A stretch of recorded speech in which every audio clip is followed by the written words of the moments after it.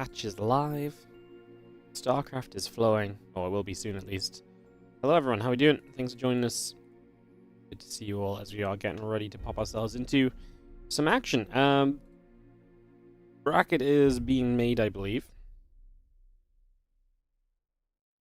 Waiting for them to sort out. Looks like they're sorting out seeds currently, and then we can probably go from there and figure out what we want to cast as our first matchup. So yeah, bracket just being made. A couple moments and we'll get ready to rumble. Waiting for a good rogue showing. Hashtag Zerg patch. Yeah, patch is live. There are new patch notes as well, which I think the most notable thing is that, well, the ghost supply reduction. Oh, I can't wait for people to complain about Terrans. It's going to be good. Ghost supply reduction, but also ghosts are now light, which I actually think is going to be a pretty major issue for ghosts. So it's going to be kind of interesting.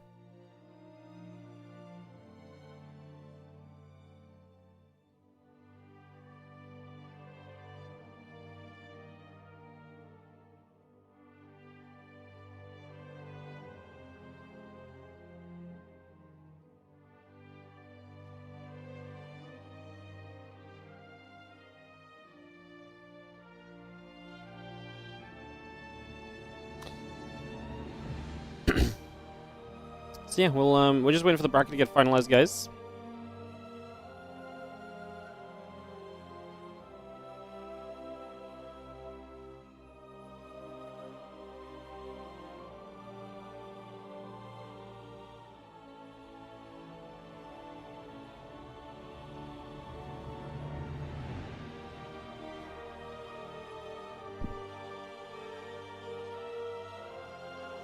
So yeah, I'm just gonna refresh and see what's up. How's everyone doing? How's everyone feeling? Looks like the bracket's still not live, so maybe a couple more minutes and we'll actually be good to go, perhaps.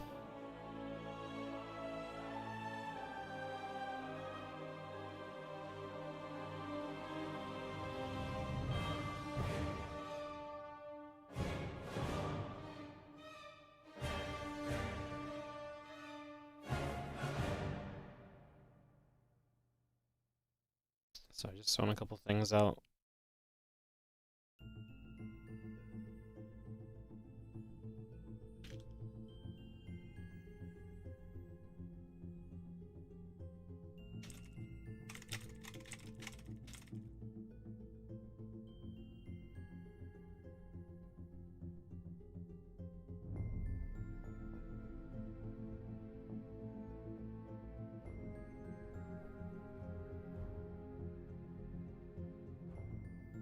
Apparently Go-Go is just being called. Perfect. Alright, let's have a refresh and see what the bracket looks like. Let's have a look at this together quickly, shall we? Bring it up on screen. So we got Clem, Lambo, MaxPax, Beyond Classic, Bunny, herO, Rogue taking seeds into the round of 16. Trigger could go up against Lambo, second round could be kind of cool. Laser MaxPax, Nightmare maybe versus Beyond. herO Mixie versus Classic, Creator versus Bunny. Ryung could play herO, that could be kind of cool. Or Skillous could play Rogue. I'm kind of down to see Skillous maybe play Rogue. I think that might be a cool section. Let me ask Roddy what he's casting.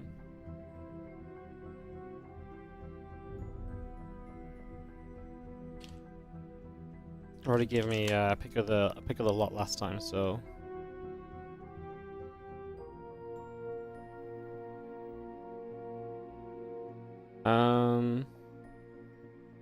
Yeah, Skillous. I kind of like the Skillous game as well. Skillous versus Triple, then Winner versus Rogue. I think that's cool. Let me try and find the guys, or also check what the other guys are casting, because I'd like to make sure we cast some different things today. What do I think about the patch overall? I think it's good. I don't think anyone needs to complain. I think it's nice. I think it's nice that we have a patch. The fact that we have a patch to me is plenty. I honestly don't care. Like, the patch cannot possibly be worse than what we just watched for the last few months. Like, we were on literally a broken patch just now, so I think the patch can only be good. So, I mean, honestly, any change is good, and if the patch turns out to be broken or favored for one race or another, honestly, I could care less. It's just been broken horribly for a long time already, so I don't think it can honestly get any worse, to be honest. The thing is with the patches like this, like the game is naturally good enough to bring itself to a level which is super enjoyable to watch for the most part. So yeah, I'm not going to get caught up on what I think the patch looks like or anything. I think it's fine. I think they made good changes. I don't know if the storm duration thing is interesting. I think I would have liked to have seen a slightly higher DPS nerf on Storm. And I really mean like slightly, because right now it feels like we didn't really nerf Storm DPS. Like it feels very minimal. You know, taking it down from like, it was what, like 26 to 23? So you take it down by like about a 10%. I guess 10% isn't nothing. Maybe just a little bit more would have been nice though. What are these guys casting? Oh, that game is no longer available.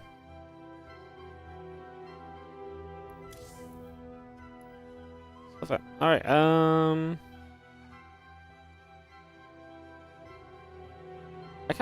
do kind of want to go with Skillous versus Triple, because I think the winner versus Rogue would be kind of cool, to be honest. So let me ask Skillous, hey, your opponent is here, and please, kind of like it.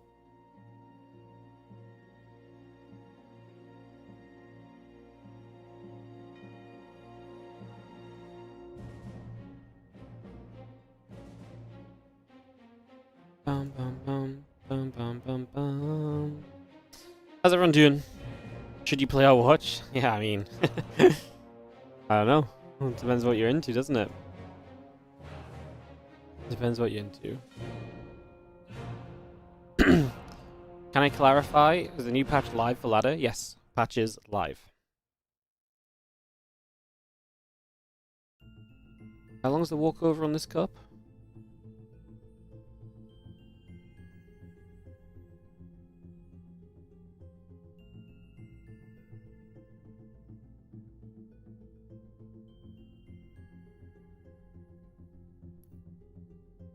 We might just end up waiting a little bit here, guys, and going into the Skillous Rogue match if Skillous' opponent isn't online.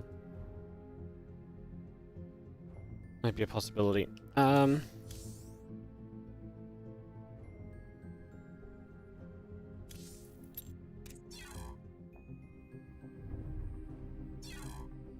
Yeah, let me jump on over. What's up, Marty? How you doing? Thanks so much for the 67-month resub. 2 months to funny number. Hell yeah. 2 months to the funny number. I love to see it. I love to see it.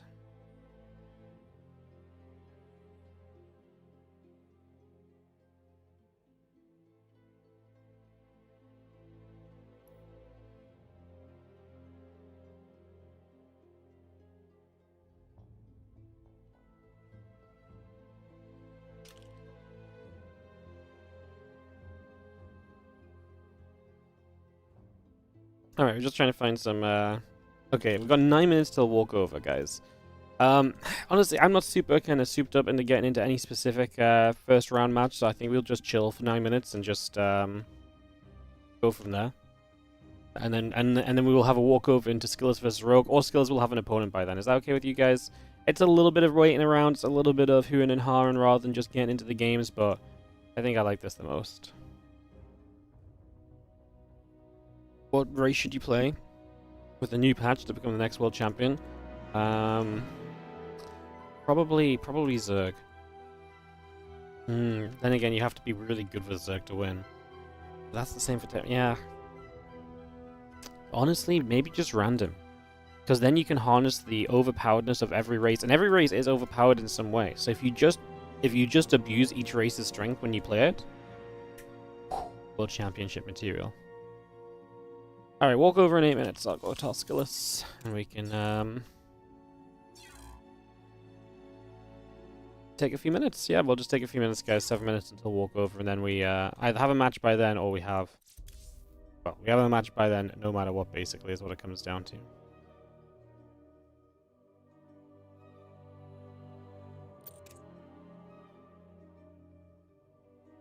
Cool. You like the storm range decrease? Well, it basically just means that the storm range is the same, right? Because you increase the radius of storm, but you decrease the range, so it basically is the same, right? I think. It should reach pretty much the same as before. Yeah, honestly, I am interested by the storm change, because, like, storm was kind of good. It's minus 0.5. Okay. I mean, I think that's kind of fair when it hits a larger range anyway, though. Like, it sits for longer as well. Because realistically, you can, I mean, how does that affect what's the EMP range? That's usually the issue between Storms and, High Templars and Ghosts. EMP has a range of 10. So it's actually going to make it kind of easier for Terrans to hit EMPs.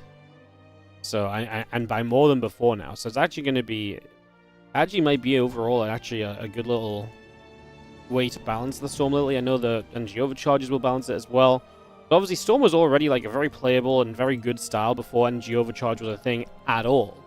So maybe the fact that we, you know, nerf energy overcharge, it's Storm's still going to be stronger, so maybe giving it a little tiny nerf in that regard might be okay. Isn't feedback range the relevant thing for Ghost vs High Templar?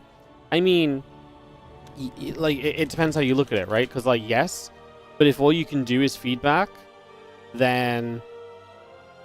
I mean, obviously, like, the feedback is the same as the EMP range. But the thing is, as well, is that now, like, the Ghost can EMP the Templar. Kind of, like, the Templar can't get close enough to Storm, or it's even more difficult to get the Templar close enough to Storm.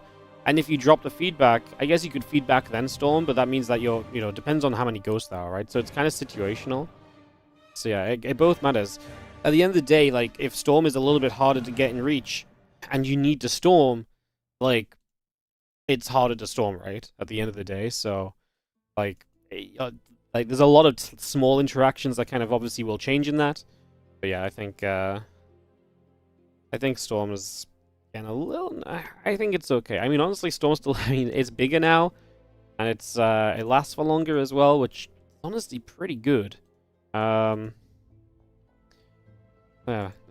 like, obviously DPS takes a slight nerf, but overall, each Storm does more damage. It's going to be interesting to see how it pans out.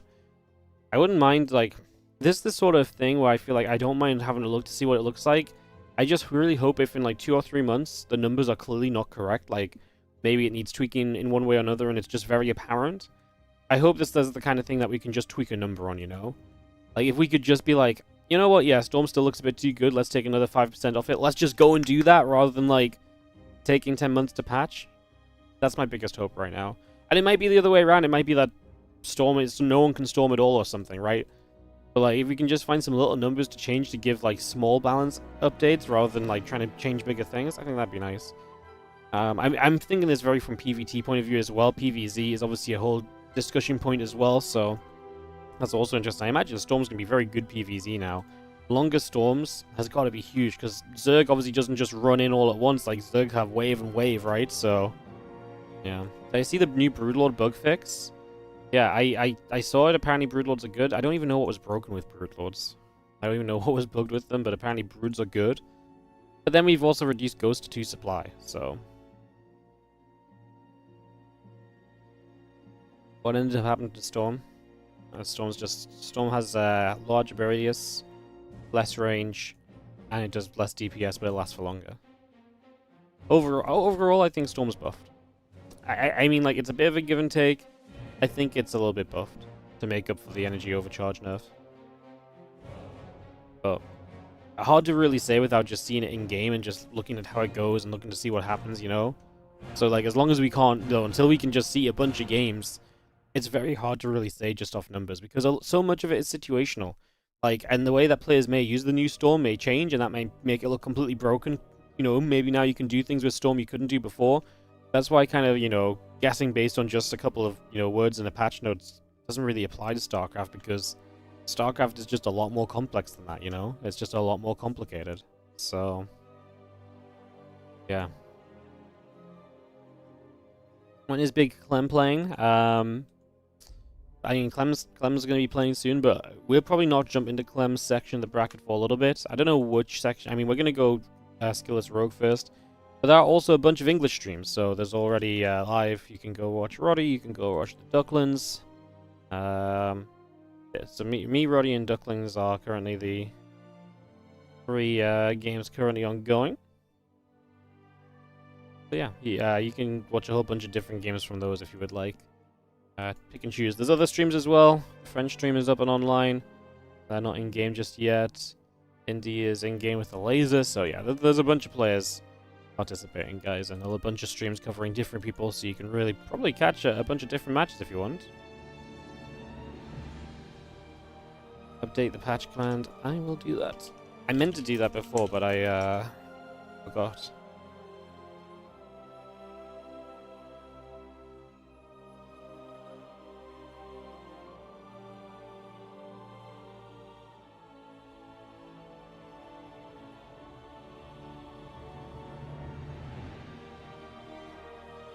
Why is this tourney not open any gambling sites? I imagine because it's just an open cup now. Usually the betting websites don't have... usually the betting websites don't do open cups because the bracket doesn't get released until right now, basically. You know, the bracket isn't live until it's live, and so it's difficult to get matches up and get people to bother betting on them, I would imagine. When does it start? So right now, we're waiting for 1 more minute, then it's walkover time. Once it's walkover time, Skillous will get a walkover to play against Rogue, and then it will be Skillous versus Rogue. So it has started, just the match and section that we wanted to jump into is unfortunately held up by a no-show. But we are... yeah. We're like a minute away from walkover time. So we're basically at the point now where Skillous and Rogue will start vetoing, and we should be in-game in a couple of minutes, unless there's another hold-up, which I severely hope there is not.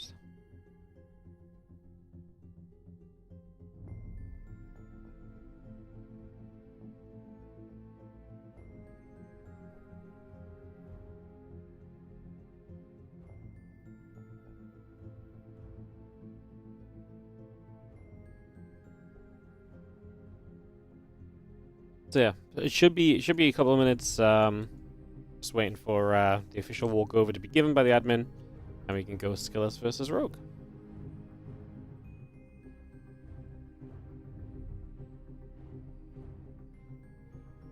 Unless Triple makes a magical last-second appearance.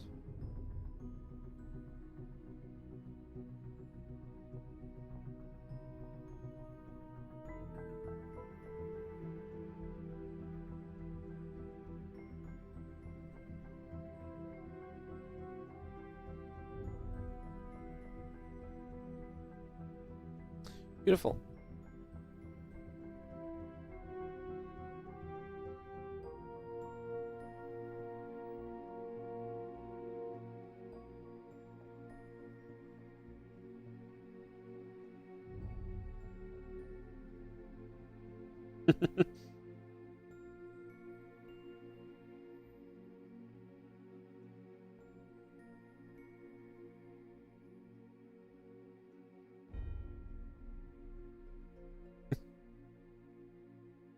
Alright, some fun between the guys. I was going to be Skillous Rogue. What's kind of cool about this tournament is they added the extra $100 to the prize pool to the normal weekly cup, so it's $500 a week. That extra $100 means we can pay out top 8 of this tournament. So Rogue Skillous is a match, and the winner is guaranteed money already. $25 for top 8, so nice little something to take note of, as we'll get into this round of 16 very shortly. We'll get this going in just a few moments. Like I say, Rogue and Skillous are beginning to veto right about now, so they're getting that underway.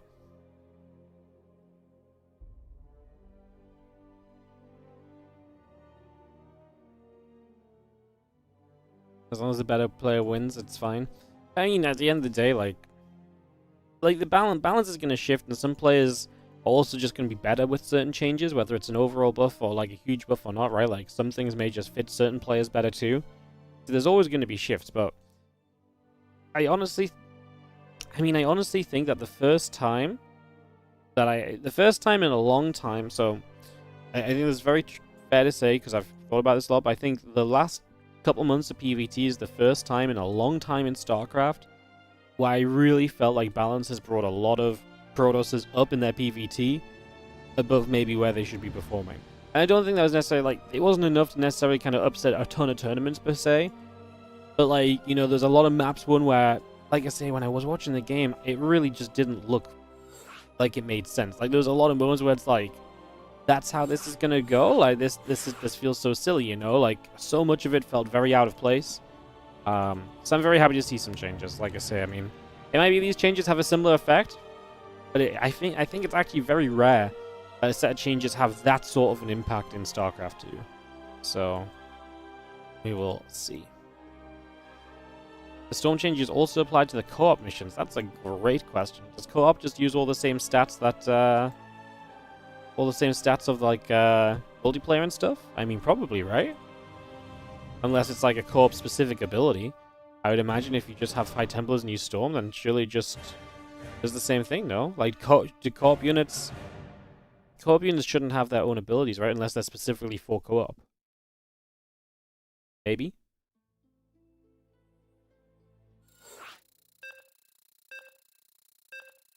Apparently they don't Oh, apparently ladder and co-op are disconnected? Really? So is co-op on, like, a different patch to the ladder? Does co-op just have, like, a certain like, set of stats? Because if so, that's actually what I never knew that. Co-op's just playing like 17 patches behind the live game. That's crazy. So there's gonna be a point in time where you go and play co-op and nothing feels right because everything is just completely off from expectation. That is actually so wild. I had no idea. I've not been a big co-opper myself. Whenever I played co-op, I was like, it's okay. I played Dahaka. I think I played Dahaka up to level 15. I was like, man, that was actually really fun. I'm really into co-op now. Then I tried another commander, and I was like, not vibing with this. And that was me done. So, yeah. Co-op missions are a different variety, a different game type. I mean, I understand that. It's just like, I just would have thought that if the Marine gets updated, right? The Marine gets updated in 1v1. I mean, I guess the Marine doesn't change in the campaign either, though, right? I guess those stats... Yeah, that's super interesting. I never really stopped to think about it. I never really stopped to think about that at all. Crazy. How am I feeling about this new patch so far? I love it, because it's a patch, and I think right now any change is good. Yeah. I'm not going to overcomplicate it. Yeah, I'm not going to say anything crazy. I just think any patch right now, any changes, is good. I think viewership was clearly taking a hit recently, so I think viewership should be able to come back up a little bit. So yeah, I think just in general will be kind of nice.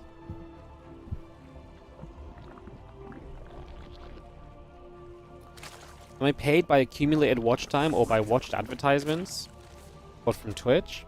Twitch doesn't pay me, I just get paid. Well, Twitch pays me based on ads, I guess. But if you just sit and watch the stream, then yeah, I mean, in a way, when I get sponsors, I get paid by viewership. So if I have better average viewership, then, you know, the sponsors may offer me more. But, no, I mean, ads are pretty much the only thing that give me money.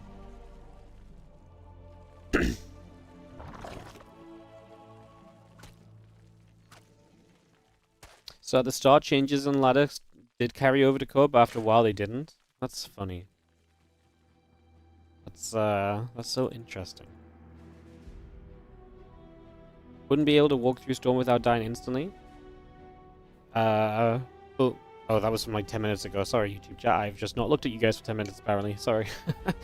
I got my eyes wide open for Twitch chat, not for YouTube. Yeah. I feel like that's a response to some part of the conversation I've forgotten about, so I'll leave that one behind for the moment. Do I have a physics major? Yeah, I have a master's in physics. It's, you know, very useful. I apply it to my StarCraft 2 career all the time. And by say I apply it to my StarCraft 2 career, we talk about on stream probably once every 2 months. And yeah, it's still not a business expense, god damn it. Them student loans, huh? The debt coming down, warp gate coming about. Do you see the lings and the ling speed coming up? A hatchery being added on as well.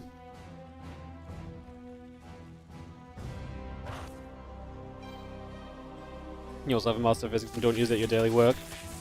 Yeah, I mean, I think degrees in general, right, are becoming less and less used in people's daily... Like, I feel like less and less... Like, people, you only really use your degree if you go into very specific jobs, right? So, yeah, I mean, I honestly couldn't tell you anything I learned in my degree anymore, I don't think.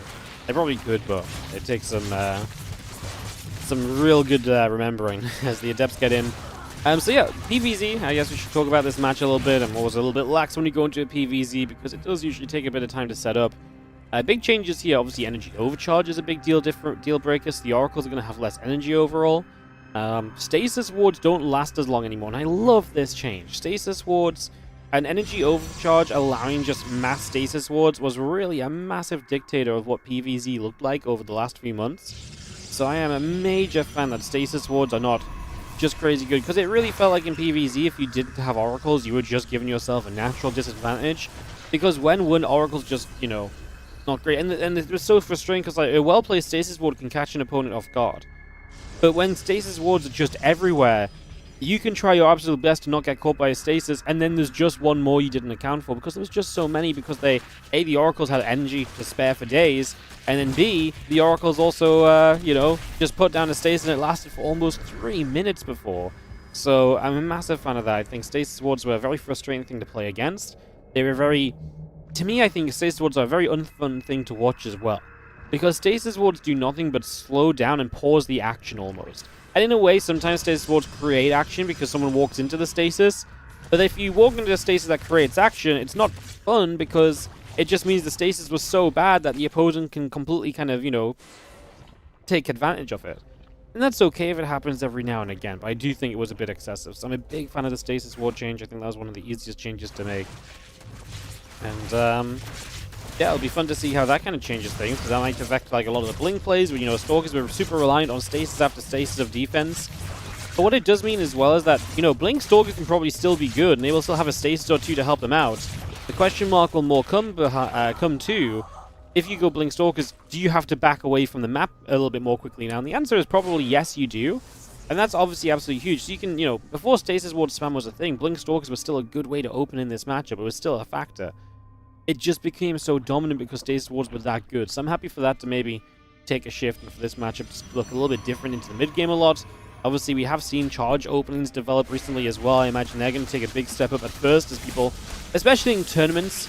So this is going to be the interesting thing for the next little while, where tournaments especially are going to be, you know, the players are probably still going to play in tournaments what they feel most comfortable with, which is going to be the things which are most untouched by the patch. And as people get time to practice and ladder and try things out, then you'll start seeing some of the changes really coming into effect. The next month or so is going to be super exciting because the meta is likely going to shift a lot. The first few days, you're probably going to be like, well, did anything really change? And then, you know, week 2, we're going to be like, oh, that was a cool idea. And then week 3, we're like, oh, that's a tendency. And then maybe by week 4, the meta begins to settle a little bit. Or even then, you know, people start to see this new meta and then they start responding to this new meta, and then that meta shift continues. I think that's what we're kind of hoping for a little bit, to give us some variety in the wonderful world of StarCraft 2.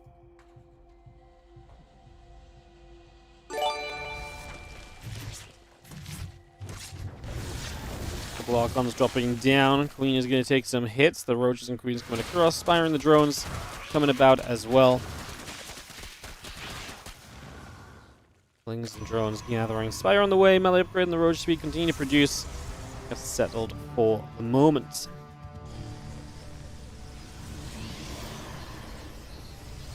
What's up, how May? How you doing? Thanks so much for the 16-month resub on the Prime. Without StarCraft to distract me, I day trade, so please stream a lot.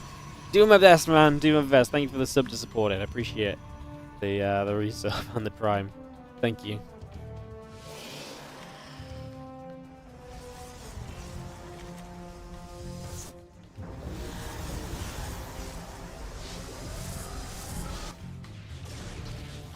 Everything's gonna fire. Overlord will take a little bit of damage. Overlord going down, and actually an interesting choice from Skillous. He's gonna go multiple Phoenix here on the tail end of this opener. So Immortal Archon Zella getting the Phoenix count going. Did he see the Spire? Remember, Spire's being changed as well. It's cheaper to build. Did he see a Spire that he...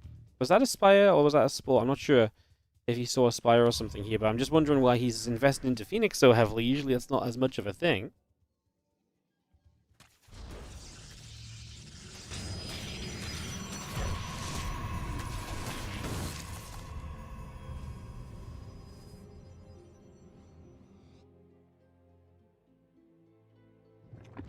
Having ourselves the Roaches and gathering. A couple of Archons are going to morph. It's going to be seeing the +2 attack upgrade coming up as well. So we bring all of that online. The Immortal is going to be popping in just a couple of moments. Forging the Nexus coming as well as the Phoenix. We'll take the chance to take out an Overseer. So we're going to grab that straight away.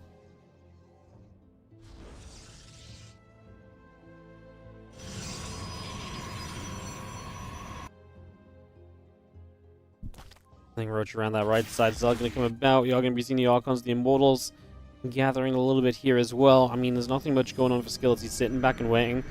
There is a Spire up. Am I just blind? I just went looking around for a Spire, and apparently the Spire's already done. Okay, I'm just blind. Was it just in the production tab? Maybe it's in the structure tab. Okay, I'm not even... Wait, okay, where is it? Okay, I didn't look over there. My bad. Alright, well, Spire is actually up, so the Phoenix are going to have a use and a role to play here. As we get this going, a couple of Zelds are going to come through. So yeah, preparations here from Skillous, who is going to have himself the Phoenix. So actually, did he see... My question now remains, did he see the Spire? Yes, he did. So that's a cleanse the Phoenix. I'm glad we covered that up. I'm so glad I checked and just completely whiffed the part that was actually a Spire building. I don't know how I missed that, honestly. The new Spire build time is just so fast I missed it. Yeah, exactly. Yeah, it's so quick that even the observers can't catch it. That 5 seconds, man. So Rogue straight up into the mutas. Those Phoenix did not have a great time. For having Phoenix prepped against this is obviously a disastrous start where you lose a couple of those Phoenix off the bat. Now you're going to have to build more. Mutas are going to be good in this scenario anyway.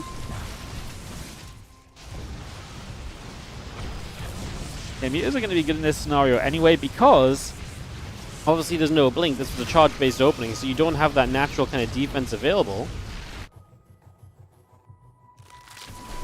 See Archon, Zealots, Immortals just going to counterattack and just say, well, if you're investing into mutas, can you actually clean up my army at all? Do you have a fighting force that can compete with me?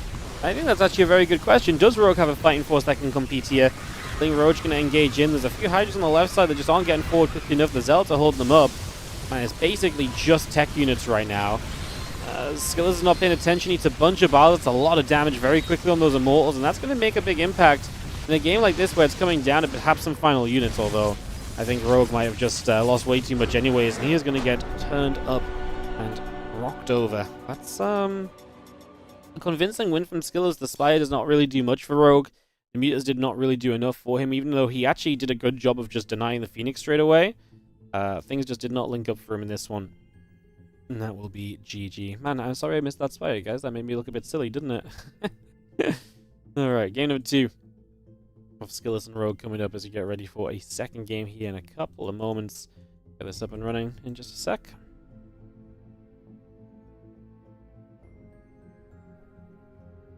Leyline's going to be our map. Skillous obviously identifying as well just the, hey, I'm weak against mutas, but actually he had a ton of Archons. So because he has a ton of Archons, he's only weak to the mutas harassing. He's not weak to the mutas on his army. So he actually does have the chance to just, as the mutas pop, just take it to the other side of the map and just run with it, you know? That's obviously exactly what he did and found a good amount of success in that as well. GG's for that first game. Game 2 coming up here in the round of 16 of the LIULI Cup Weekly 8. Appreciate you guys join us.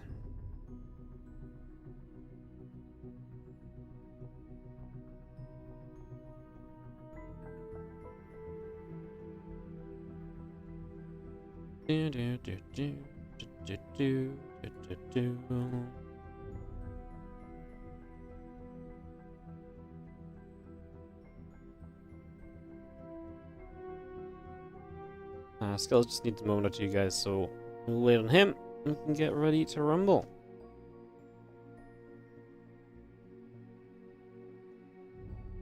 Did I see what happened to Tyreek Hill? Yeah, I did, unfortunately. It's rough. I do, in fact, watch every possible piece of NFL content. If I didn't cast StarCraft, I'd probably watch more NFL than StarCraft. Casting StarCraft, that does make it kind of difficult.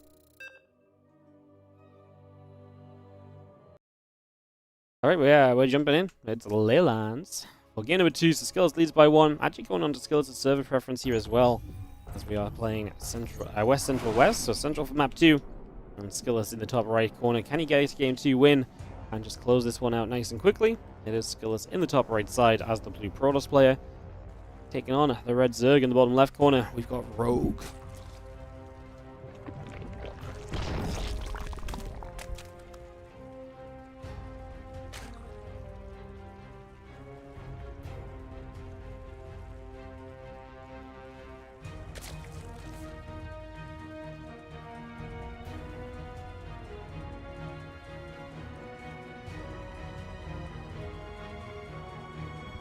Game 2 of this best of 3.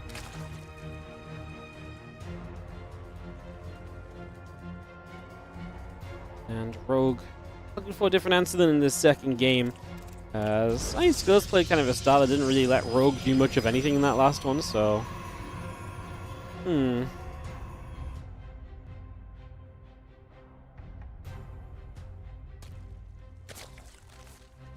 no idea Europeans watched NFL. Yeah, I mean, it's not like the most popular thing, but I think a surprising amount of people do. I mean, honestly, NFL is pretty easy to watch as well because, you know, the majority of 90% of matches happen Sunday. You know, for me, they start at 6 p.m. and they end at like, you know, half midnight is like, you know, 90% of games. So it's a really easy thing to watch because you can just sit on a Sunday evening. It's almost perfect. The only rough part is when there's, you know, the primetime games are obviously a bit late. They usually start like 1 a.m. for me, 1 a.m., 1:15. So, but I mean, it's honestly like if you can stay up a bit later. Like I usually watch the first half of a lot of the primetime games. Like end up going to bed like a bit before 3 a.m. Still get 6 hours, wake up at 9 or so. So yeah, that's it's not so bad. But yeah, there's a lot of like I say, it's not the most popular thing. Like obviously soccer and whatever else. You know, a lot of other sports get watched a lot, but it's definitely a growing interest. Like last year when we tried to get tickets for the London games, we just couldn't. So yeah, but this year we managed to get tickets for 2 games, so super exciting. Get to go watch the beautiful world of the Cleveland Browns. Yeah, that'll be an experience. Taking on the Vikings. How exciting. That's this Sunday. That's why I'm not here this weekend. I'm actually super excited for the game in 2 weeks. We get to watch Rams versus Jags. I actually think that's a really sick game. Glad we got the extra set of tickets because that was the second game we got tickets for. So, very cool. Anyways, let's see what happens here. Sling Speed comes up, Stargate and Adept on the way, Warp Gate coming through.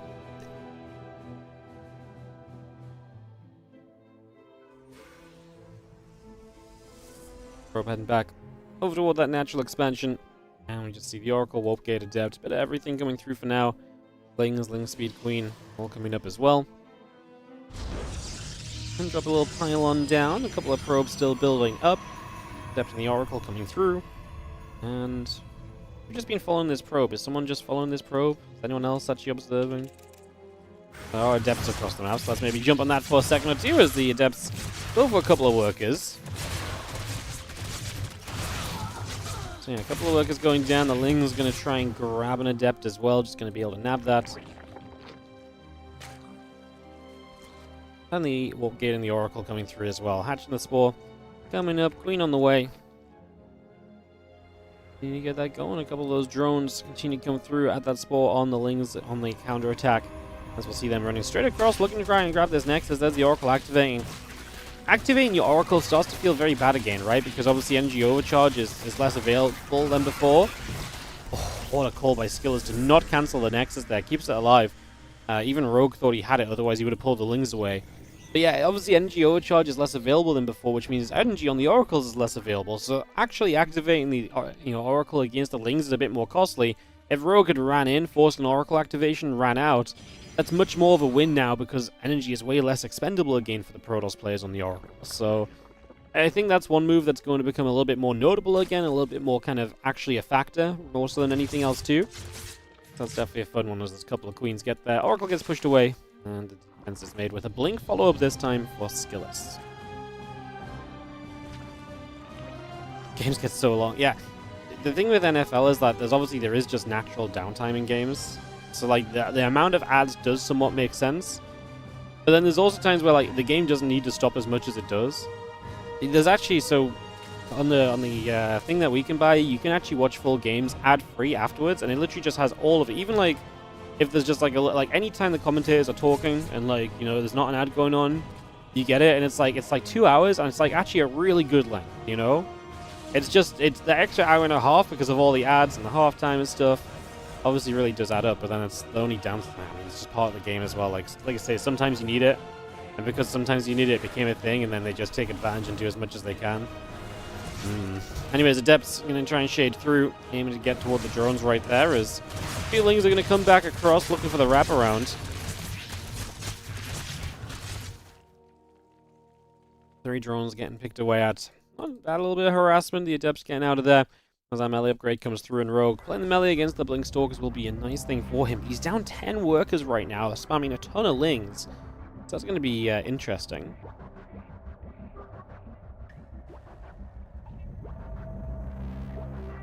Since I'm from England, are Brits interested in the more Irish sports like hurley Irish football, or is there generally no interest? No, I've literally, we don't see anything about any of this. I've never seen it on the TV randomly, like they just have it on at some point as like coverage for like a big event. I've never seen it in my life. The only time I ever see those things is if they pop up on like social media, like one of the clips of it goes viral or something. It's a complete non-factor. Yeah, Rogue needs to get work done, man. He's built so many lings. He needs to get a lot done. These stalkers get kind of turned away. You see the lings looking for us around. They need to shut down these stalkers while also, at the same time, realistically, do probably a bit of damage. I mean, he's 20 workers down at this point in the game. Like, there's no messing around right here. You are in a little bit of trouble at the moment here as Rogue. And it's pretty self-inflicted. I don't think he had to make as many lings as quickly as he did.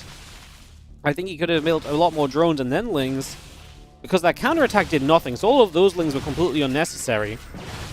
And right now, yes, this ling count is going to help you to fight against these stalkers. Again, the question just being, did we really need this amount of lings so early? If you had more drones, you could have afforded more lings by now. This is horrible. Double Oracle just able to fight completely through this, hitting all of these lings throughout. Going to keep rallying lings in, and again, if you want a better drone count, maybe you can see this as a win. Taking down hefty gas units like stalkers is never a win when you're on 44 drones. We're still not droning, by the way. We're still just making lings. Is there a world where maybe these trades have done enough to just win the game off of more lings because Skillous now does have a reset unit count? I don't think so. I don't think there is at all. I think Rogue is in more than just a patch of trouble. I think he's going to be digging himself out of a ditch right here because, yeah, I mean, this run by finally gets a couple of workers, but it's taken so long to get anything really done. He just chose to make lings, and it's fine if you choose to make lings, but like, you gotta make sure your lings are gonna do the right things, and that was just not the case in this one at all. Like, this one is disastrous, I think it's fair to say. This really is not pretty. And as Hive lings plus 2 melee coming up, I think we are holding on to hope right now. As Rogue is essentially just praying that Skillous doesn't realize that he's stupidly all in and just attacks into him and just gives these lings an amazing fight, and probably has to mess up the micro a bit himself as well.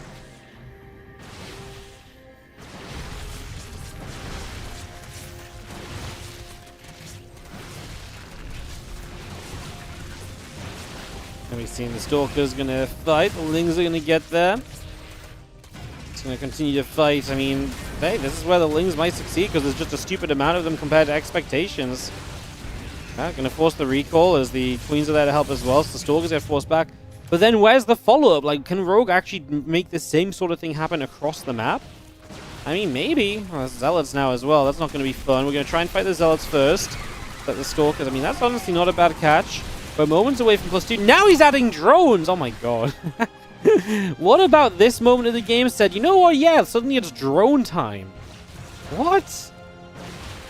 Right now, if anything, this was the ling time. This was the time to actually send it. You actually killed the army for once. Hello?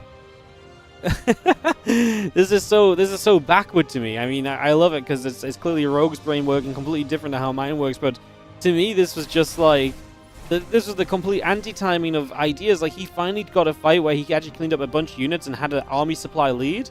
To me, that's the moment where you press on that army supply lead and you actually maybe have an opportunity.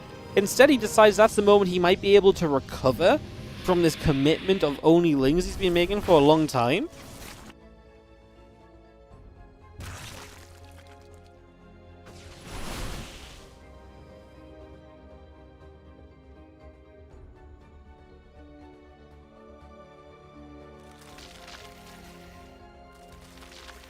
The Banelin's going to morph. We do see a few more Zerglings coming over. Adrenal Glands and +3 melee coming up right now, as we see the Baneling speed also coming through. The lings get us around. The Zealots will go down. I mean, Rogue's also on his way to, you know, the Banelings now, obviously. You see Storm on the way up from Skillous. Gonna get a look at the new Storm here, perhaps, and how it's going to affect the PvZ matchup in the near future, it would seem. So we get that settled in. As the Adrenal Glands comes up, the +3 melee comes online, our Bailing Speed still producing, and the Ultralisks gonna be the next step from Rogue as well. Honestly, the fact that Rogue's out in 44 drones for such a long time, I think what baffles me is that it was completely unforced, you know? This was not him like, God, I gotta build Lings. Maybe at some point it was, but it was completely his own choice to build those Lings at first and to cut at that drone count, you know? His creep spread's fantastic, at least that's true. Skillous has not had any creep clearing, so yeah, the creep is really out on the map. Hey, that's a big factor. If you can take every fight with creep, that's going to help, especially with ultras that want to chase down armies. Like I say, we'll see what the storm looks like here in the near future in the next couple of moments, get that up and running. Just going to be seeing the Oracle and the High Templar gathering up, and the Stalker's going to take a chance at the couple of creep teamers right now. This is under the new patch. Yep, new patch is live. You cannot play StarCraft 2 without the new patch anymore, so yeah. Is Rogue just fine? I mean, maybe? I think he's still significantly, like, his army is still mostly Lings. Like, the supply, I think, is a bit deceitful. But, I mean, he did take some good fights. Resources lost is actually efficient for Rogue. And it's just because Skillous stepped into these Lings one too many times, expecting there maybe not be as many, maybe not respecting the upgrades as much as he needed to, for example. Continuous plating coming up, the Carapace coming through, the extra Banes on the way out. We add those couple of Ultras on.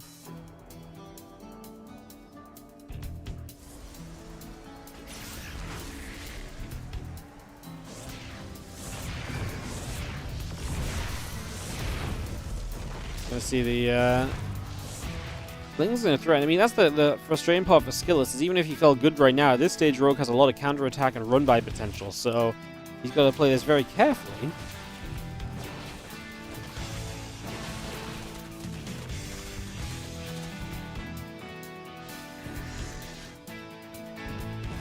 Drop Lord's gonna finish, so Rogue gonna try and find a way to get more aggressive as well.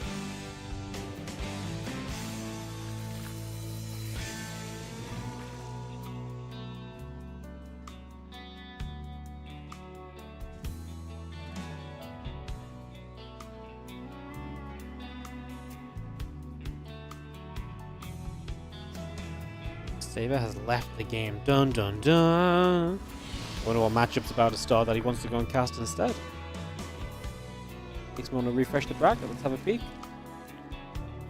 Nothing in particular. Just the full round of 16 is ready to start, so not sure what he's off to, but it's okay. We'll cover this one as Skillous takes a little bit of a journey toward the bottom right side.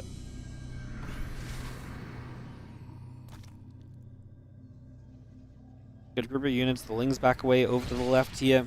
See the Oracle overhead joining together as well. Nidus network. I love all the ways that Rogue's trying to get aggressive. The drop lords in the main I think are going to be a big success here. Problem is the Skillous is he can't really recall. Okay, he's going to recall a bunch of Zealots. Is that going to be enough against +3 Adrenal Gland Lings? Yeah, I don't think it is. It's going to be close. Okay, it's going to take a warp in as well. That's a recall and a warp in to deal with that drop. I don't hate that at all, and we're going to replace those ultras, which is not a bad thing either. There are those storms, and again, they will last a long time. There's one of the downsides of that storm, by the way. It lasts longer, so as you step forward afterwards, you walk into that storm. Well, Mortals are meant to be great against the ultras. You can see them blasting, but the Bailing's helping out now. Ling's showing up as well. Skillous has lost a lot of his tech units here, and with Ling's getting on top of these extra Immortals, things are looking a little bit scary, so Rogue able to take that fight, engaging through the storms initially. A couple more Banelings just going to morph on in. We are going to be seeing the step forward. Man, we're building 4 Mortals at a time. It's the right idea of having 4 robots is amazing against someone who's going to be very reliant on these Ultras. They kind of need these Lings to not run into the Archons. They need to find the Immortals more than anything else. The Banes, I think, are going... I guess the Zealots on the left side being dealt with by Ultras, so maybe we didn't need the Banes over there. Drop Lords are back. More Lings coming through. This time in Nidus as well. Oh no! Rogue attacking his Nidus. He was meant to go in the Nidus, not kill it. But that means he's going to get Ultras out on this other side of the map. If the Nidus actually does finish, a couple Zealots warped in and they will try and make the denial. The Skillous will stop the Nidus network coming up. And right now, 110 supply in the game for him. Rogue at 170. It does feel like Rogue is doing what he needs to. to close this game. Wow, what a ridiculous game. I can't believe he sat on such a low work count for so long, and he's seemingly just going to be okay. Like, hello? In what world is that a thing? Madness. Madness. Ultra's still going to work. A couple of workers going down. We'll have our Ling Ultra Queen still coming about. +2 Carapace coming up.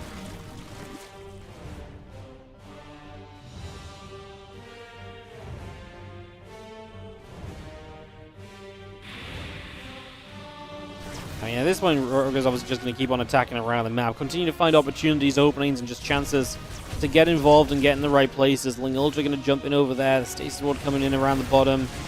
Ling Ultra around the top. Ultra's on the right side, gathering up as well. The Ultra on that ramp is now again absolutely destructed. Getting taken down without issue. Ultra's now in the center coming about as well.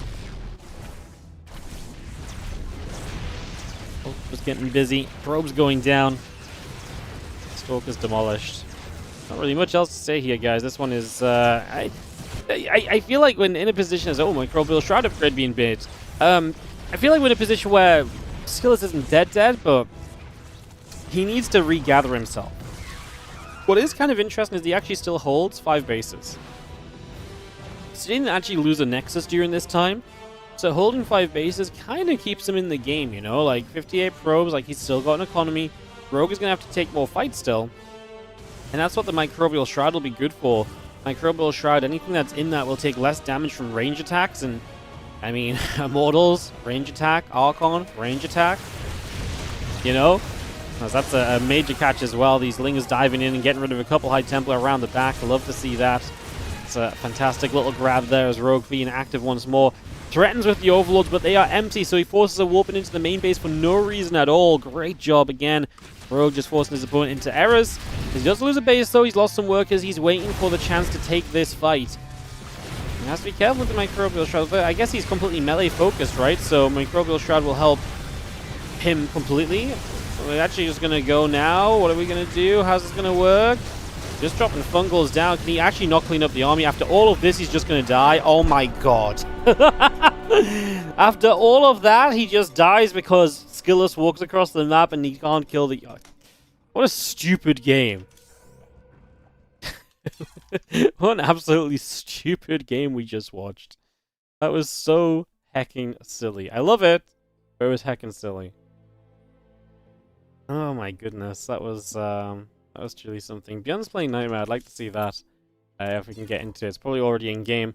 Beyond Nightmare, when it plays MaxPax or Laser could be cool. And there's a lot of cool sections to bracket at this point, guys. I don't think we can really go wrong with picking any of the matches to jump into.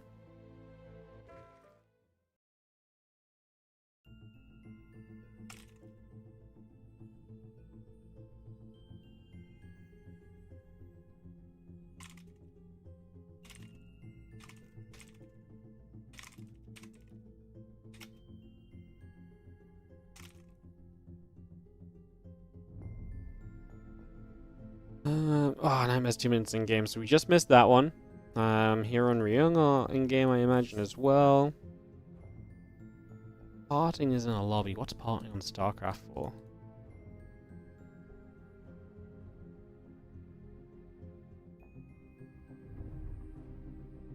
Crazy.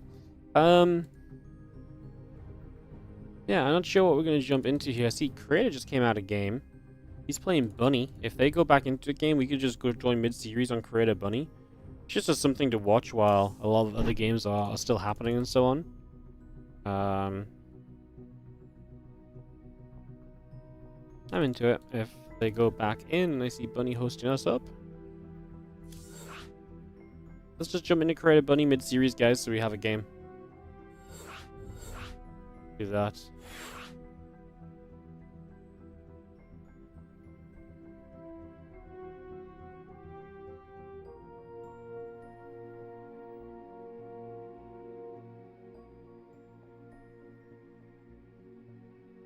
Bunny is a 0-1 against Creator, so Creator with a 1-map lead. Cool, so we'll jump into game 2 of this, and then we'll just see where the bracket's at, guys, and maybe jump into something else after. this was ready to go. MaxPax does win his match. Like I say, I wouldn't mind seeing Beyond a Nightmare versus MaxPax, but that's also, I mean, it's a risk of a PvP, and also Beyond a Nightmare are 2 minutes in game, so they just got started. So I think we'll take this Bunny Creator match and just go from there for now. And yeah, we will go from there. Love it.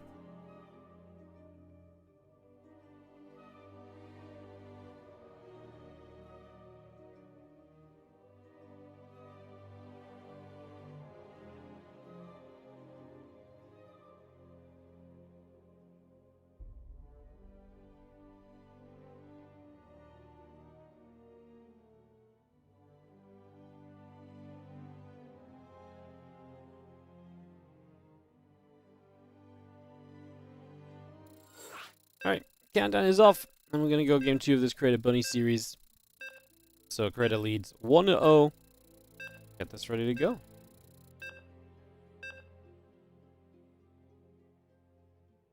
Perfect. Thank you for a little bit of patience, guys. Let's jump into Persephone. As we're going to have in the top left corner, the blue Terran player. So he's down a game in this series is what we've learned. We don't know what kind of game it was or anything. We just know he's down a map. This is going to be Bunny.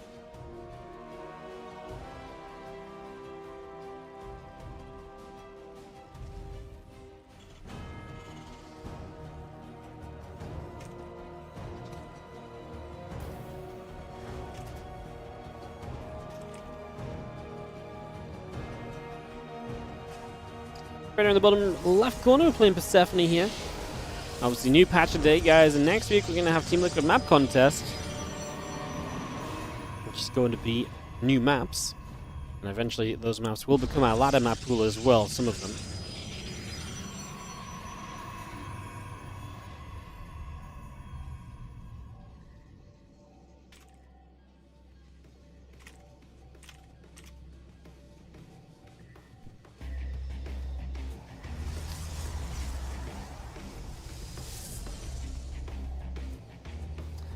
Let's see, yeah, what we get. I forgot I'm going to have to be the observer, guys. So, let me observe. I've done this in a day or two.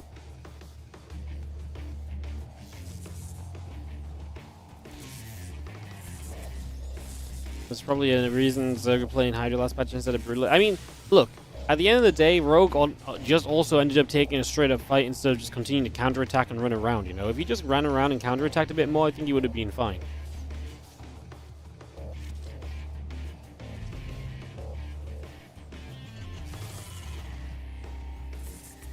Probe nibbling SCV takes some damage.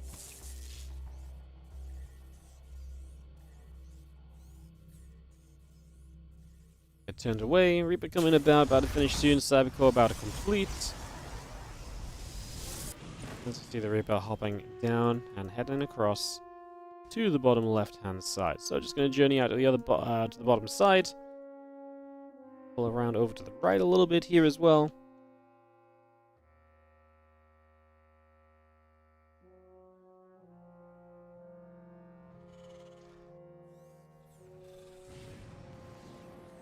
Factory building, bunker on the way up. And our reactor gets going. We just see our sentry still coming online. So just taking a couple moments. Stalker coming about. Little probe, he's crossing over. As he gets settled in, Twilight Council is going to be on the way through. The couple of probes on the way about.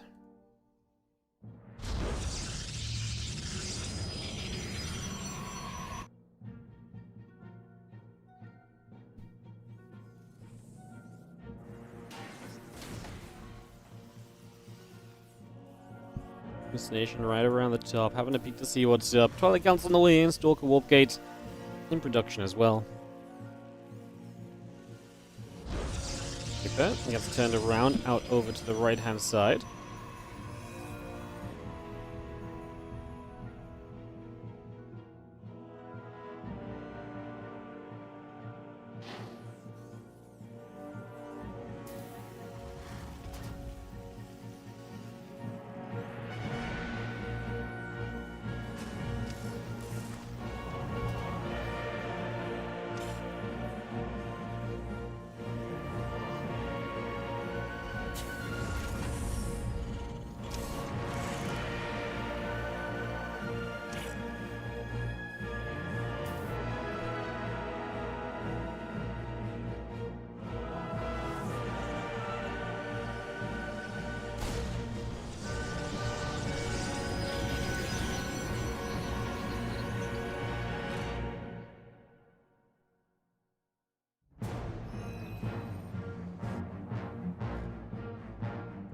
Medevac gonna come down. A couple of Widow Mines coming across. Let's see, the Stork's gonna get that. I'm just gonna be seeing a couple of mines gonna drop straight through for a moment or so. Those mines are gonna start going off. A couple of probes initially. Next one will go for one probe. And on the low ground, we get one probe as well, and we will save that one too.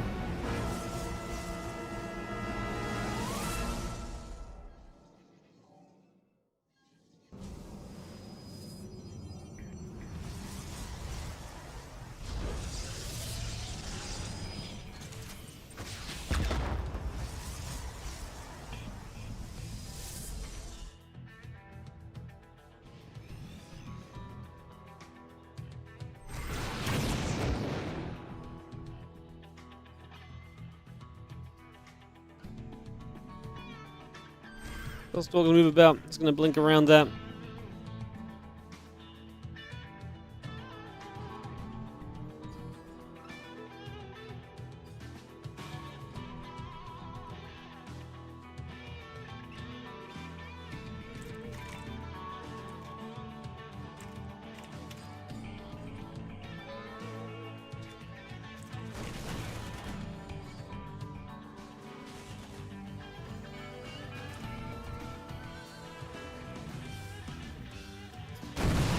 Big push from Bunny. Starting to come down the right-hand side. There's a little bit of Marine Tank coming over. Starting to kind of shove across. Charge on the way from Creator on the follow-up to that blink. So, starting to get set up with that for the moment. Getting that moving.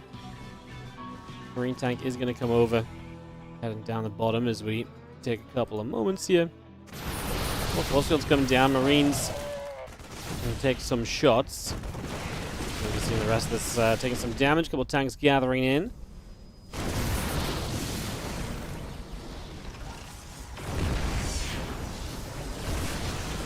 He's going to fire, a couple shots going to get returned, charges on the way up.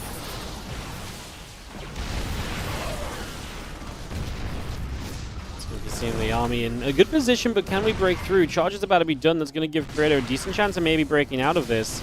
Few SCVs here. Bunker's going to come out the front. We'll charge forward. Zealot's already coming straight into that. We're going to be seeing the Stalkers there.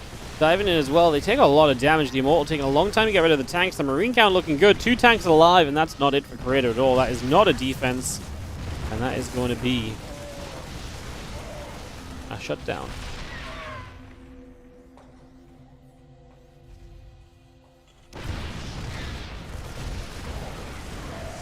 Unit's going to step through. Tank is going to pull around a little bit. We are going to be seeing the couple of tanks continue to get cleaned out just for the moment. Going to get all of that going down. Marines are falling. Mortal going to fly right up. 2 more Stalkers there. We are going to clean up eventually, but it took that second wave of units. Taking a bit longer. Not a super clean cleanup either at first. It's going to take our chance to get across to the upper side of the map. So Creator going to go on a shove to the top. Stalker's going to blink and actually get a pretty good catch onto these few Marines. It's actually really nice getting a good cleanup at the tail end of this right now. So you get rid of a few more Marines right there.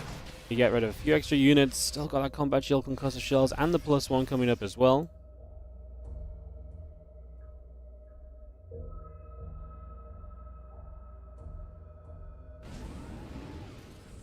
Team Medevacs go around the left-hand side, so we'll take the chance to get across and get instantly jumped on. That's a disaster as Bunny just gets caught. As Observer getting the spot on that, and that's the problem with Bunny's kind of play, is that it's a very risky way to play, right? And just loading up 2 Medevacs completely blind when you have no map control can do that to you, and in this case that does turn out to be pretty costly as the Obs. Let's see what's on the natural here as well. I wouldn't be surprised if Creator went for it. I mean, he's kind of hanging back with a lot of the rest of his units. I think the biggest concern I was going to say the biggest concern, I think, is the natural, as this orbital command just kind of choking up the area to run into this. But actually, now that that moves, I think Creator could just commit in if he wanted to. Losing 20 supply in Medevacs is not ideal at all. Observer moves back a little bit, stepping away. A couple of Widow Mines will burrow. And get around the right. Stalker's going to be there. A couple of mines will take some shots. 1 mine goes down, 2nd mine does fire. I honestly think we can just jump in on this. Creator may not feel super comfortable. It's been a bit of a weird game. Obviously, from our perspective, we can see that this, I think, is going to be a pretty one-sided battle. Zealots charge through, Stalkers blink in, the Siege Tank will go down.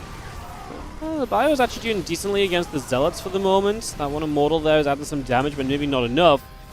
As Critter got quite a few SCVs too, so 10 workers already going down. Stalkers are going to chase, Bio units taking damage. Marine, Marauder Mine, all coming up. Colossus and the +1 coming through, the Nexus on the way about. Double gates coming over.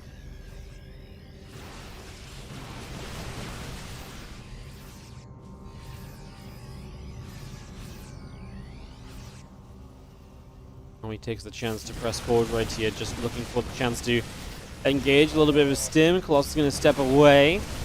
So it's going to be in the front. Stalker's going to be there as well. Bio still trying to chase. A couple more Zealots warping through.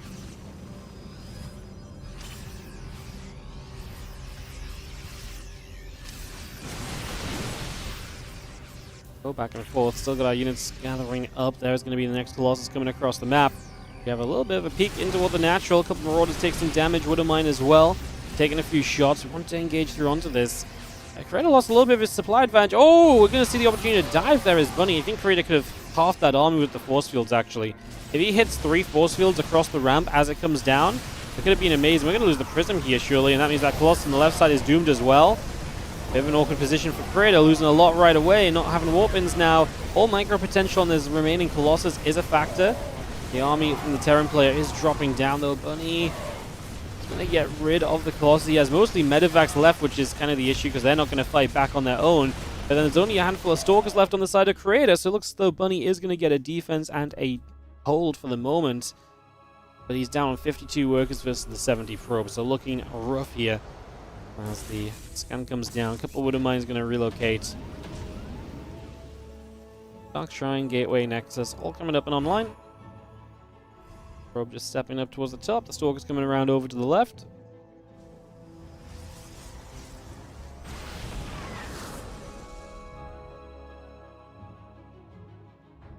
Post Academy about to complete. Armory going to be done soon. Command Center and Widowmines on the way. We had Vikings and Marauders on as well.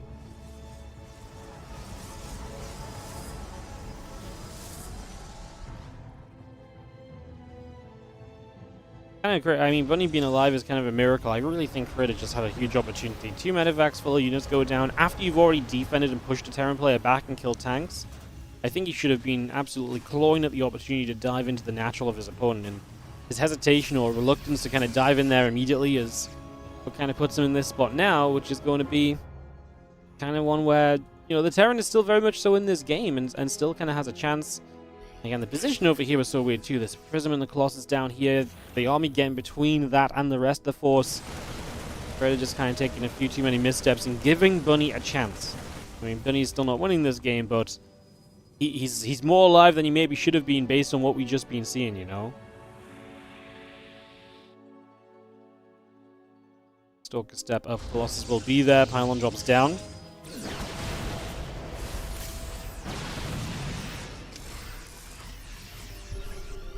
At what point does it become worth it to essentially sack off a Medivac with no energy and just build a new one spawning with some energy? Never.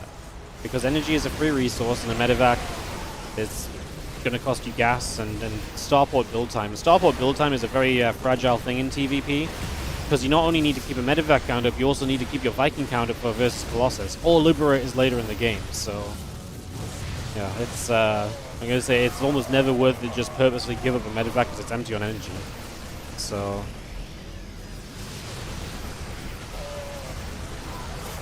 this push of Bunny is seen success. There's a counterattack of Predator that's going to do a lot of work.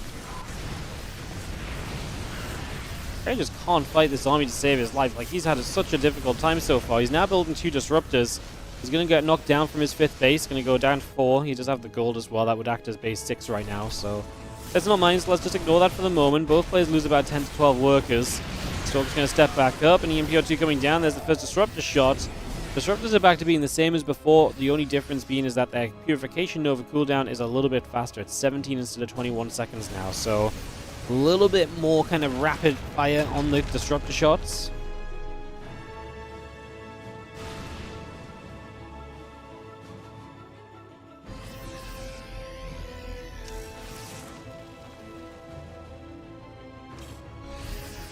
If the enemy pushes before it's recharged, I mean, you're never going to replace the medevac in time. Like, unless you have like endless resources, you're never going to replace the medevac faster than it's just going to get some energy anyways, right?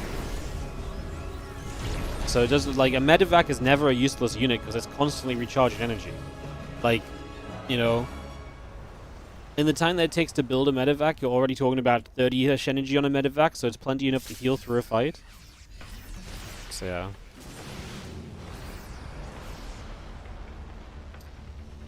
Isn't the radius with the Nova bigger? Nope, they removed that. Like I say, that was one of the things they changed for the final patch, which is that they got rid of the size. It's just the recharge cooldown that they changed. Disruptor shots. I swear that disruptor kind of landed there. Didn't see too much splash going off though. Maybe I missed a couple Colossus DTs on the way. I mean, Creator's getting back to the army he wants to be on. As Bunny is just trying to scramble together something of a defense.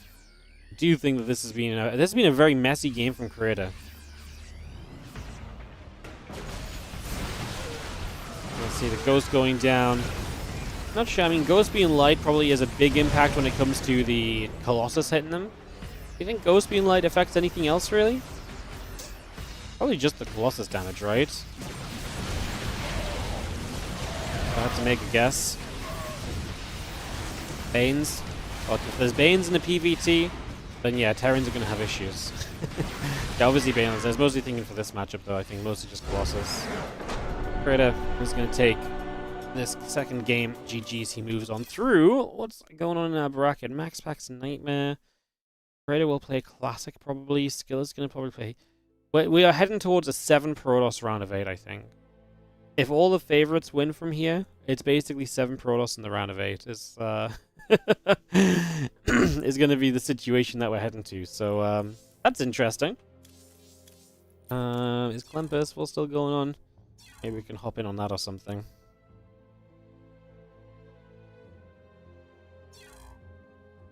Do. 8 minutes in game.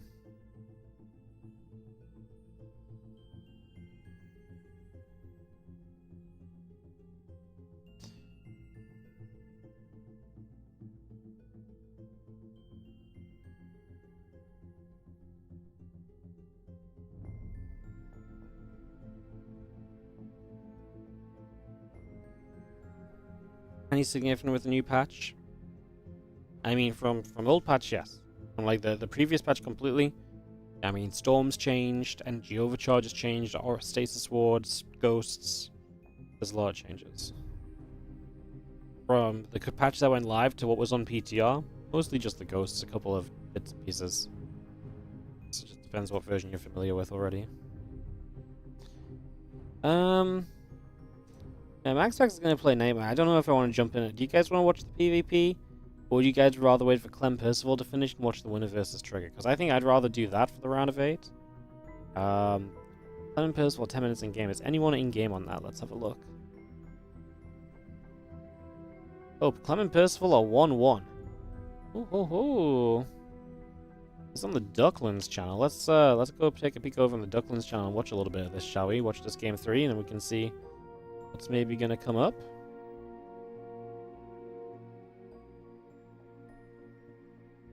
So yeah, this is on the Cranky Ducklings channel live right now. Shout out to them guys. So yeah, this is Clem Persal currently 1-1. Game 3 coming through here is... Can you see the issue with Storm right now, guys? Storm is doing more damage to Clem's army than it is to Percival's. Because Clem just stormed himself.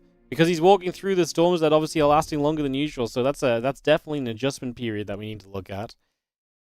That's something the pros players are going to have to figure out.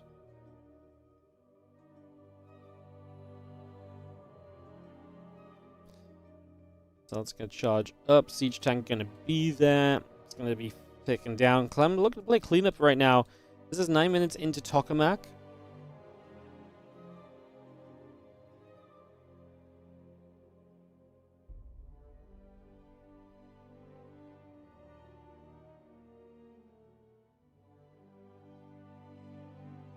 We're going to see Jub, just going to be seeing all those bio units pulling back a little bit. Storm coming down.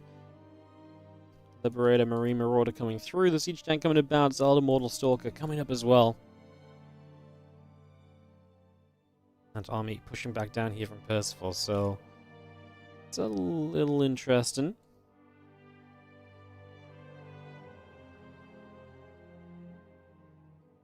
Oh, Maul's going to try and turn into that. The Liberator is going to be kind of nasty as well. We're going to blink in and try and clean this up. That means we're going to walk into the tank. It's interesting. Storm is going to be a better way to clear tanks than before. And libs, right? Because Storm obviously does more damage overall per cast now. So, and tanks and libs are not units that are going to move out of the Storm. So that's definitely a factor to keep in mind as well. Persal is,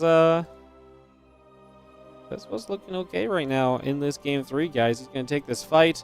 Clem's army's not good. He doesn't have that many High Templar. He doesn't have that many Storms available. It's just Immortals, and Immortals ain't going to cut it right now. You can see that Clem's going to get focused on the Immortals, and then the Stalkers have to blink away. And the Bio will continue to chase. He's going to catch that Observer just by a fortunate scan, and it pulling back in a bad direction. High Templar does get an energy recharge, but that means it only has one Storm available. That's the issue, is a recharge now as well. Not just is it less frequent, but it's also going to be less powerful when it does come about, so pretty big factor as these Zelds charge in again. Or is it... Sorry, they made it more frequent, right? But you get less energy over time. It now takes a minute and a half to get 100 energy instead of 1 minute 400 energy.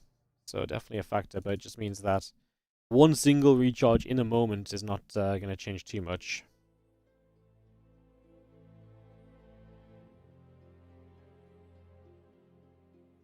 Zeld Stalker moving back out. Clem is actually taking a good couple of fights, a good couple of Storms there helping out. Are going to be fighting.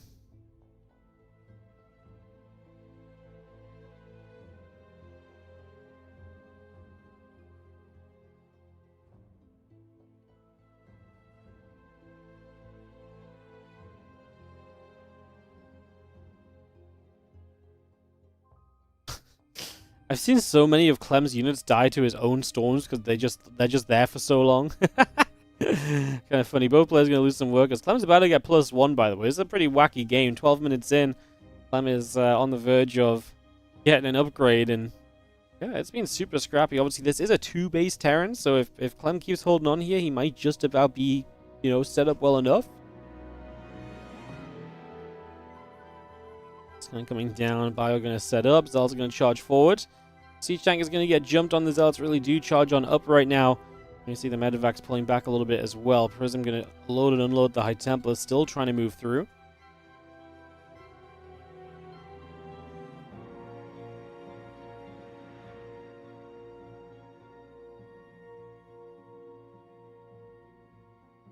Mortal on the way. High Templar coming up.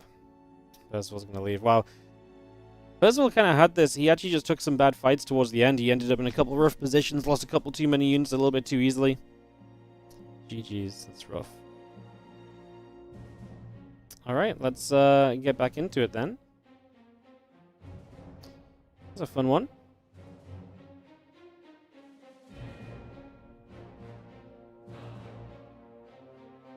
I'm sweating. I guess we just follow Clem in versus Trigger then. I guess that's just what we head into next. We get that ready to go. So I imagine that's set and ready to play. So yeah, I think I'm going to jump into that in a couple of moments. What's the Pro's Purification ability? That's the Disruptor Shot. One single storm in your mineral line is GG now. You don't react instantly, and even then you will be denied mining for the duration of the storm. Well, I mean, you actually have more time to react than before. So you have more time to pull your SCVs away than before. If you just left them there, they would have died anyway. The fact it denies mining for a bit longer, I don't think it's going to make any difference. It's like 2 more seconds. I don't think that's...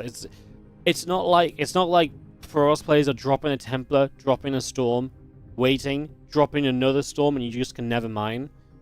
You're talking about 2 seconds difference on a pull away to return the workers. It's whatever. It's not GG in the slightest.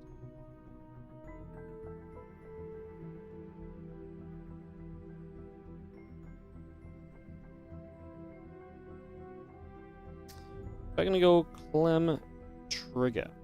And that's ready to go. Patch doing good for Protoss so far, huh? Love it. It is obviously just day one, guys. I mean, you got to think as well, this is going to be there's a lot of figuring out still to be done. Changing numbers and changing things does not mean matchups are figured out. People are barely even going to be trying new things right now. You know, metas haven't even begun to shift, so I know we're all ready to balance wine, but I think we can take it easy for a moment or two, at the very least. Alright, we'll go Clem Trigero in a couple of moments and get rolling.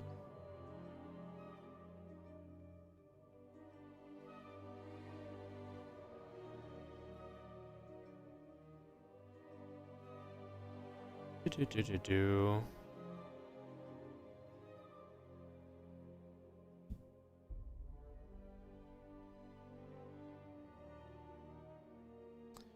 Torches is going to be our map.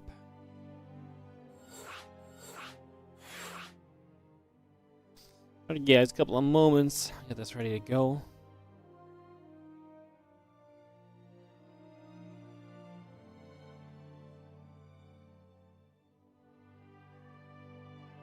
Do.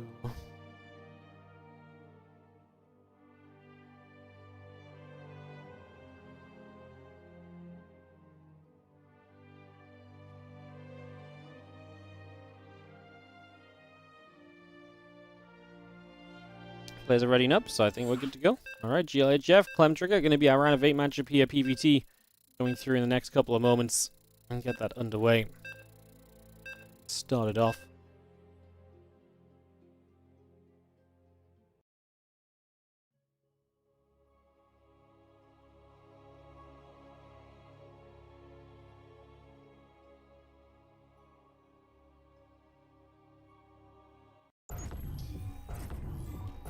In the top right hand corner, we're going to start off with the red Terran player. Let's see what his TVP looks like, as it is going to be Clem in the top right of this one, taking on in the bottom right side the blue Protoss player Trigger.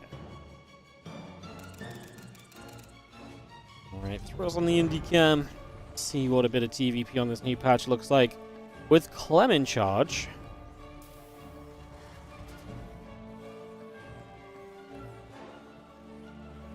I think it's going to be interesting.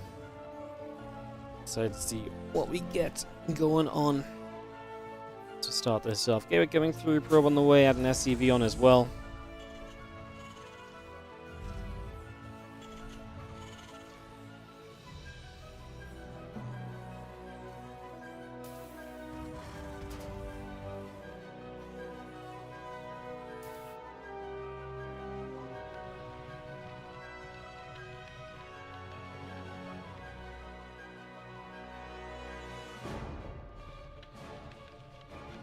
He'll probably be coming across the map early from Trigger, so he's just going to get some scouting. Start on Torches, a little bit of a funky map to start us off as well.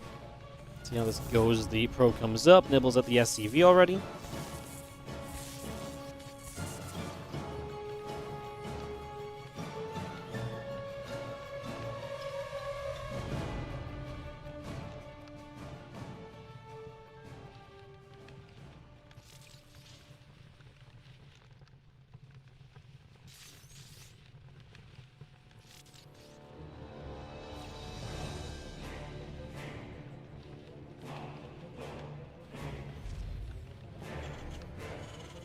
SCV just going to chase Probe. Is going to get pushed back. Marine is going to be there for a nice little connection.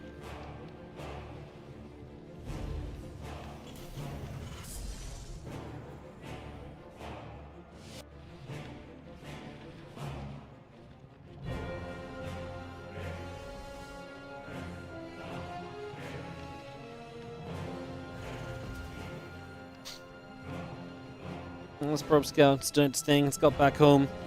Clem with just the Marine out obviously will not have a Reaper to scout across the map with just yet.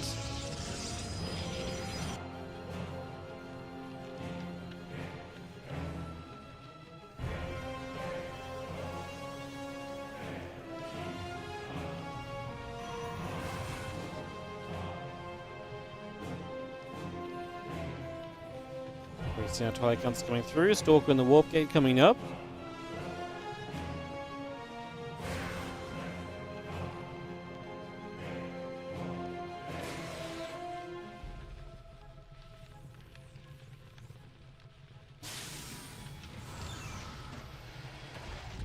He's coming over the side. Blink coming about. Warp Gate coming up. Orbital and the Starport coming through. The extra couple of Marines will build. You see our Adept is going to shade. Just going to spot those Marines as the Cyclone comes in. Starport comes up. That's when we're going to be able to get this on the way.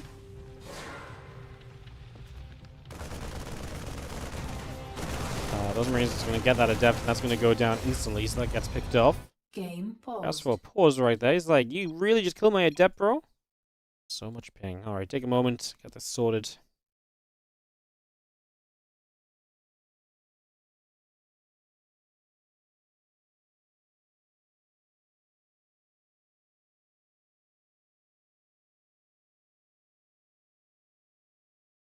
Is the match live? People already answered you, but just in case anyone watching is wondering, it doesn't read the chat. Yes, this is live as well.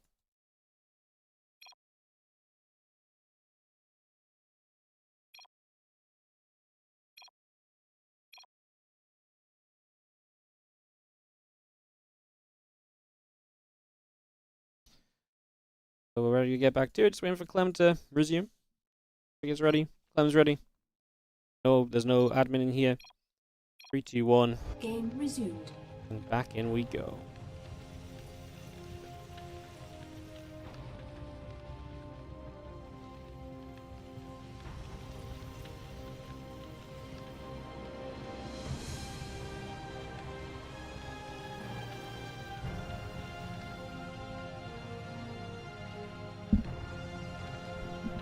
Marines in the Cyclone coming down. Blink on the way. Robo facility coming through. Gonna see the medevac tank and Marines building up as well. So he's gonna get that on the go here for a couple of moments.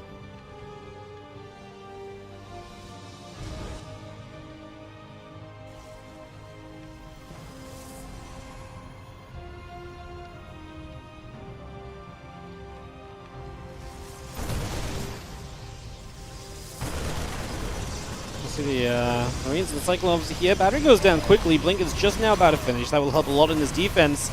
We do get the lock-on broken.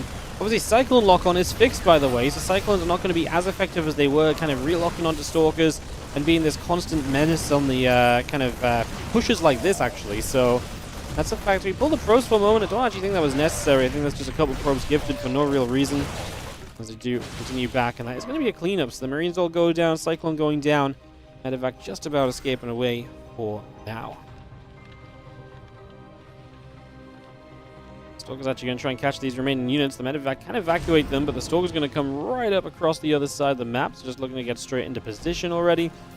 Now as you see the Stalker's onto the natural.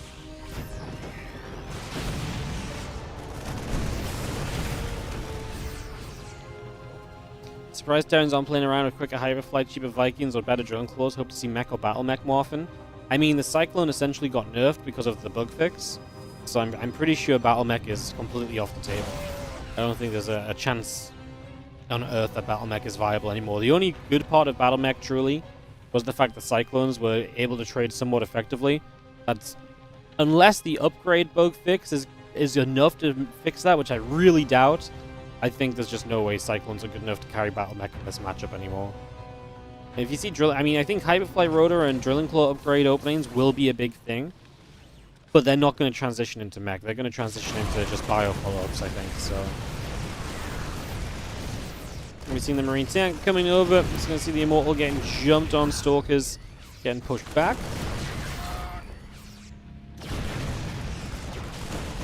Again, this is also just day one of tournaments as well, right? So I was saying this before, but a lot of guys are going to do what feels familiar versus what they're, versus kind of new tests and stuff just yet now. So I definitely think that's a bit of a factor too, as we will see the Stalkers going down, tank cleaned up. Once again, Trigger going to get a cleanup, but it's going to come at a cost of quite a few Stalkers.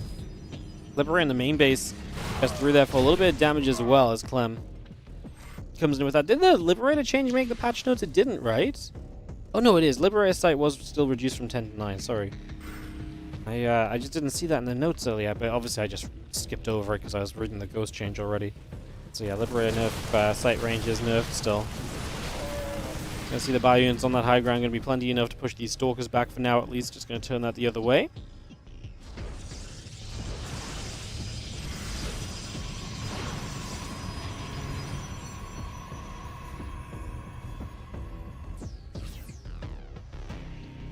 Everyone on the far left side actually getting a little bit of a heal before it comes across and looks for a little bit more opportunity. So just going to start making its way over there now. A couple medevacs going to come out the front and settle down toward the natural. As the gateways in the forge coming through, the depot and the command center building. We get the +1 coming up, the ghost production on the way as well. Fire going to be there. The auto turret going to get rid of a couple probes already.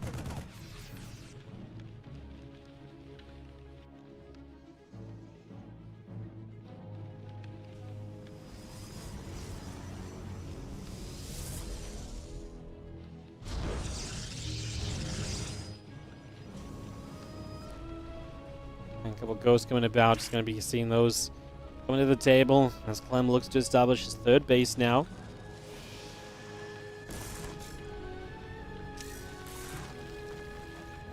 Don't mind borrowing up, just going to be seeing the medevac. Still in position to try and get a little bit more done.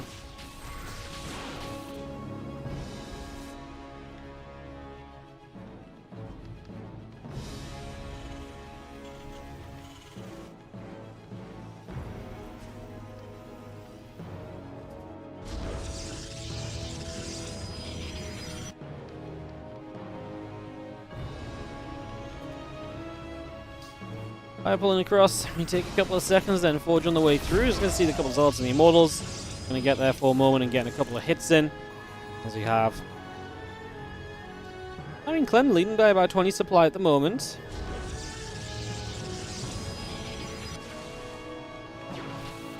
Stalker just going to fire. Marine is going to get taken out. Fire just trying to shoot across. Stalker gets pushed back a little bit. And Robo Facility, Robo Bay, getting ready for more of that kind of Colossus production, perhaps, that Colossus switch, or maybe Tricky wants to play some Disruptors here. I'd rather see the Colossus, I think. We already have Stormy Boys available. I think Colossus are a much better accompaniment than Disruptors. I'll still stand by the fact that I think Storm and Disruptors fill fairly similar roles a lot of the time.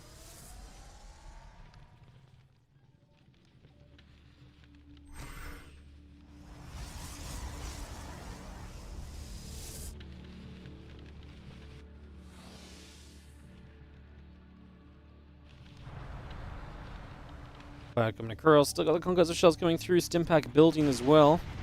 Marauder Viking coming up, Barracks on the way.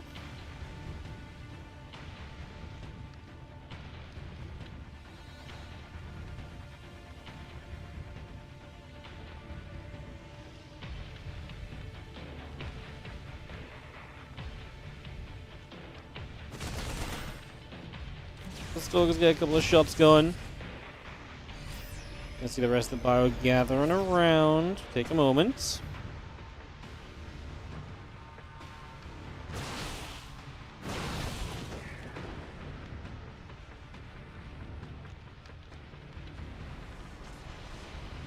Army still settling in for Clem.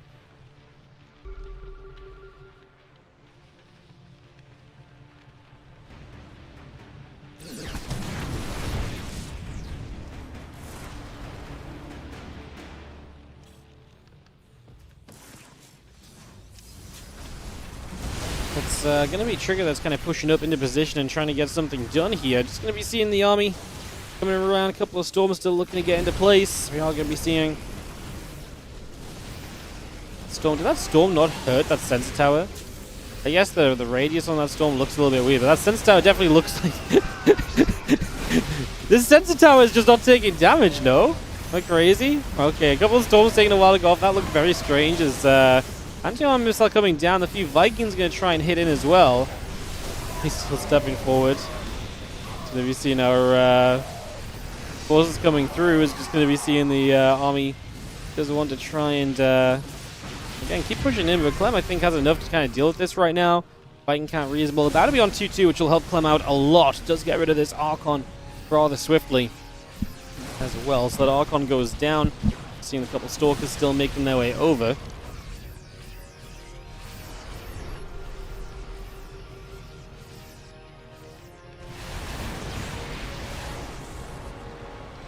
couple of Vikings will be there. Storm clipping. Clem actually steps through that Storm. Storm still does good damage per second, guys. Like, stepping through the Storm, I still think is pretty unadvisable, and he does take a lot of damage on his units because of it. Plus one ship weapons coming through, the Ghost coming up. Clem could desperately deal with those Ghosts coming online. Could really need a couple more EMPs available if you can get them. He does actually have some of the Ghosts on the back with energy, so I guess it's not too crazy.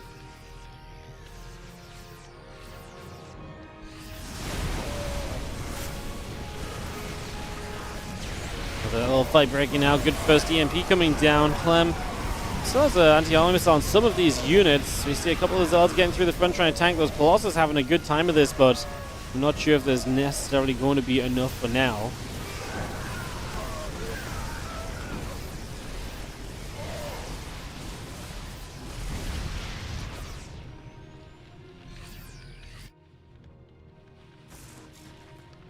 And yes, guys, Storm doesn't affect buildings. It just looked really weird. I think just because the Sense Tower was like right on the edge and it was like in amongst everything that was taking damage and there was so much Storm around us, like that Sense Tower, because you never really see Storms on buildings anyway. And it was just, you know, it was just whatever. I was just like, man, it's so funny that you just got like two massive Storms, everything's dying around it. That Sense Tower was just, just stood there strong. Yeah, obviously Storm doesn't affect buildings. Let's just have our bio and the Vikings going to play around this gold base. You don't want to let Trigger have this. Trigger's actually done a good job of expanding. Getting up to a few more bases currently. A 5 base, 6 base, 7 base Protoss if he gets this gold up. And the other one on the right side he's expanding to right now.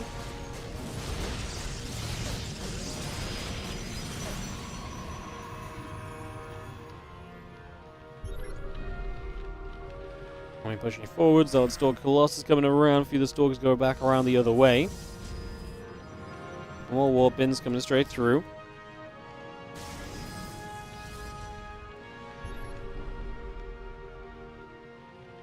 Widowmine's actually going to connect on that left side, so targeting that Colossus, like, is it actually going to get shut off? And it did. So able to get that connection as another Storm coming into place. 3-3 upgrades about halfway done, plus 2 ship weapons coming through. We see another round of Zealots getting warped in beneath that prism.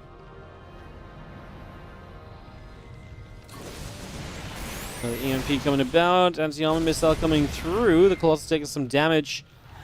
EMP is still available as well. There's one Storm again. That will zone a little bit here.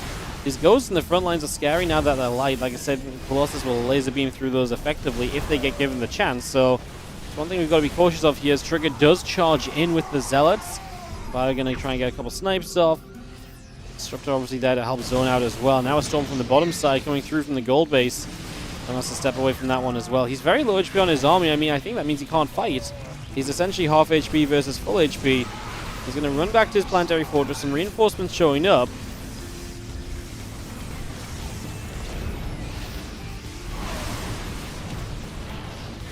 Colossus goes down. A couple more Zealots dropping. Disruptor just landing on the edge of that. I think the Colossus are going to die here, though. They step too far forward as well. Anti-armor missile will hit some of the units on the bottom side. That Raven has had so many spell casts this game. It's pretty incredible.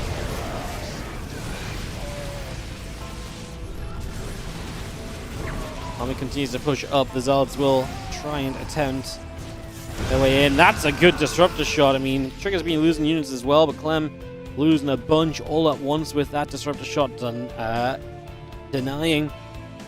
So you have our +2 ship weapons cloaking on the way. Raven going to get caught coming down this right-hand side.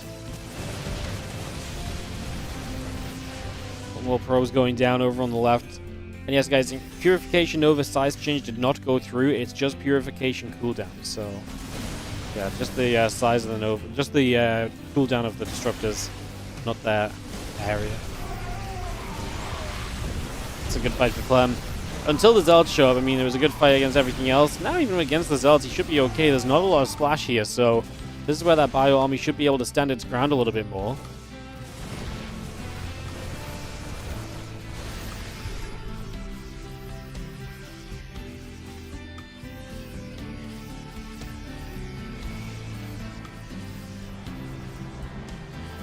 Moving over to the left, the rest of the units still coming through. EMP hits 2 High Templar very nicely once again. So the Disruptor shot does get a couple of Ghosts. Love to see that. If you are Trigger, knocking that Ghost count down is almost always going to be a benefit. Vikings do turn to get rid of the Colossus. He's had a bad time keeping the Colossus alive. I think if he'd been able to keep the Colossus alive more comfortably, this would be probably a win game. I think that's the difficulty of it, right? Yeah, just keep your main units alive. Obviously, you know, if it was that easy, he would have been doing it this whole time. But yeah, it's Clem's denial of those Colossus that have just stopped this army from ever really maintaining kind of mega good status.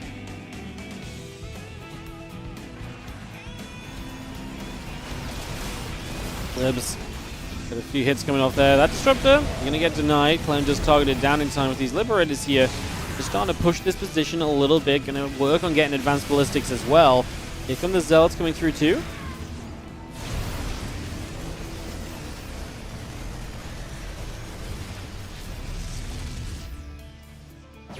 Nexus gets taken out. Zealots still disrupted back to the center.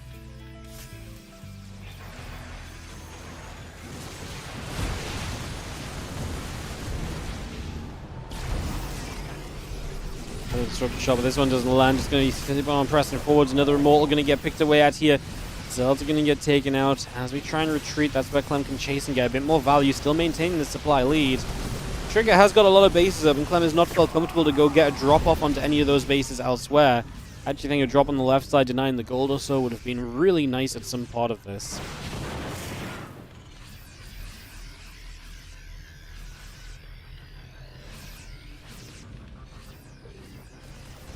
That goes down, the Zealots are going to step through. A couple Liberators will get sieging up.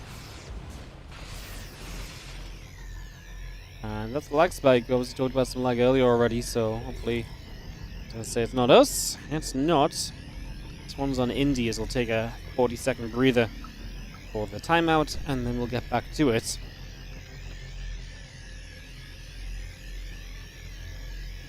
The problem that Trigger, I think, really has is that he has no easy way to deal with Liberators right now, and he's been kind of drained of kind of splash damage units throughout. Like, he's really reliant on Disruptors, but Disruptors are good at denying your opponent from killing you. But if Clem keeps dodging those Disruptors, there is never really going to be a point here where you can really feel good about a fight as Trigger. So you're kind of hoping for Clem to make a mistake more than anything else.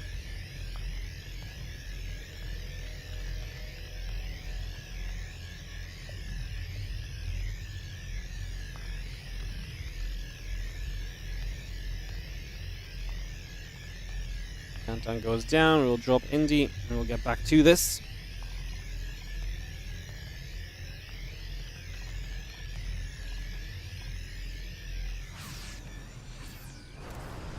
Hey, Observer, no!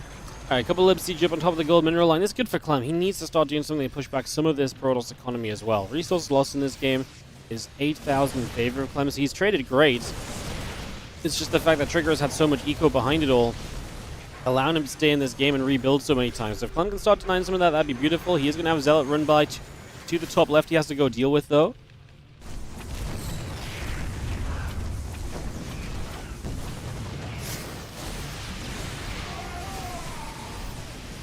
And the Ghost's going to shoot. The Zealot's going to take some more damage. Army to the left side again. Gold going down. Just going to be seen in command center. Try and drop into place in the next couple of moments. 13 additional Zealots warping in from Trigger. We'll get those on the way. A couple of EMPs available there from the Ghost. Liberator is going to siege up again.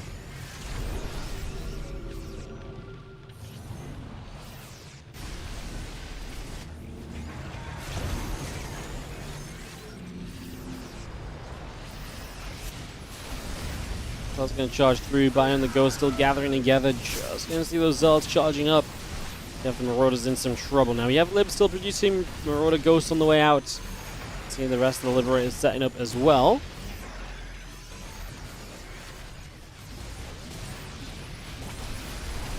The Zealots coming straight forward. The Ghosts gonna have to step away, gonna cloak up even as the Zealots charge on into them. EMP coming down, Zealots taking shots. Like I say, Clem doing a good job of continuing to maintain against those Zealots. Has to dodge back against the Disruptors there. Gets a catch on an Observer and is now chasing the rest of this army down. Again, this is where Disruptors are very scary units to use. Clem targets down 2 Disruptors, but not the one firing, so he ends up losing a lot of units in that. That was a misjudgment from him. I don't know what made him think he could just take that fight. But that was not it in the slightest, as these Zealots continue to meld up top. So Clem will get cleaned up after only 7 SCV losses. Another round of Zealots warping to the left side. Again, the 80 probe economy of Trigger is allowing him to just run in repeatedly. Love this. Liberator and the Planetary combined will make a good defense there, so Clem doesn't have to pull units across to deal with the Zealots this time at least. And that's actually a really nice defense. Again, anytime you can deal with Zealots without having to look, put your screen over to them is going to be a pretty huge positive. Clip just sitting there, bio recollecting.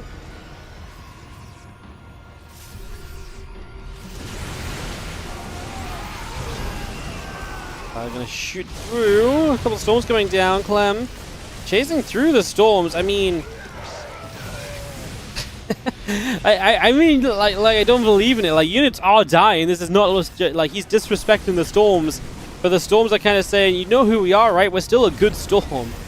Like, you can't convince me that that was an okay call. We are going to lose the Planetary over here as the Liberator and Bio cannot get rid of the enough Zealots in time.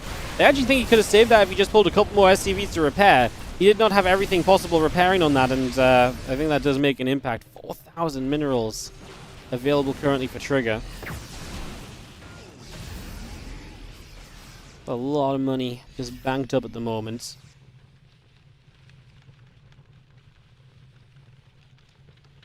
Clips on their way. Marine Marauder coming out. The Nexus building up. The shots going out. Liberator going to start falling. In a very fun back and forth game with a lot of fights, and I still feel like Clem is just starting to take the edge, because yes, he doesn't have all the money that Trigger has, but man, does he just have so much of a better army. I think that's been very apparent, and now as Liberator siege up aggressively, how are you going to do this? Clem's going to shoot a couple of Zealots, taking some hits as well.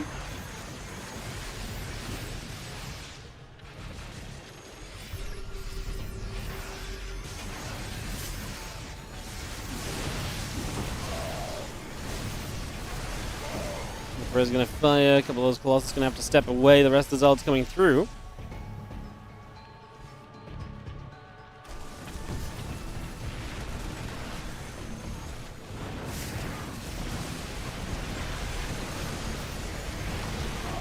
We'll siege. Units go back the other way. Just going to be seeing the Zealots still producing out. Marine Marauder coming up. Add the Vikings on as well. Zealots back around to that left-hand side. So they go peeling away once more. Couple Disruptors coming through, the couple of Simulators coming online.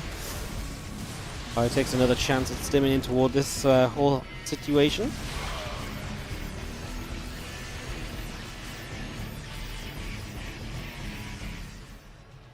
Armies take a few moments together. It's a bunch of Zealots warping in, a couple of Disruptors coming about as well. Probe in production, and we take another step across to the left-hand side here. Give me one sec, guys. I have to tab out to snooze the ads that are coming up, because we've hit the 25-minute marker in this game. There's been a real struggle and tug of war. Clem is kind of desperate to get... I mean, I feel like Clem needs to take the right side base. Because right now, I mean, Trigger is mined off the gold on the left. He's mining or attempting to mine off the gold on the right. Clem needs to make sure he doesn't, let Trigger mine too much. Because Clem's traded very well. 11,000 resources lost better off. So 11k resource loss advantage is just not going to mean much. If, it just doesn't mean much at all if you let the guy kind of mine out the map, and you're not going to mine every base yourself. Now, right now, Trigger's got a serious gas issue. His gas income is limited, and he's not got a lot of it, so he needs to get some assimilators up on these extra bases. But he shouldn't have a gas issue. He's just had to be rebuilt so much. EMP's coming down, those Colossus in trouble. Vikings are going to be able to get in there. The Colossus will drop, and Clem is going to find himself on top of this Nexus. It's going to fall, so one of the bases denied. That's a big first step. He already got rid of the gold up top there as well. He loses 21 SCVs. Zealots across the map. Get rid of this location. It will be the new CC that will actually survive, though. And so we can refinish building that and put it into place soon. So the Zealots do okay, but not enough. We're almost half the army supply here as Trigger. Like, there's just not a world where he's meant to win fights. The fights he's going to win is because of Disruptor shots. If they land dead center, they could obviously do a lot, but it's just not happening. Clem is going to finally wrestle this first game away from Trigger and get a 1-0 lead in the round of 8.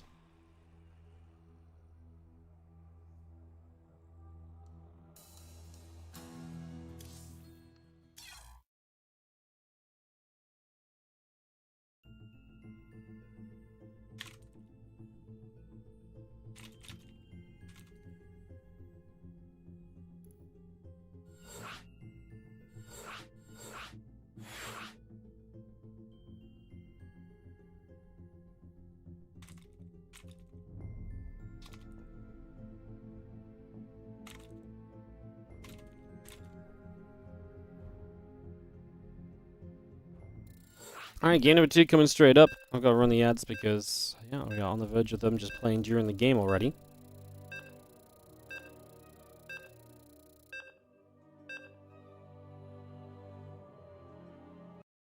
And we'll get ready for game number 2. Clem and Trigger coming on up.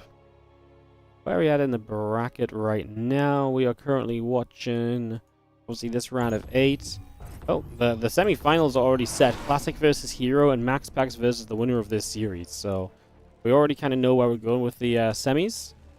There's the other semi-final. The other semi-final must be allowed to start, I think, because I don't see people joining this lobby. So I imagine Classic herO is already underway.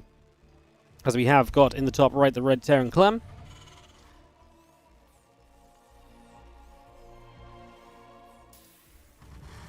Bottom left, our blue Protoss is Trigger. Guys, I'm sorry, just give me just 20 seconds. I'm absolutely dying for a drink because I just need to tap out. And BRB, just 30 seconds. I'll come back. Get this game 2 on the way.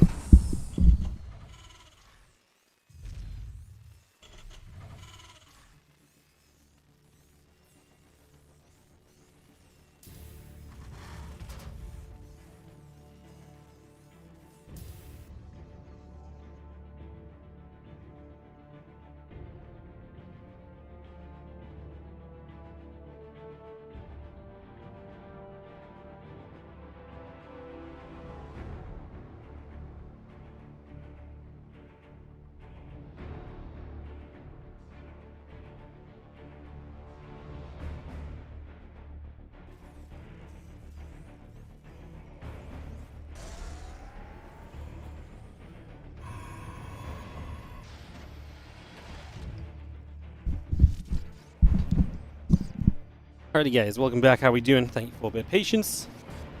Get ready to go again.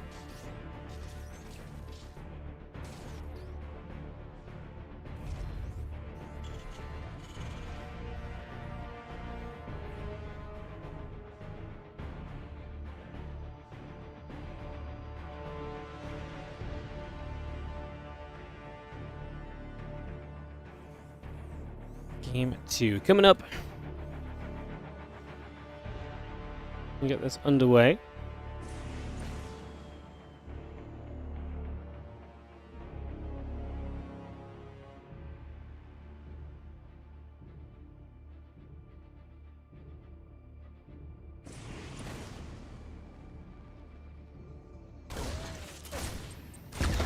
And a Reaper is going to get in after some pro. Sorry guys, I'm trying to rehydrate.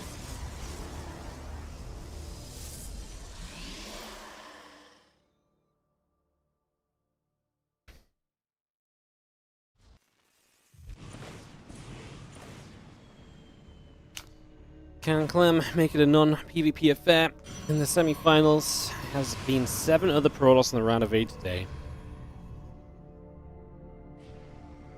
Only really had Rogue and Lambo as the strongest Zerg representatives today, so maybe that's not super crazy on the Zerg side. I actually think in general the bracket was very stacked towards Protoss players in terms of strength of players that signed up, but yeah, I wouldn't take this too much as a balancing thing. I feel like we have all the best Protoss and then a handful of the best Terran/Zergs in comparison, so... But we got into the 1 TVP for the round of 8, and obviously if Clem wins this, it'll be TVP for us in the semis as well, so... That's where things are going right now, as we settle up and get it rolling.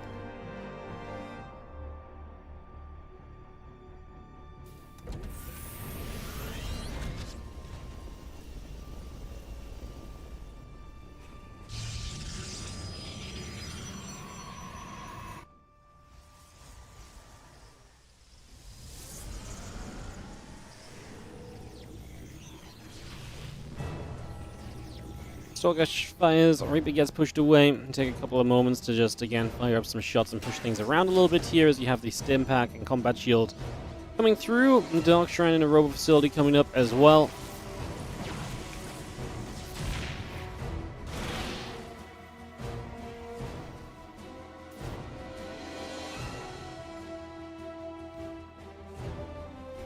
Charge on the Prism coming through, still getting that Dark Shrine added.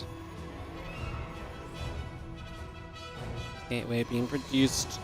Couple of pylons coming up. Prism halfway done. Before dropping down to the side, and again, engineering base, starport. A little bit of everything coming online. Stimpak and combat shield still building as well. As you see, the prism is going to begin making a little bit of a move out onto the map. There's our Dark Shrine, so let's see if Trigger can I'm just losing my words completely. Let's see if Trigger can cause some trouble here with the Dark Templar available. Clem will have to have had scans saved. There's no Raven in this game.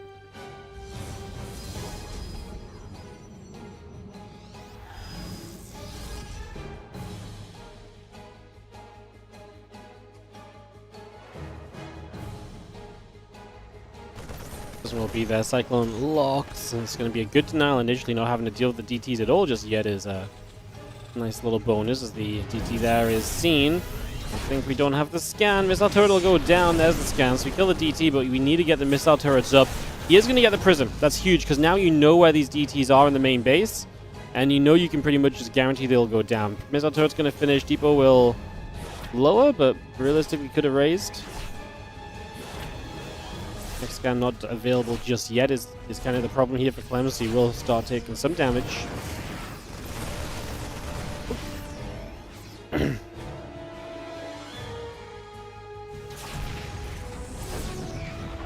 Next DT still in the main base, so Clem didn't realize this one was over here, so he has to pull back in to deal with it.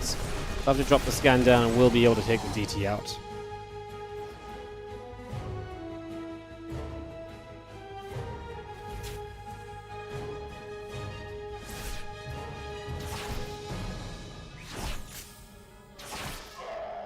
DT is still slicing and dicing. The bio going to stim down over into this position. Next is in some trouble. DT still stringing about. Just going to see that DT going to get jumped on. We'll take that down. And again, this next is in a little bit of trouble already as a couple of Zealots going to get picked off. They do just keep chasing forward, and yeah, Sentry falls. Immortal's in trouble as well.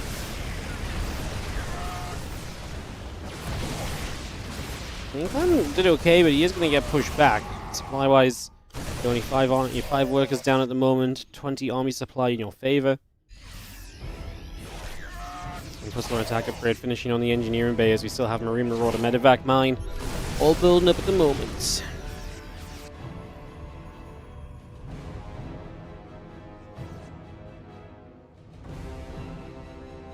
Plus 2 and Blink will be starting. Add 3 Zealots onto that as well.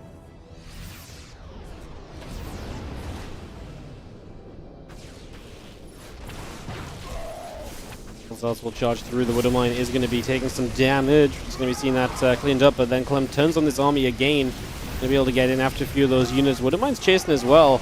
Not a great way to deal with these mines just yet, especially if we lost the obs, which obviously is not happening just yet. So the force is coming down. Zealot going to get turned away.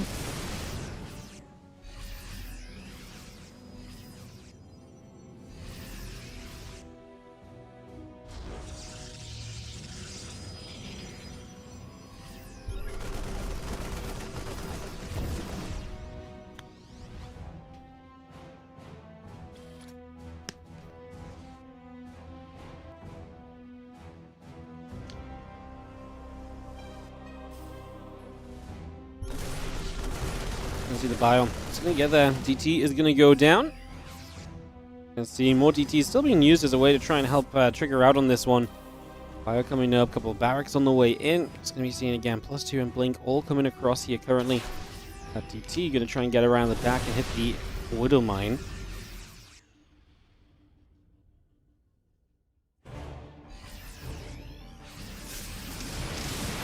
Army spreading, a couple of force fields going down. Widow Mines. Can get some good shots off here, especially into the sentries. Splashed onto some of the Immortals to pop their barriers as well. Clem just retreats away. And a couple of Vikings, Marines and Marauders all coming through. Got the plus 2 and the Blink coming up still from Trigger. Add an extended thermal lance onto that, and we continue to look kind of good for the transition through to the Colossus. I like where Trigger's at, like it's a fine position. I don't love his economy. No 4th base, 56 workers only. That is where you can kind of see Clem's advantage of having been around and about on the map and having, you know, asserted a bit of dominance here. Trigger should be feeling a bit more of a better economy at this stage. Without that, that's where it might get into a bit of a troublesome kind of, you know, scenario. You can see resources lost favors Clem by 2,000 already. With 2k resources lost in Clem's favor, Trigger needs to be mining more to make up for that, and that's just not the case. So I like a lot of where Trigger's at right now, but you give it a couple of minutes, and that word count is the glaring issue, and then that word count will definitely have kicked in and created more of a problem as well.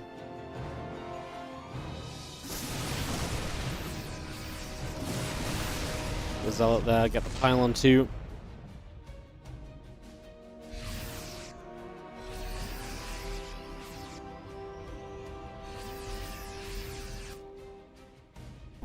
Fire Viking up through the middle. A couple of Zealots are going to come around the top. Going to aim for that mineral line and just go straight in toward the SCVs.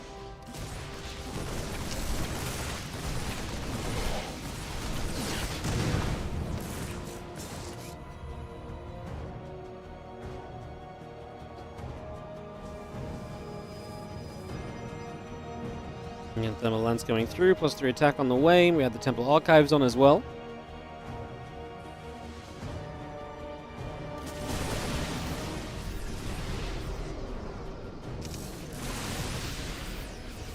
Stalkers will blink back there. The Bio Gathering +3 halfway done. Temple Archives, Colossus all coming through.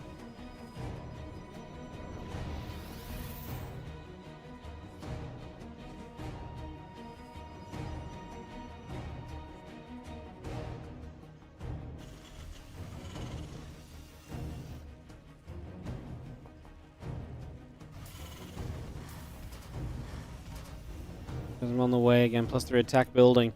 So I have the 2-2 upgrades in the ship weapons coming up on the side of Clem. Marine Marauder building, command center halfway. Marauders will take a shot at the Zealots, so just gonna work through that. The few Stalkers and Zealots gathering, the Colossus as well.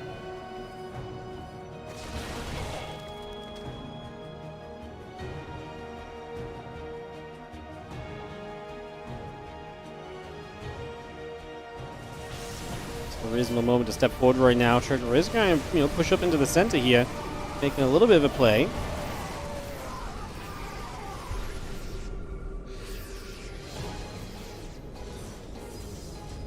It's a huge amount of units from Trigger, but is it enough? Clem's up 30 supply already. Trigger just without a fourth base is the biggest issue of all. You cannot tell me that that's going to be something easy to find a solution to at the end of the day. You've seen this army pushing up. Gonna start taking this fight. Couple Colossus firing through already. Stoke's gonna be there. Mortals and Colossus firing. The Vikings still firing it up as well. Good Riddle Mine shot's gonna get in. Bio pushes. That is gonna be a complete cleanup from Clem. That's a very convincing fight. That's gonna be more than good enough. And that's gonna be Trigger losing pretty much everything. I think Trigger definitely fell force. He kills 23 SCVs. But now you're 90 to 25 army supply. Even with a warping of units, you're going to be half army supply of the Terran player here. I don't think you should survive the counterattack. And I think Clem is very realizing of that as well, knowing that you should be coming across to the other side too. So across we go. Scan comes down. Jumping onto this here. A couple of units start backing it up. Colossus falling away. A couple of Vikings will show up. The Stalkers get after said Vikings.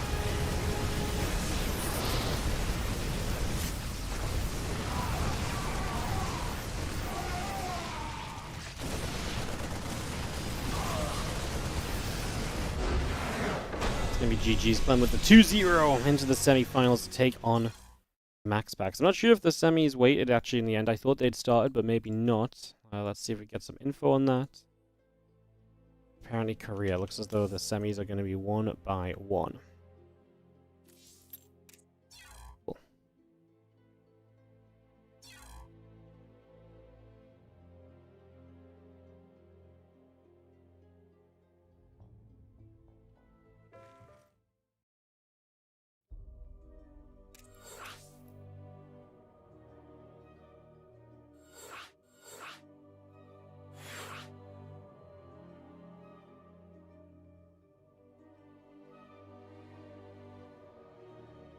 Alright, so we'll go Classic herO, and then Clem MaxPax, and then Finals. Perfect.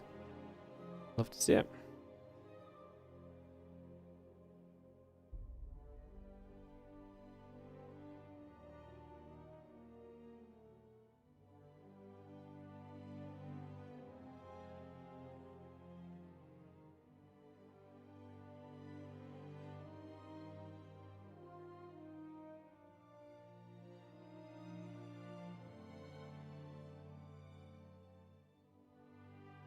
Man, I'm loving the discourse. I don't understand how we can see Storm going from like.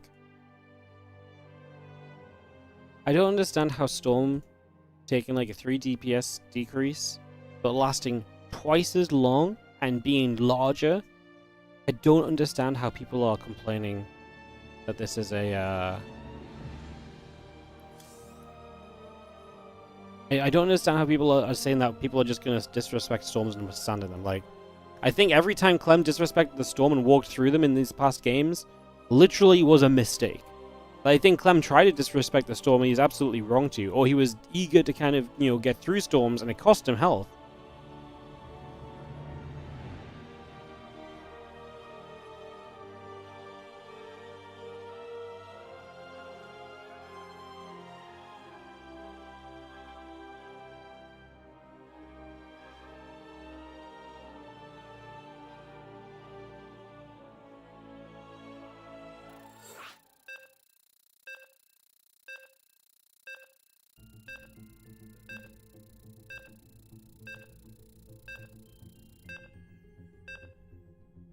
Storms are better, but Ghosts are too.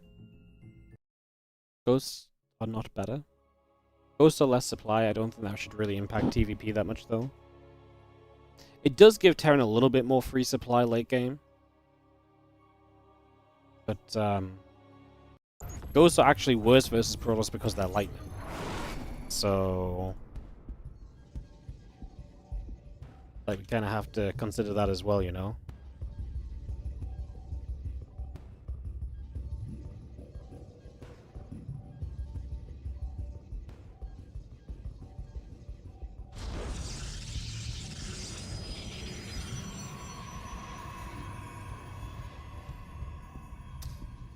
Into this PvP, Hero vs Classic, as we get going.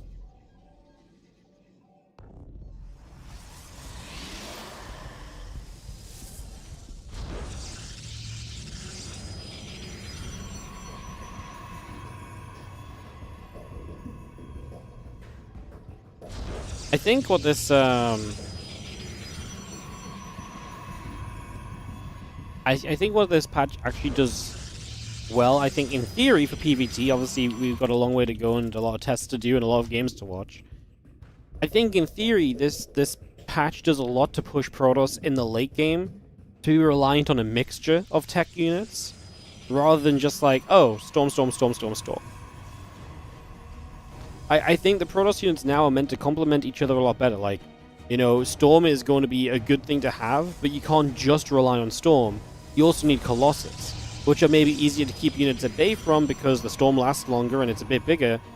But the Colossus also help against the Ghosts because the Ghosts are now like, you know what I mean? Like, these are all things which I think, you know, when you look at it, I think overall, like, as a Protoss player later in the game, you're going to have a more varied and combined army composition.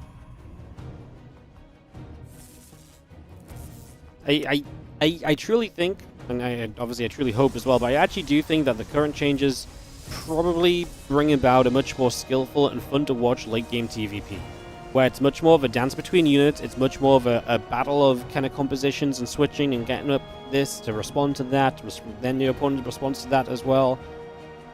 I think it's going to be a lot more about that than Terran playing dodge the storm 24/7 in every single fight because there's just endless amount of storms, which is what TVP has been late game for a while now. So the thing is like whacking light on Ghost is a massive change, and you're not going to see how that comes into play over a couple of games. You're going to have to see how the Terrans, first of all, how the Terrans lose Ghost and how they realize, oh my god, my Ghost can't do that anymore. And then they're going to play with the Ghost in a very different way. And once you start playing with the Ghosts in a very different way, then that changes how the Protoss may play as well. And then, like I say, it's going to be this kind of more of a dance once again than one guy who's throwing down all the moves and the other guy is just trying to play dodge him and just trying to survive, which is what TVP has been for a little while now, so...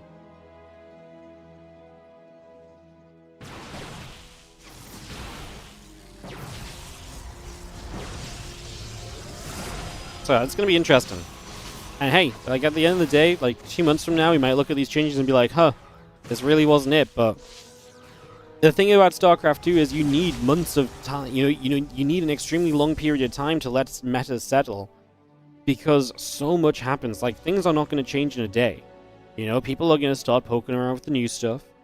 As people get comfortable with the new stuff, the other races respond to the new stuff. They have to do things about the new stuff, right? They try their own new stuff, you know, and then you kind of play around based on that. Like, it takes a very long time for people to settle down and be like, right, this is now how this matchup just works.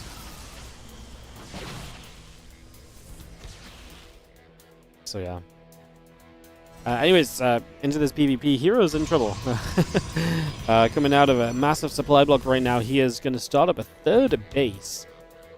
He's, yeah, not in a pretty place, so he's going to start up a third base. And if Classic realizes that, he might be able to turn on the aggression, but he's gone for Phoenix now and Oracle.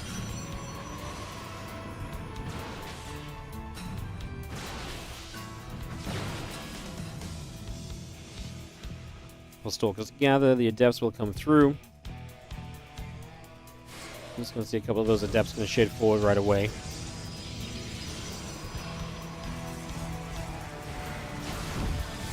Going to get that. A couple of probes already begin to go down. Phoenix will deny the Oracle, but hey, these Adepts going to get 2 probes, deny a lot of mining time.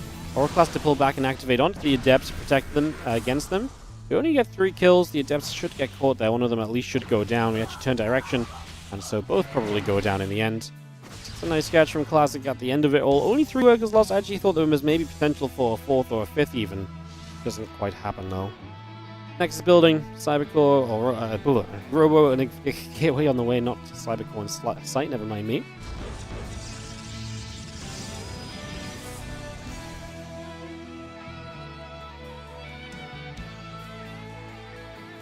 Phoenix and the Oracle around the bottom, 2 Oracles around the left. Gonna go for a dive into this mineral line. We're gonna see 3, 4 workers immediately going down, make it 6, 7, 8. 8 workers going down, a couple of mortals coming about. It's going to be, yeah, a lot of damage done. herO's absolutely bringing himself back in this game. It's been all about him recently. Classic's Oracle does nowhere near the same amount of damage. herO gets a kill on it. And meanwhile, herO has 2 Oracles, and yet the Phoenix Classic can't even find where those Oracles are at. So herO's having a great last couple of minutes and completely flipping the script of this game already.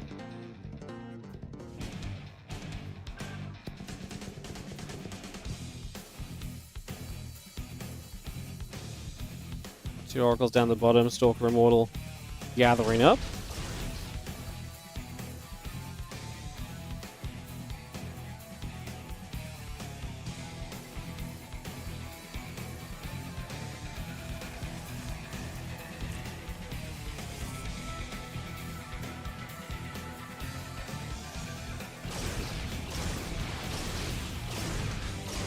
Phoenix gonna shoot.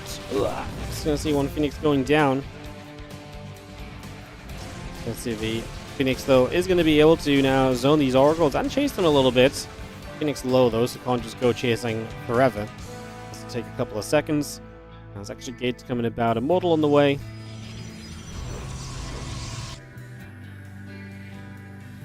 Oracle going to drop a little stasis down there. The few Stalkers stepping up.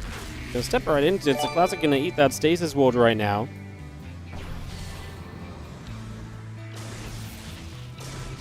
Oracle just taking a couple more shots. We are going to see the Immortals are firing. Units coming back the other side. We are just going to be seeing Prism with the micro where possible, but herO can kind of try and fight this because of the fact those units are in stasis. When they come out of stasis, there's a serious numbers disadvantage here for herO. The 3 Immortals are not going to last that long. Barrier, sorry, coming up and saving that Immortal for a few moments.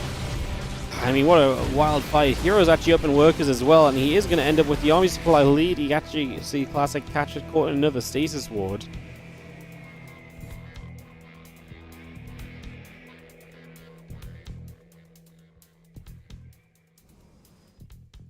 What's up, SCT2? How you doing? 73-month resub.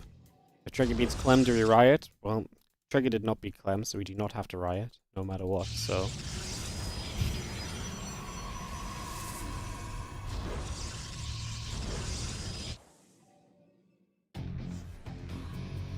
Twilight Forge, the Prism on the way up. We got the Twilight and the Gateways coming up here from Classic as well, so we bring that through. The Immortal coming around. herO's supply now is absolutely through the roof, so this does turn out to be in his favor. As the Resonating Glaives coming about, it's going to be seeing the extra gate still building. All of that setting up as well.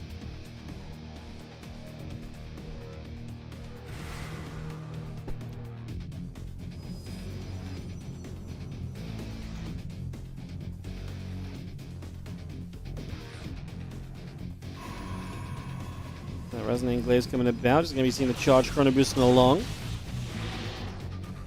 This one in charge coming about for now. Just going to be seeing a couple of Adepts getting in and actually going to go for a whole bunch of probes here. A bunch of damage getting dealt right now as you see the Adepts going to shade out. Stalker going to be there.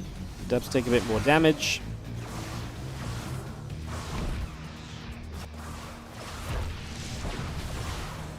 Adepts and the Stalker looking to get good there. We see a couple probes going down.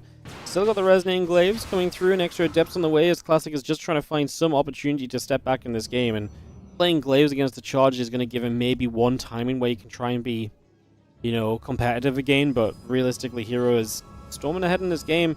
+1's going to be a massive advantage if he gets any amount of Archons up against these Adepts. They are going to start absolutely sucking. Long term, the Charge is a way better upgrade and unit composition to have. So there's a lot of very good coming in on the side of herO. And a lot of not quite what you need on the side of Classic. Like I said, I don't mind Classic's attempt because I do think it's better for him to try something now and let this game go on where he's clearly been behind. I mean, this fight's not bad. Force fields are good against the Immortals. The Adepts will do well against the Zealots. Just will it be enough? We're trying to micro our own Immortals back. You can see that herO really is swarming on top of this. Still about a 10-ish army supply difference until now. It's starting to go a lot worse. And that should be it. Stalker's going to step onto the Prism now. And that will be the cleanup. herO going to get game number 1 of this BO3 PvP in the semifinals of LIULI Cup, weekly number 8. Game 2. A couple of moments, guys. Get straight into a bit more Protoss on Protoss here. And, yeah, see how this semifinal continues to turn out over the next little bit. Thank you for joining us today. Don't forget, it's the final day of the September bonus, so if you would like to, if you're feeling generous, or you're thinking about gifting subs, this is the time to do it. 5 gifted subs right now will guarantee at least 1 bonus gifted sub, so help us get back above 500 subs, help us get back on track towards our 700 sub goal, which we like to try and stabilize that to run tournaments and fund events. If you can help us with that, like I say, now's a great time to do it with some gifted subbies, because you'll get 1 bonus gift sub for every 5 you gift, and sometimes even more than the 1. So do check it out.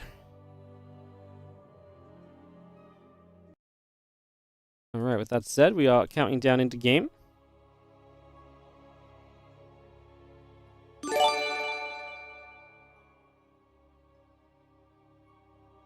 Well, that's Kalov coming in with the 5, and hence 6 gifted subs.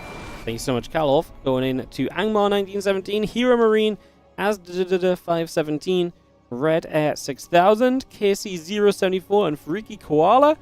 Thank you so much for the generosity of the 6 gifted subs. Appreciate it. A sellout worked. Thank you so much, Kalov. I appreciate it, mate. Thank you very much indeedy. Alright. Game number 2. herO and Classic. herO's up by 1 and Classic will trail. It was a bit of a hectic game. Felt like Classic got a better start. herO turned it around very well with the Oracle damage he found.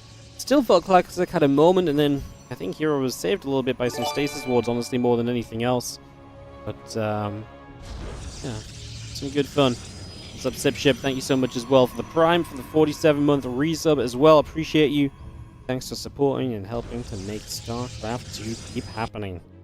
Thank you so very much.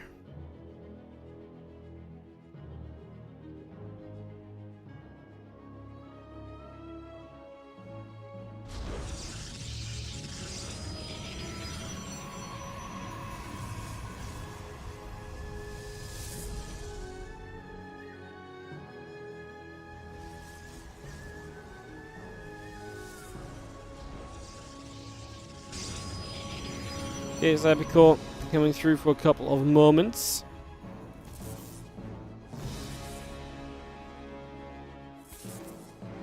Probe nibbling for a couple of moments, taking some damage, dealing some shots.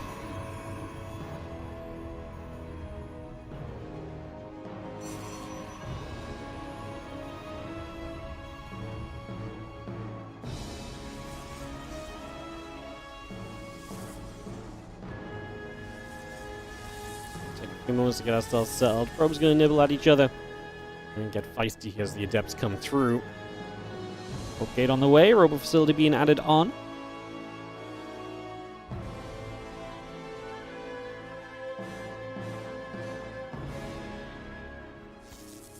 When are we getting some Wardy merch? Wardy merch, yeah. I mean, we did Wardy merch once. I mean, there's still a couple things on the old merch store thing we had. But Wardy merch is not really popular enough for us to go and set up and do much of, you know, so... I think you can still get Wardy t-shirts if you want. Maybe when my WardiTV t-shirts start dying out a little bit, we'll get some new ones made.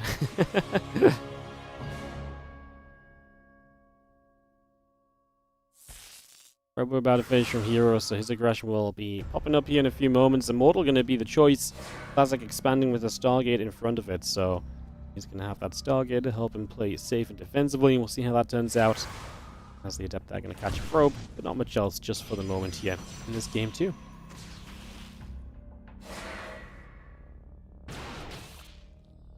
Stalker chasing, Adept's on the run, Voidra in the warp gate. Both coming up, seeing that Nexus getting started as well. Immortal and the Sentries coming online as well. To get all of that going here.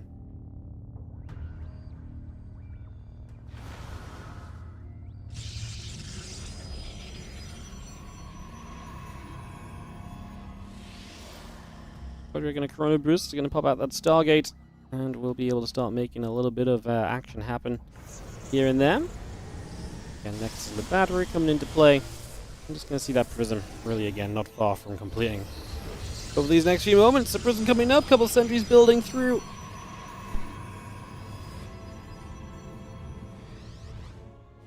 He'd wear a Wardy hat. Yeah. Then the problem is we just don't have anything cool. Like, all we really have is like the WardiTV logo, you know? It's hard to make a lot of cool things out of a pretty basic kind of text-based logo, you know? I mean, I still rock my WardiTV t-shirts though. They're cool. It's just not something that is worth kind of pursuing in a big way, I guess. Anyways, units are going to come in about. A couple of Adepts are going to threaten the Shade forward. We see Void Stalkers and the rest gathering on the natural as we see the Immortal going to load up to the high ground. Well, that Prism just got denied. That's so sad for herO because now the Immortal is going to get completely destroyed. We did lose one Void Ray, so... You know, honestly, I mean, that part of it's not as bad as it could have been. Gonna lose the low ground battery. Second one about to be done. We need to make sure this Void Ray doesn't die before it gets battery healed.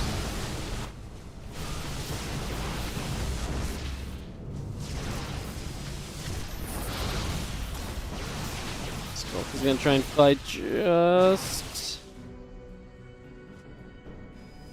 Yeah. It's not quite able to kind of get that just yet. So yeah, a little unlucky. As that Void Ray still coming about. I don't think herO's going to break through here then. And this is rough because he's on one base. So he kind of has to break through. Losing that Prism so quickly to the attempted drop up into the main base was just not it. That was a fall apart play where everything, as the title says, fell apart very quickly as he tried to execute. Did not work out in the slightest. Not ideal.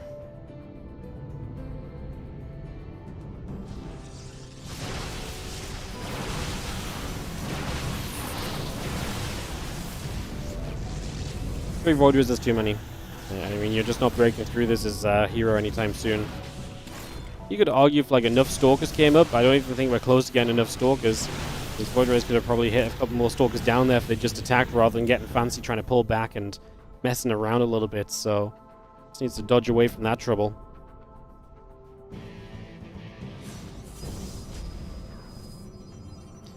Okay, I'll tell you what I want. If herO loses this game, I really would like to see Classic Clem final. I'd love to see a Classic Clem best of 5 first impressions on this new patch. Like I say, it's just day one. I'm not sure how much we're really going to see of it. And what it's really, you know, if it's really going to mean much of anything, but I'd love to see just a little bit of Classic Clem on day one. Especially because I'd love to have, like, a visibility of, like, this is what Classic Clem looked like on day one. And then we'll see what Classic Clem looks like on day, like, you know, 1 month in or so as well. Like, as a comparison would be really cool to see the changes and the shifts and everything that come about.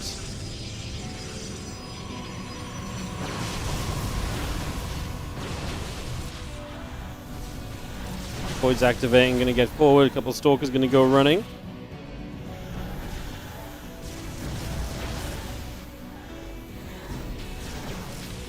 We're just going to get there. Guardian Shield pops on the wrong side of the minerals. That can be lifted into the Prism and brought forward, though, as we do see a few more Stalkers warping in. herO Still looking to apply the pressure. Don't get me wrong, his army supply is still there. I mean, Classic does not need to be fighting as far forward as he has been. I mean, really, Classic maybe should have had a robo facility by now and started up some Immortals. Typically, once you get your first few Void Rays out, switching toward a robo once you feel safe is the play. Knocks the Prism down. We're going to see the Stalkers. Good force fields. They're never going to get rid of more than 1 or 2 Void Rays here. GG's. herO had to go. The longer he waits, the worse it gets. Like I say, the Immortals would have helped. It just wasn't necessary either. It was a good enough defense right from the get-go, honestly. And now we look for game number 2 of this...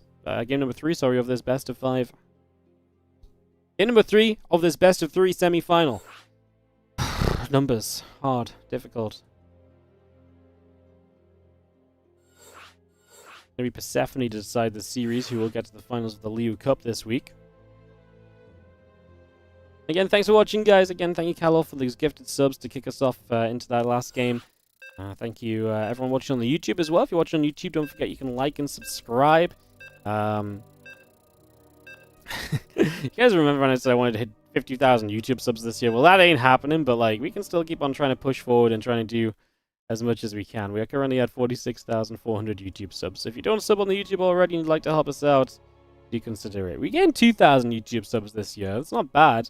With a little bit of a shove, maybe we can get to like 47k, and maybe we can make 50k a realistic goal for 2026. Yeah, the YouTube subscriber count's very stagnant, but it is going up. We just need to keep convincing people to hit that sub button. I mean, the YouTube streams are doing great as well, so if you're enjoying the streams, do follow, do subscribe, etc., etc. It goes a long way to helping us out, as well as we have in the top left corner. Our red Protoss player, it is herO. He's 1-1 against Classic in the bottom left corner of the map right now.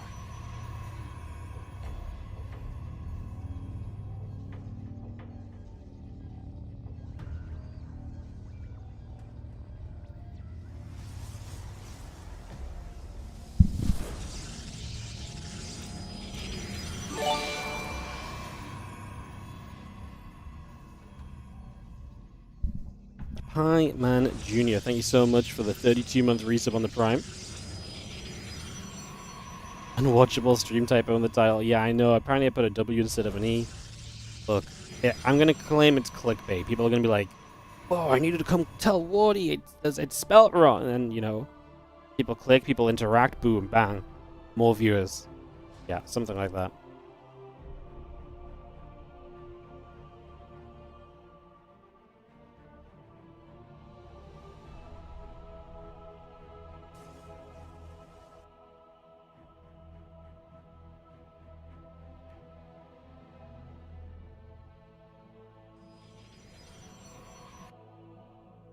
Yeah, Void Rays in PvP, just to join the Twitch chat convo, is Void Rays in PvP are very much a defensive early unit. The longer you go, the worse they get, because they just don't stack up well against enough Stalkers, and if Stalkers just get Blink, Void Rays are never going to kill anything, and they're not sturdy enough to be good. They're very diveable too. They're not tanky enough once there's enough Stalkers in the game. They're good in that scenario because it's a very fine line of the Protoss on one base being able to get enough Stalkers to one-shot Voids down, and they're not quite being able to get there, so that's always going to be their goal, but the Voids are good enough to sustain through that, which is why I mentioned the Immortals and the Robo eventually is something that's nice to add on. Because there is a scenario where sometimes the Voids do not quite do enough, but in this case, Classic denied the build enough early by killing the Prism. But yeah, Voids are very much so a defensive early game choice for PvP. You know, not a long-term later game mass Void Race scenario. Like, they just die to too many things if you keep building them.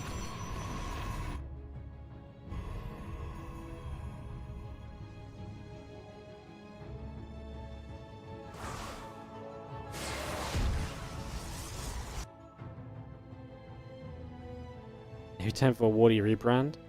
Oh, I like my logo. It's just simple and clean and cool. I mean, we did do merch once where we got like a cool little thing made of like a Protoss and a Zergling fight, a Probe and a Zergling fighting it, or a Marine and a Zergling fighting, and I was casting it. But yeah, we've had some Wardy merch before. It's not worth the investment into getting new stuff made versus what we end up selling of it, you know. Yeah, I mean, I do not disagree. A cute little animated Wardy and Ellie would be cute, but yeah. Didn't MaxPax have a Void Ray Phoenix style that worked in the later stages? wasn't that more of a response of, because he used to defend off Void Rays, the idea is that he would defend with the Voids, and then he'd add Phoenix and basically play Phoenix Void against someone who continued to try and... who kind of, like, he would basically be stuck on the Void Ray and the Phoenix, essentially, rather than going on. No? That was still a PvP thing, right? I'm pretty sure that was still more of a... he was forced into the defense, so then he kind of went into it as a thing. I don't think it's like a, I'm going to do this definitely. There's more of a, this game got weird. Let's just kind of go into this and see if I can make it work, because I don't have the chance to tech out. And it did work a couple times for him, if I'm remembering correctly, so...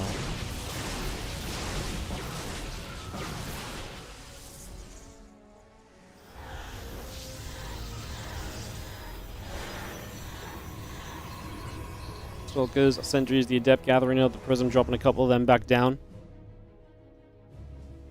Nexus and the Robo facility coming through as well. That Stalker still building a battery on the way. Prism. I love that we're already building a new Prism. Already accepting that this is doomed. Yeah, Classic obviously trying to be aggressive, but so far this is not working out. So herO finding a good defense. Now he's going to get the Robo going, so he can get his own Immortals and Prism on the way. And that should really secure him in this game. Especially if Classic's going to keep on trying to come in with aggression. I'm not sure how well that's really going to work out for him.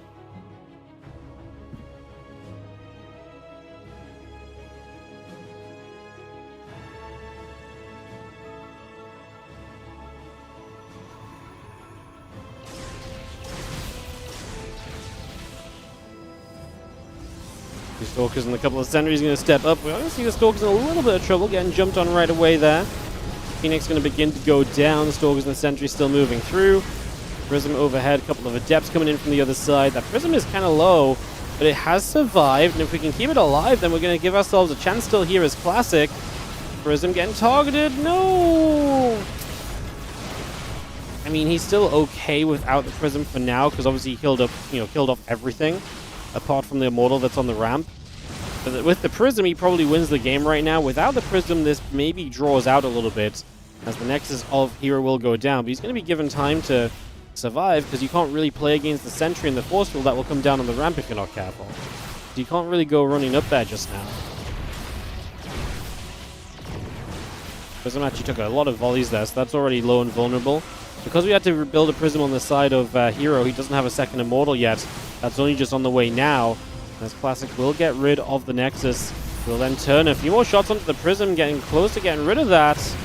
And that Prism needs to be careful coming forward to pick things up. Is a dangerous game. We actually have a Depth that can threaten the mineral line, and because there's not a lot of units here, I actually think that's going to be very effective. There's just not a lot that can kill Adepts. Even if there's units nearby, I think that Depth Shade should absolutely finish up, and they do finish up. And that's going to force the few units that are here to pull back against it. It gives you time to finish off the gateway, so you're getting even more value at the front. We kill 4 workers. We're going to nearly kill an Adept or 2. Oh, I like this shade a lot. I thought that was actually great. Spot on for what you want to be seeing. Is going to be seeing the Adepts are going to threaten the idea of a shade again. Not going to run far enough forward this time, however, as we chase a bit back and forth. There is an Immortal now on the way from Classic, still maintaining an army supply lead. He's going to get some Force Fields up for himself. Or some Sentries up, I should say, and they obviously do have the potential to be Force Fields. Still trying to get after that Prism. If we kill the Prism, it would be huge. You stop the micro on these units, and you do so much for yourself. Prism gets forced back. One of the Immortals goes down. A new Immortal about to replace it, however, so we will have that to try and help save the day here. Prism micro from Classic. Did he go a little bit too gung-ho into this base? I think he might have done. Those Immortals are holding on. That new Immortal that spawned did a major amount of work there. At the end of the day, though, this breaks down to a one-base game piece. Like, this is not won just because herO held on, because he's on one base and so is Classic, so no one really has an advantage just because a defense is made right now. Immortal still hanging about up on the high ground. Yeah, the new Immortal popping out. I think Classic really felt like he was like, oh, I killed an Immortal, perfect. Now I can jump into this base. I really have the numbers. The new Immortal popping out was huge. Even with the Prism going down, you could see the damage was just available to keep him in the game. As Captain Damage hits us up with the 4-month resub on the Prime. Thank you so much. And we now try and Immortal drop to try and do a little bit of work. Sentry there to play defense as well. And herO has indeed held. Work counts even, 22s each. herO actually going to have Adepts on the other side of the map that we have no answer to right now from Classic. He has nothing in place. He's going to recall, and that takes all the aggression from his side. And what that mostly does is exposes his robo facility.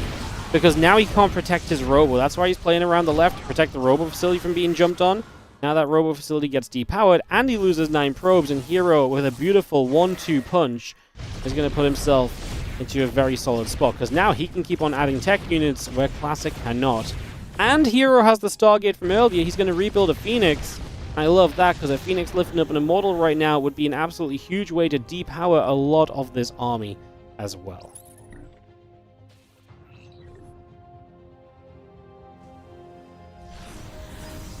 Immortals coming about. A couple of Stalkers setting up.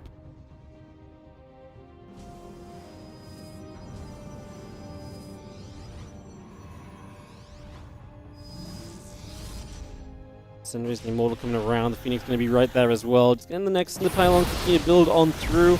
We see an attempt to try and push forward here. A couple of Immortals ready to try and fight.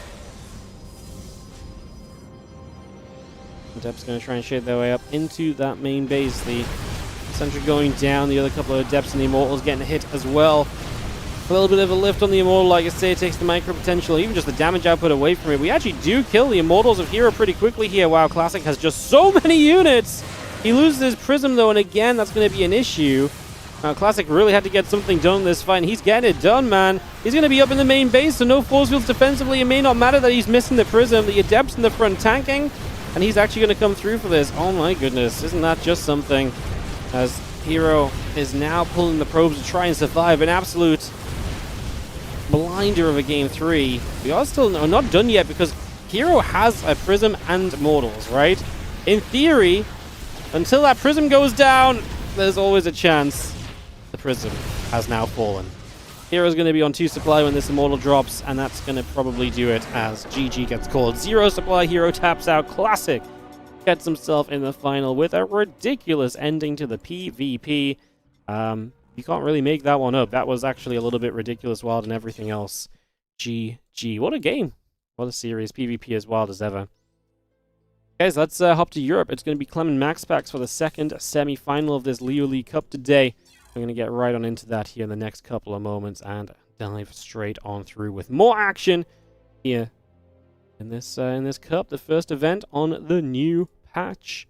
Obviously, new actual patch as well. Like, this is live, not just on PTR.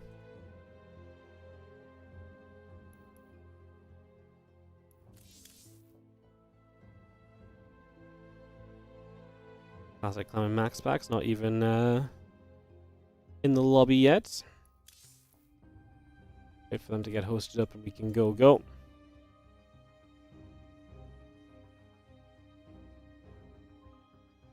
When are we going to nerf probes? Probes are too strong. You know what we need again? We need another worker-only tournament. The worker-only tournament was some of the absolute most top-tier StarCraft we ever casted. Need to bring that back. Bum, ba, ba, bum, ba, da, bum.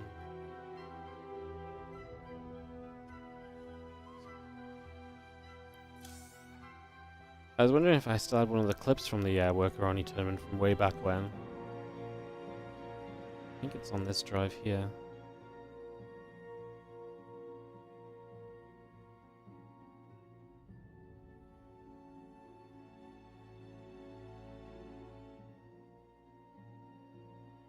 Oh, I didn't transfer to this PC. Maybe it's on the old PC still.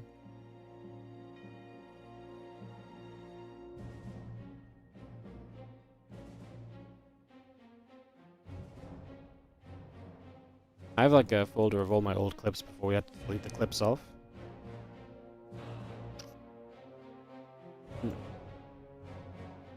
Waiting for Clem and MaxPax to go. They've been given permission to start, but we need the lobby. It's going to be Pylon to start us off. Love to see it.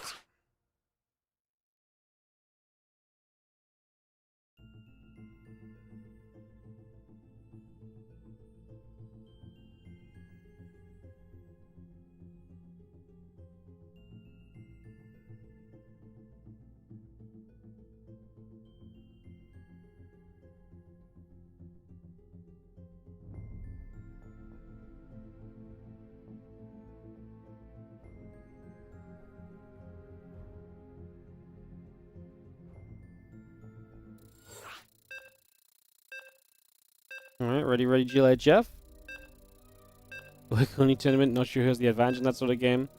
It's pretty wild. Yeah, it's it's pretty crazy. The clip I was looking for was so I absolutely I couldn't breathe. I was laughing so hard because it's a worker only tournament, right?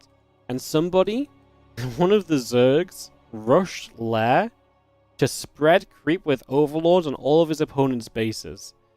And I'm obviously like, why is he rushing Lair? And then he starts spreading the creep. I'm like, oh my god. And as he starts spreading the creep, an STV or something walks over to the third base to build a base, and he the guy's just like, question mark? He's like, no, that's it. I wasn't in the game. No, it's even better, because I wasn't in the game. I was out the game, and so I was listening to someone describe it, and so I was literally reading the lobby chat, and someone was like, admin, help. And the admin's like, what? Question mark. And he's like, I think he's cheating. He spread creep on all of my bases, so I can't expand. I'm just absolutely losing it, because he's just like, he's cheating. This isn't fair. Funny.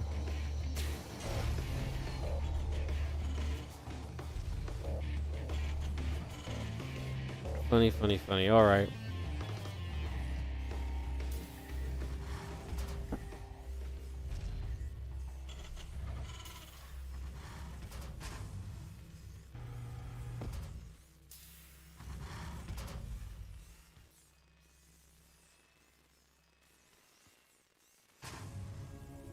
I do have them saved somewhere. I just don't know what. Oh, there they are. Is that all my old clips?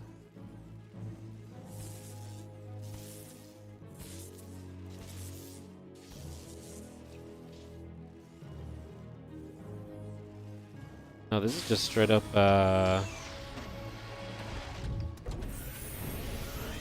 these are just straight up tournaments I just found. Holy. Huh. So sick.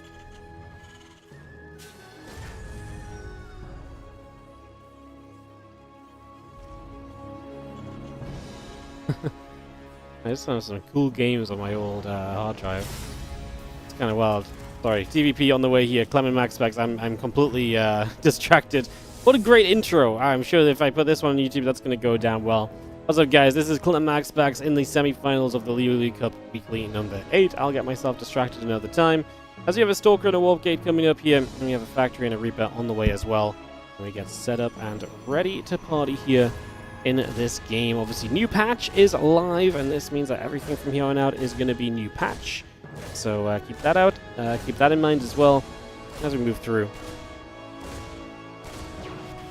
And yeah, as we get into all of this, basically, is what we what's going to be kind of fun to look at and see how it goes, and like I say, all of that kind of good stuff. So yeah, looking forward to seeing how things turn out over the course of this one.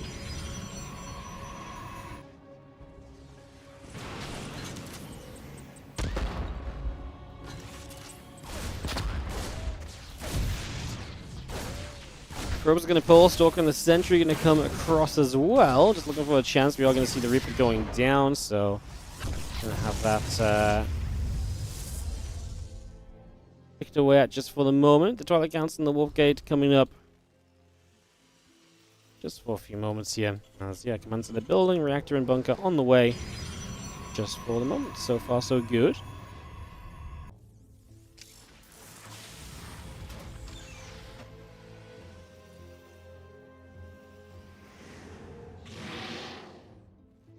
Let's see MaxPax going into his blink openers. This looks pretty standard for now. It'll be very interesting to see what the follow-up starter be. When they played the PTR Cup last week that we ran, MaxPax was extremely averse to playing any kind of Storm. That was when the new Storm had just been kind of released, so they weren't sure about it. So it'll be interesting if he plays any Storm at all on this one.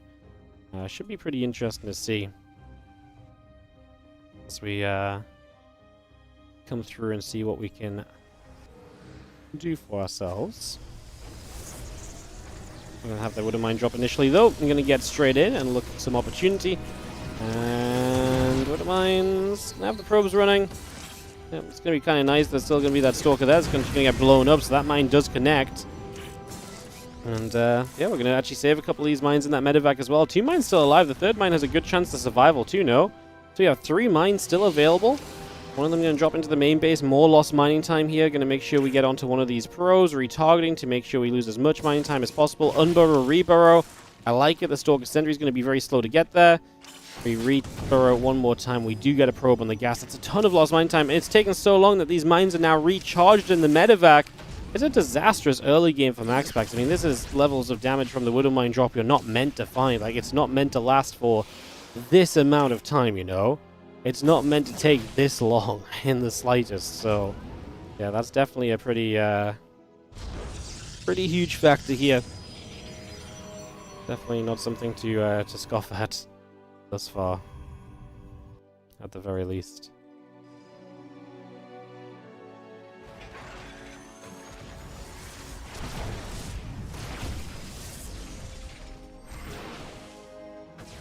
The regular siege got the probes in trouble.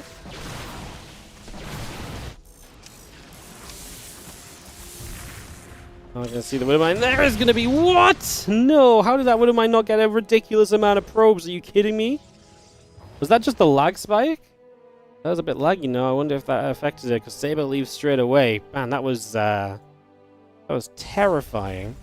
I thought so much was about to die there, though. I was absolutely convinced so much was about to die. Jesus.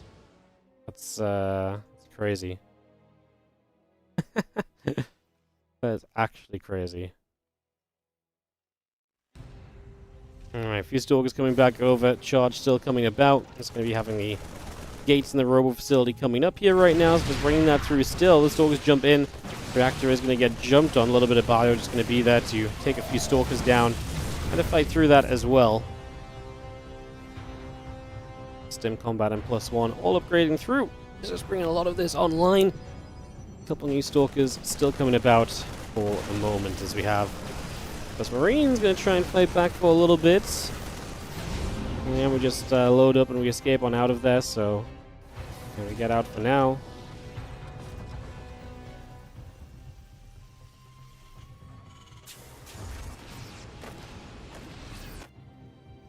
Marine Marauder tank is still going to make some moves, so just stepping across over to the other direction. Trying to get across there for now.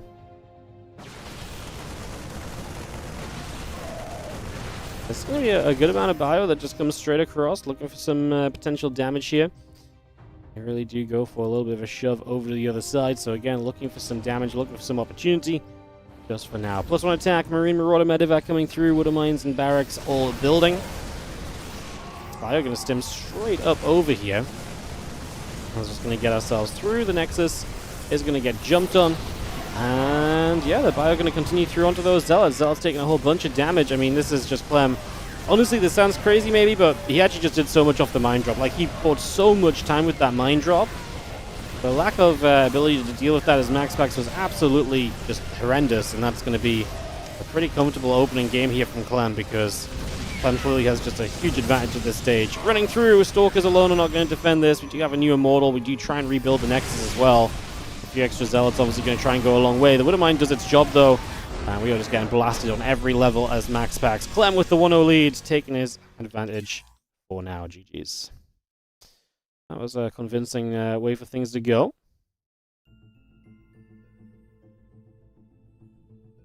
We'll head into our next one then in a few moments' time.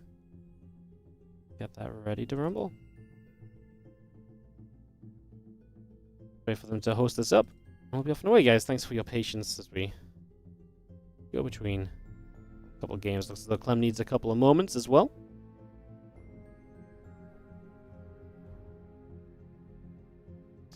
We need ley lines for our second map.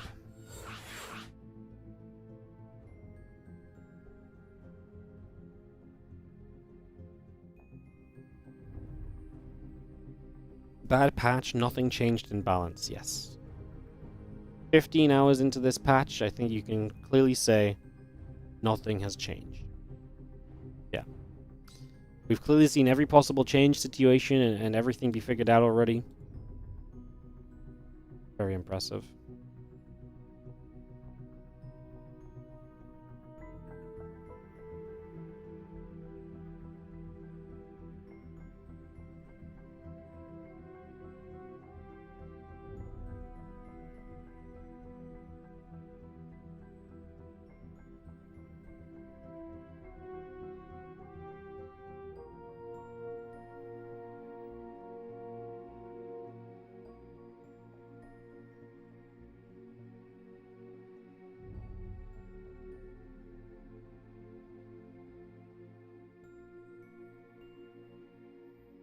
Alright guys, just waiting for Clem to return.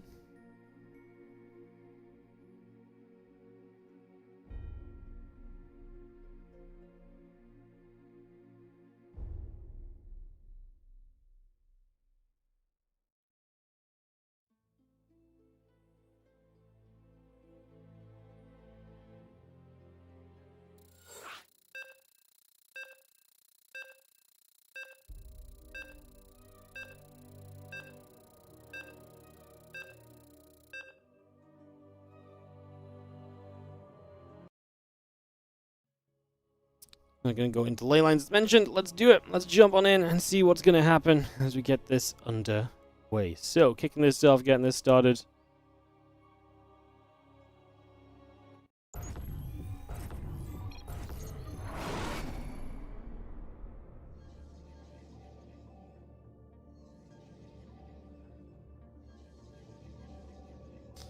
In the bottom left-hand corner, going to be our blue Protoss who's down a map. It is going to be MaxPax.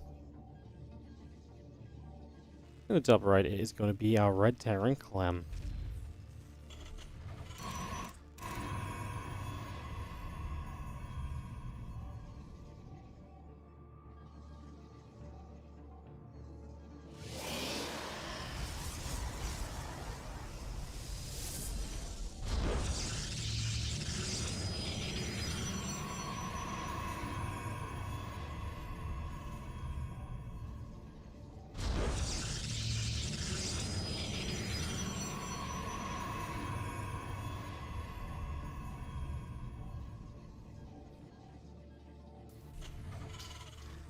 Alrighty, so yeah, we got set up.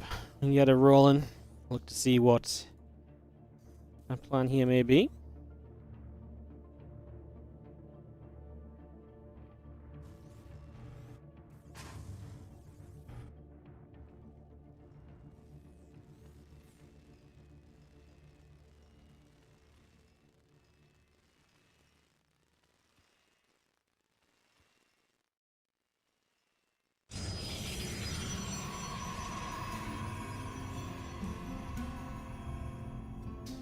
Proxy barracks, obviously in place right behind the natural as well. So a very cheeky little position here to start off with from Clem and try and take some advantage almost right off the bat. Obviously as MaxPax comes around, trying to deny this bunker from coming up if nothing else in the early few moments. Just going to try and deal something or do something about that for now as we continue to step about.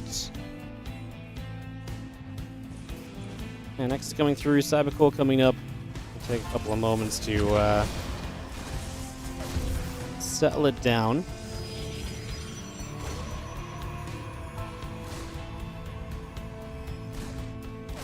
Reaper is going to chase, and that probe is in some trouble. Probe is indeed going to drop. Factory Reaper on the way through as well. Just going to see our Nexus and our Stalker continue to come about. The Reaper is going to still stick around here. Can we actually finish the bunker? Yes, we can. SCV will go down, though. So no repair available, but the bunker can be filled by a Reaper, and for a few moments at the very least, we will be able to have ourselves some damage being dealt.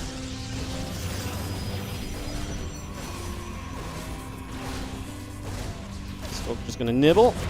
Bunker already taking a few shots. Like I said, it's kind of a guaranteed fall. But if the Stalkers come in onto the bunker, the Reapers can threaten the main base. Good split from MaxPax, doing the right thing over here, which is to just be very preemptively ready to kind of come through and kind of jump on in. So a couple of workers do go down. A bit of damage dealt right away there.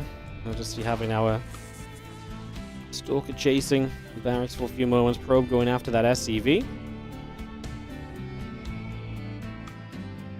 Again, Warp Gate, Stalker all coming through. Continue to get that about here. Just going to have the Stalker continue to push across for the next couple of moments. So you bring that straight over the other side.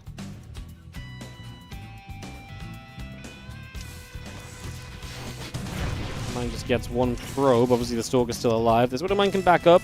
But there's actually going to be a gap for the Stalkers to get through as the SCV on the command center will be in some trouble, and Clem under some early pressure here.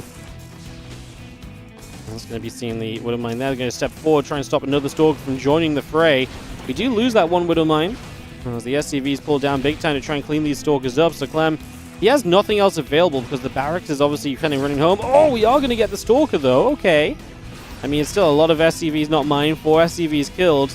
A new probe shows up that's massive because the probe's going to give itself up to the Widowmine. If the probe gives itself up to the Widowmine, then we can, then we can do all the right things. We unburrow, reburrow, we run away.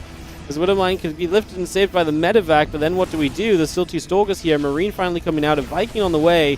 Clem in crisis management mode right now, just to try and survive through this and to find an answer. Meanwhile, MaxPax 37 workers looking very comfortable. That's a lot of low HP SCVs, by the way, so those going down low obviously puts them in danger. The Stalkers one hitting them. The Widowmines burrow up there. The Viking can come through to help, but this is way too much lost mine time and way too many, at this point, SCV losses coming through as well. Only 25 workers in the game for Clem, and this is turning into, like I say, a disaster because there's nothing slowing MaxPax in return. Clem is not getting anything out of this himself. Loses the medevac. I honestly wonder how long he's going to try and stay in this, because I think he must know that this is extremely bad for him. I mean, it probably doesn't matter, because soon there's going to be a blink into the main with the prism of Stalkers and blink that's going to come across the map, right? So I think at that point, Clem will be very decidedly not having enough. So maybe that's just the point where kind of heading towards and waiting towards here. For now, though, it looks as though Game 3 might be on the table. Let's see if the blink does get to a point where MaxPax can kill Clem. The army supply is now even-ish, but we're going to add on gates. We're going to get stronger. MaxPax taking a third. Clem down 14 workers already is the real issue. And again, just so much lost mining time along the side of that as well. As the cycle unlocking, the Stalker getting pushed back and away for a couple of moments.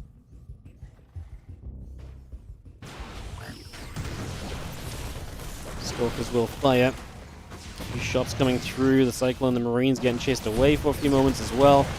Seeing that being pushed back the other direction. I'm just going to tap out. Not going to stick around. He knows this one's over. GG's. And we are going to get ourselves a Game 3 between Clem and MaxPax. Always a treat, even if it does come via a very aggressive game. Sometimes that's what Clem MaxPax is all about. Aggression and early game micro and how those trades kind of pan out a lot of the time. So, yeah. Jump into Tokamak for map 3 of the series.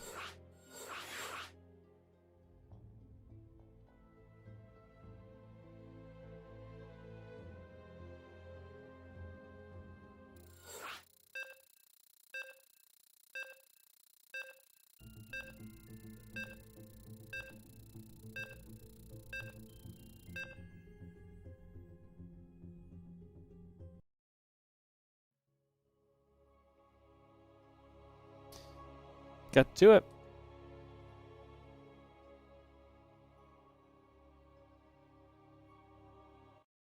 Game number 3. As in the top right-hand side, our blue Protoss player is MaxPax. The bottom left, red Terran is Clem. And we have ourselves a deciding map coming up between the two of them.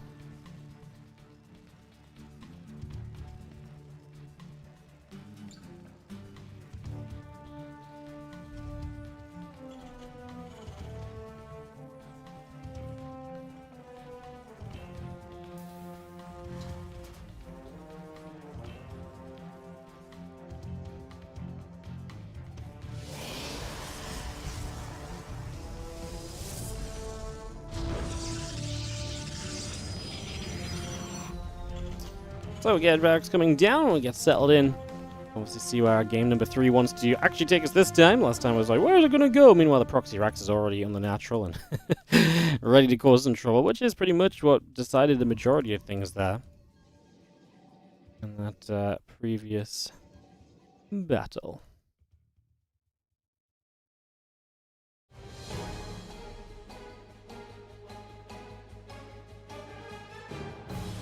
Okay, we're coming about, probe on the way, out of racks, out of gas. A little bit of everything coming through in that regard currently.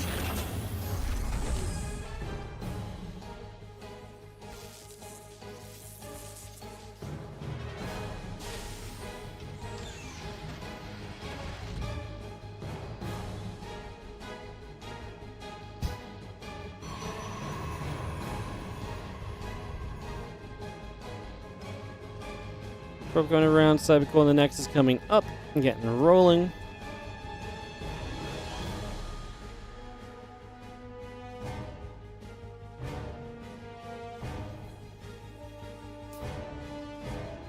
Probe heading to that upper right hand side. So again, a little look to see just what's going on. A little bit of what's happening.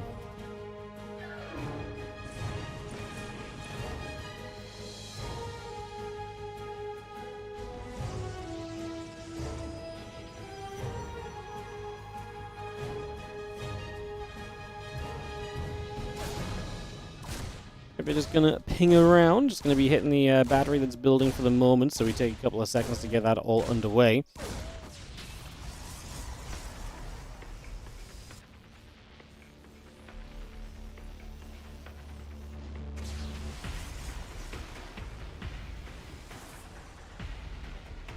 Stop our building, and we'll get the sentry just on the way up. We get that rolling out.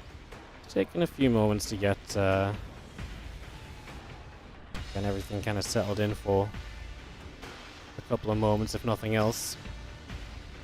Well, that counts is going to be the choice from MaxPax. Show us some Storm. Give us a macro game with Storm and everything, you know. Give us what we want to see. Is what I'm asking for. That's what I want. I want us to see some proper Storms and all the good stuff coming in.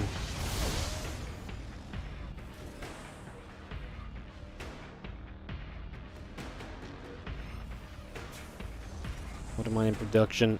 This is going to be pretty standard kind of wouldn't mind drop potential here. Obviously a couple of Reapers and a Hellion early will hold the map control initially for Clem, but otherwise the wouldn't mind drop is pretty much what we're just looking to get to right now.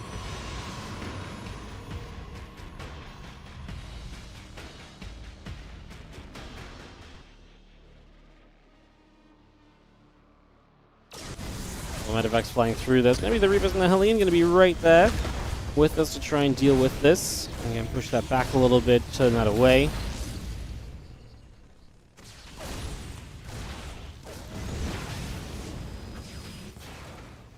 Two more Marines, the siege tank going about. That blink's still about halfway done just currently.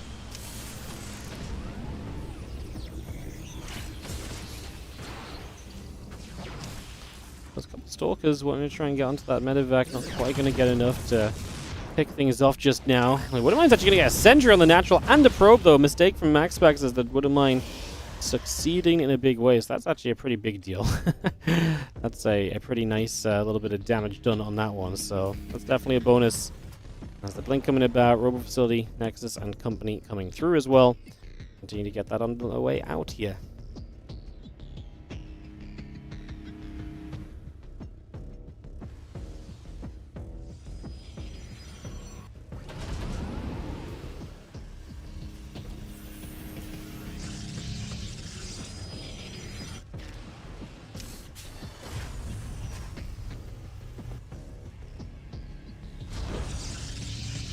And a couple of refineries building, engineering bay, and the barracks is coming online. Just to see the few Stalkers still joining together.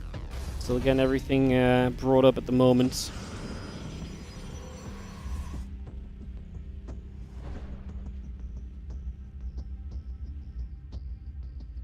Marines and the tank's going to take that chance to get out on the map. Now we go charge here. We get the gateways going. The Immortal's going to be a big advantage in this setup as well. So we continue to try and just get all of that brought into play. That's really a lot of what we're aiming to just get to for now.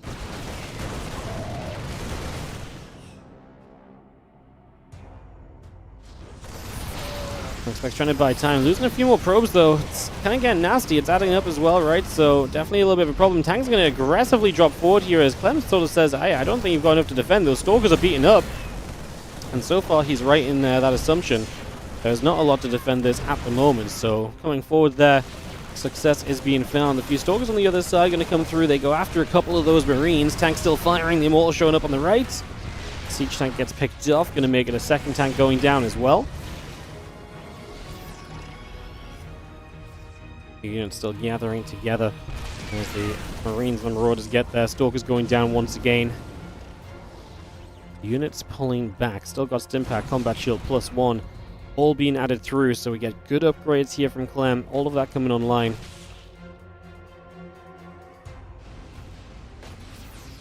The Marines going to unload. Medevac going to be right there. A couple of Stalkers in trouble. Raven in trouble.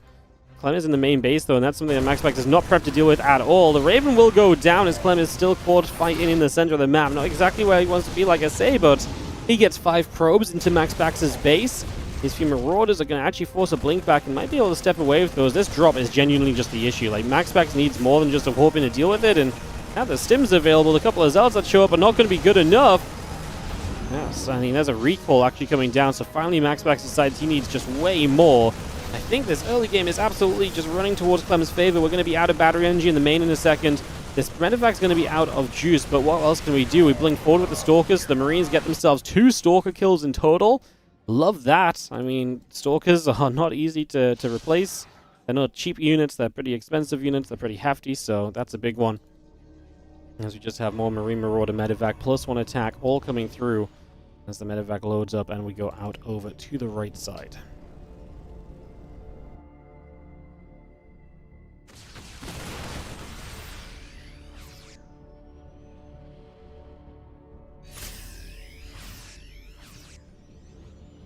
Another big stim, heading up toward the top. Server going to be right there. Mortal taking a little tap. Marine Marauder plus one coming through the Medevac building. Wondermine's on the way. Wondermine shots. Oh, ho, ho, 6 probies going down. Just going to connect through there. The sentry falls. The rest of these units still trying to jump in on this. Another Mortal going down. Stalkers still taking hits, taking damage. It's going to be that Storm coming up now as well on the side of MaxPax. So bring that Storm online. The couple of Stalkers building up. Probes continue to produce as our gateways starting up as well. Still got bio gathering up there. Widowmine's joining. All of that bio joining together as we have 3 probes going down. And Storm's about halfway. The Ghost Academy's coming up. Still so far have been significant as again Ghost Academy's about halfway through here currently. Bio Force coming around the right and just seeing Clem 150 to 100 supply. Does he have enough to just end this right now? I don't think Storm's going to get a chance to finish, so maybe no Storms for us in this game. The Zealots are going to help, but the Widowmine was actually pretty good. Softens up so many of the Zealots. And Clem is able to get a lot of value already on this army that's just not going anywhere. MaxPax knows it 2 GGs. Clem 2, MaxPax 1. Their first meeting on the new patch will go in Clem's favor. And it is going to be Clem Classic Finals today, which I said I kind of wanted to see. I wanted to see the Clem Classic Finals. So we're going to get into that best of 5 style in just a few moments, guys. I'll be right back. We'll come back in a few, and it's going to be Clem Classic in the finals. Best of 5. I'll see you guys there.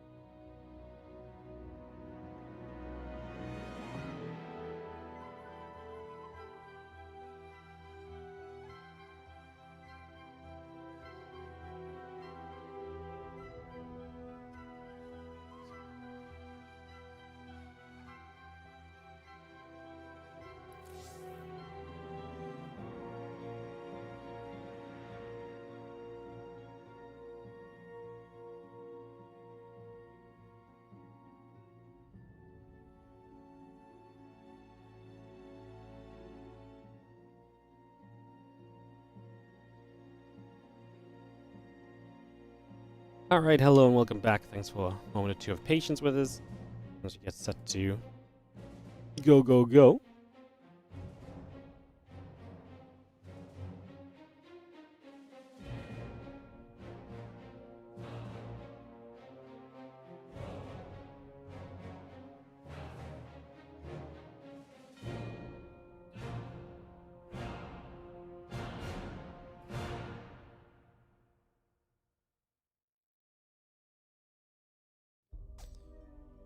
Those are still on the way, so we're not in fear of...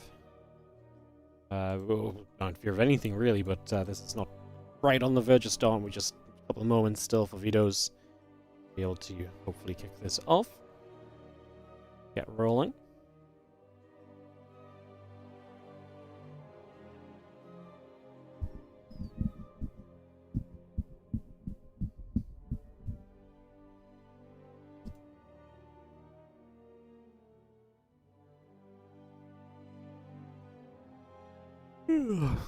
Excuse the yawn.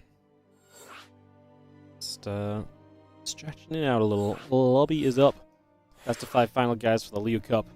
And it is going to be Clem. This is Classic. I wanted to see this. I really do think, because Clem Classic has been such a pain point for Clem lately. I think Classic style specifically is impacted by the changes. Compared to like the madness that ensues when herO plays and when MaxPax plays a lot of the time. I do think Classic has much more of a, I just wanted to get the Storm and Macro. Is that something you can still do? Is a very good question. On this new patch, we're going to get our first sighting of this in just a few moments as the lobby, like I say, is up. Yeah, Clem did beat Classic on the Maestros of the Game upper bracket semis, if you guys remember. That broke the losing streak that Clem was on. He'd lost 5 series in a row to Classic before that point, including that devastating 3-0 at EWC.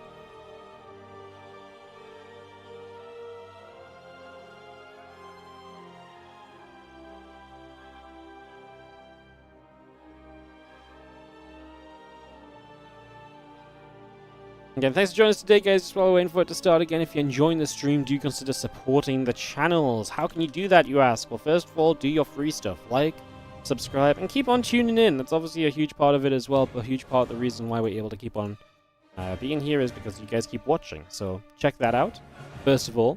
Secondly, if you want to really support further, it is the last day of the September deal on Twitch. So if you gift 5 subs, you get at least 1 gifted sub that comes in for free. So if you're thinking about supporting and gifting some subs at any point in the next few days or weeks or whatever, this is the best time to do it, simply for the fact that you will guarantee some free gifted subs to the channel. So 5 gifted subs today is worth more than 5 gifted subs tomorrow, is the TLDR on that one. So if you want to take advantage of that, do consider it. Otherwise, all the usual stuff. Subscribe, Prime sub as well, obviously. We've got the Patreon page we'll talk more about when we get back to running WardiTV events as well. And talking about WardiTV events, we do have 2 WardiTV events over the next 2 days. So tomorrow is going to be WardiTV Team Liquid Map Contest Qualifier. So that's going to be the qualifier into the Team Liquid Map Contest tournament, which happens next week from Tuesday through Sunday. That's all of our content next week. And again, I'm not here this week, Saturday, Sunday, Monday, as such, because I'm not here the weekend, and also not here. I'm not back in time to do the Monday Cup on Monday. The Monday Cup will be on Friday, so this Friday will be WardiTV Mondays edition 54, are we on, or 53? Did we just have 53? We just had 53, right? Yes. So edition 54, if I can get to it, is indeed on Friday. So just letting you guys know that is a little bit off schedule. Need to move Classic into the player spot. Clem asking Classic if he's ready, but hasn't even done his duties as the lobby host.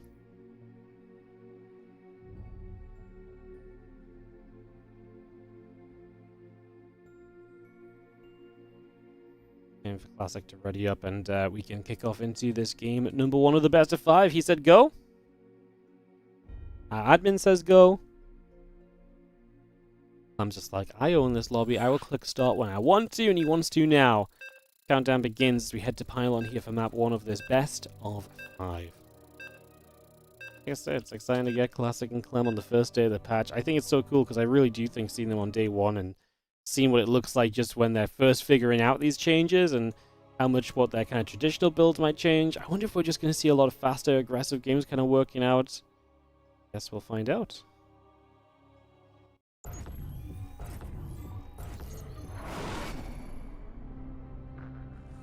In the bottom right-hand side, we're going to start things off with the red Terran player to kick off this best of 5 final in the LIULI Cup Weekly 8. We are going to have the red Terran from Team Liquid. It is Clem. Top left, the blue Protoss player is going to be Classic.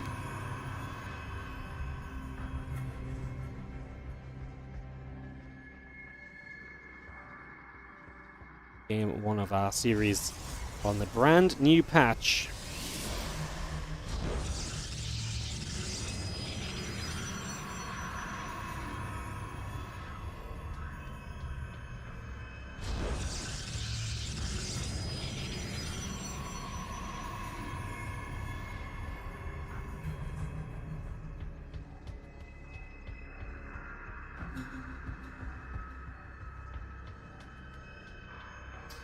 So we get set up, we get ready to rumble.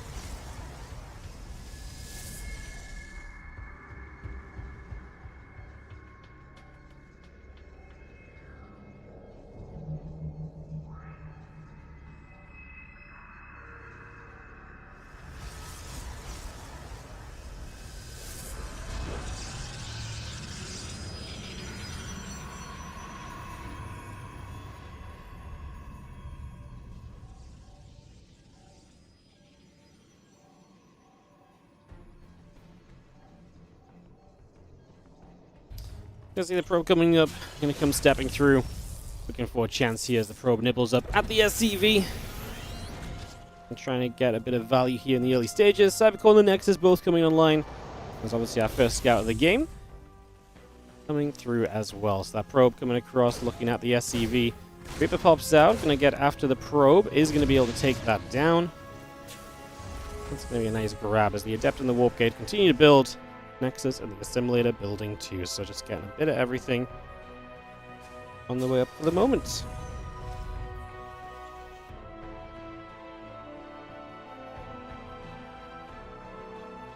And Nexus building by CC, and so on the way up as well. Just gonna have our Reaper gonna start pinging away at the pylon here, so getting some damage dealt as the probe will get jumped on there too.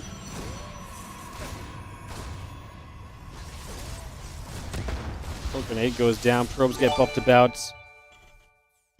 Does the frame rate look like it's going up and down? It's just at the start of the game. When I tap out at the start of the game to do things, or if I'm like checking a LIULI and stuff, the frame rate when I bring it back in, until I click in-game, the frame rate will be lower. So that should be all it is. If it's anything more than that, then we have a problem, but shouldn't be. Thank you, C-Code, for the 43-month resub and the Rift Blush. Appreciate you. As we play a bit of cleanup here defensively early on. We get rid of an Adept. We've lost a Reaper. We actually have another Adept going to commit in, but there's still 2 Reapers here and now a new healthy Hellion, so I don't like that commitment.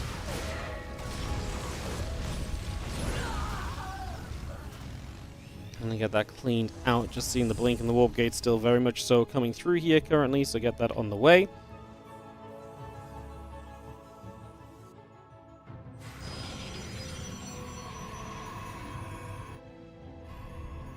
And blink building, Warp Gate coming up. We get that coming through.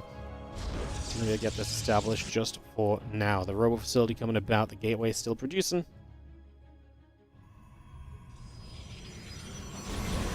Gate and the robo continue to come around as the Reapers and the Hellions put a bit more pressure in. Adept will fall.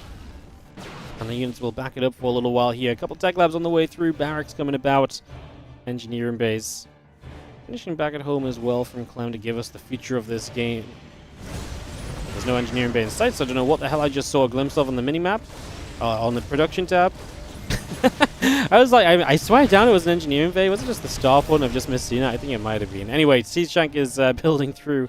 It can't be the starport because the starport has been out for ages. I've got no idea what I just saw on the minimap, on the production tab, sorry. That just looked like an engineering bay.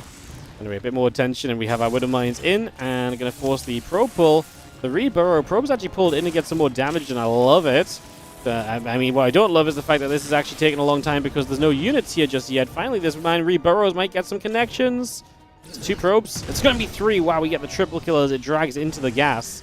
And the one mine on the medevac actually unloads again. Low HP. I don't hate just getting the shot off and just getting away because you may as well get the shot now. That mine doesn't have the HP to burrow, unburrow, mess around. So get a shot, lift back in the medevac, and still be a threat for later unless there's a unit nearby. It just forces the Protoss to keep units back at home and to keep thinking about that medevac as Classic attempts to make his way onto the map. Stalker's here already, going to grab a Hellion to begin with.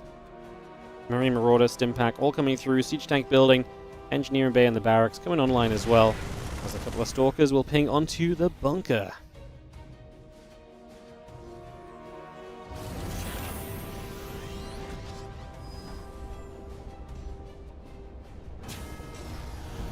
And +1 in this dim coming through. Temple Archives and the Charge coming online as well. So all of that coming about.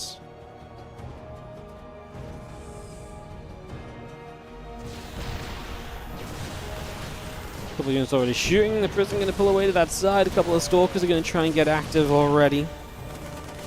Let's just have the Temple Archives building up. Charge on the way. Still a few Stalkers popping about. And the Bio gathering into the corners. Stimpack Combat and +1 all on the way through for the moment.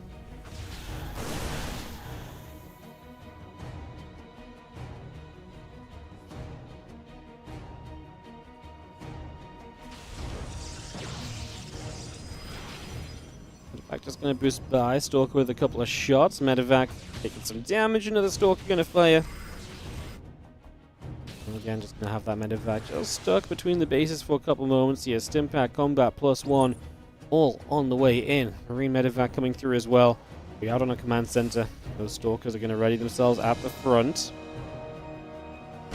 Medevac died apparently, so it's already full, and the SCVs do pull in. I think repair's good. I don't think we have enough Stalker DPS to break through this, so Classic will go nowhere on the front doorstep. He is going to get the Storm, by the way, so we are going to start seeing High Templars. We're going to start seeing Storm. This is the kind of PvT we've wanted to see to really test out these changes realistically, so we're going to get a good look at it now. As the Stalkers peel off to the side, a couple of Medevacs go boosting across.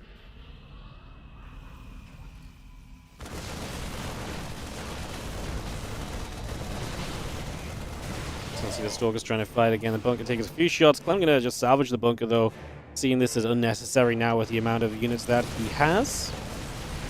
Going to be able to start making that play as the Nexus will take some damage. Prism coming back the other way. More shots coming about. Medevacs will lift up. We get the kill on the third. That's going to be huge. Getting rid of that and resetting is going to be a major positive for Clem in this first game, which has definitely been just good for him in general. Again, just finding a good, streamlined early game. Resources lost is kind of even, and actually now Clem will lose these dropships, so that's going to be an issue. Classic getting a good catch there. Whoa, auto turrets around the back actually kills a High Templar. Funnily enough, the HT's coming along the low ground, and the Raven's auto turrets are successful in getting some damage returned. So that's a nice little move from Clem, finding an opportunity. Ghost Academy coming up for him as he gets ready to deal those new storms with the EMPs. Remember that Storm does have a little bit less reach now, so the dance of kind of EMP in the Templar may be a bit more kind of achievable than before.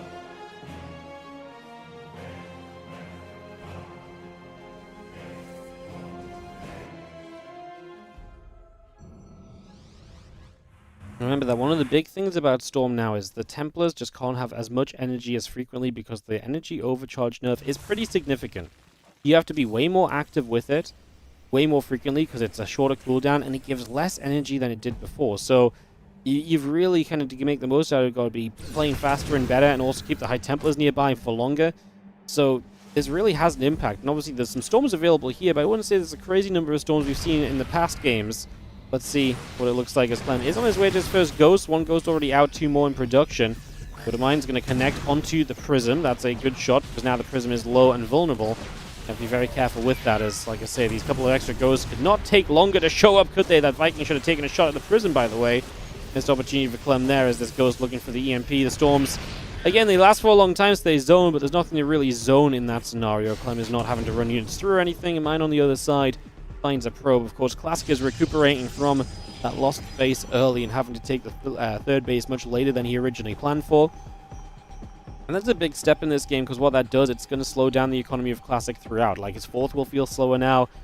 He's not going to feel super comfortable super quickly. How many High Templar on? We are on 8, so Classic is playing the high Templar count. Now switching into Colossus as well.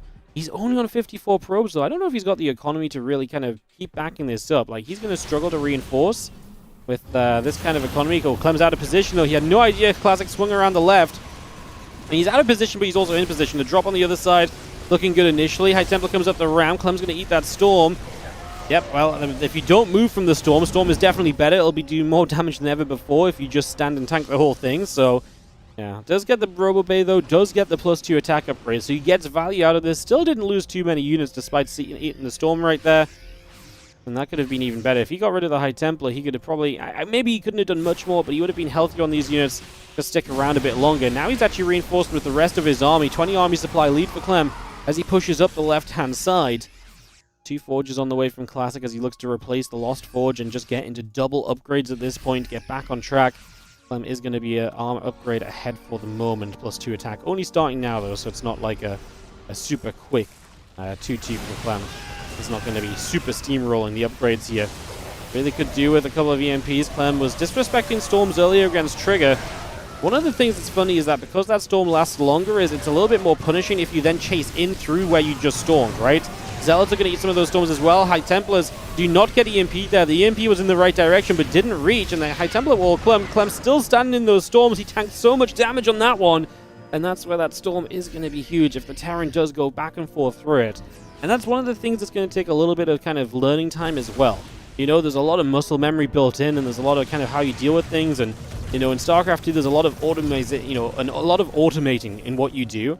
And when this something like Storm has its duration change, a lot of your automation of dodging a Storm and letting your army attack back in is now going to be very different than it was before, right? Like, yes, in theory, Storm lasts longer. You see Storm, don't go back in. But if you naturally dodge out of a Storm, and then you're like, oh, you know, in your head, you're like, oh, the timer's done, I'm going to be able to attack through now, and you naturally go to attack at that moment, you step back in it, that's the sort of thing that may take a little bit of adjustment time, as we see with every patch and, you know, changes like that. So, definitely factors, as you have extended thermal lance, +2, +1 on the way. What's up, Piggy? Thank you so much for the 56 mil 3 subs. Stormy David one more time. Yeah, I mean, that's what Clem's asking for. He can't get enough of these Storms. He keeps walking into them today. He really does.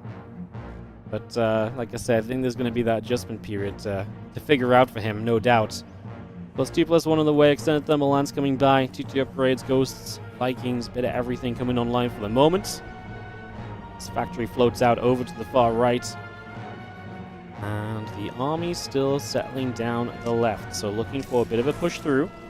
Fire force spreading over the right-hand side. It's a lot of units, and right now, Classic's not seeing Clem coming around the right, so he's positioned on the left, but not making a dive down to punish Clem's move out that also doesn't see where Classic's army is. Clem ends up pulling back, so it's not going to be that much of a factor in the end. What's the first server? Yeah, West is server 1, guys. It is West, Central, West, Central, West on this final. Thank you, by the way, Bitter Melon, for the 4-month resub on the Prime. The SCVs are there to protect the bunker. Repairs that back up. Obviously, this was a rough start from Classic. You're definitely not seeing him explode in economy. So much of the PvT lately has been the Protoss just getting to a point where it's like, oh, I'm ahead, boom, base, base, base, expand, expand, and I've just got money for days. The chance to really just throw kind of, you know, money at the production lines and just get more units up and replace and then just go and fight scrappily. That's obviously not the case in this game. This is 4 bases versus 4 bases. That should be good for Clem, but it's still very much so going to come down to the fights and how these trades go.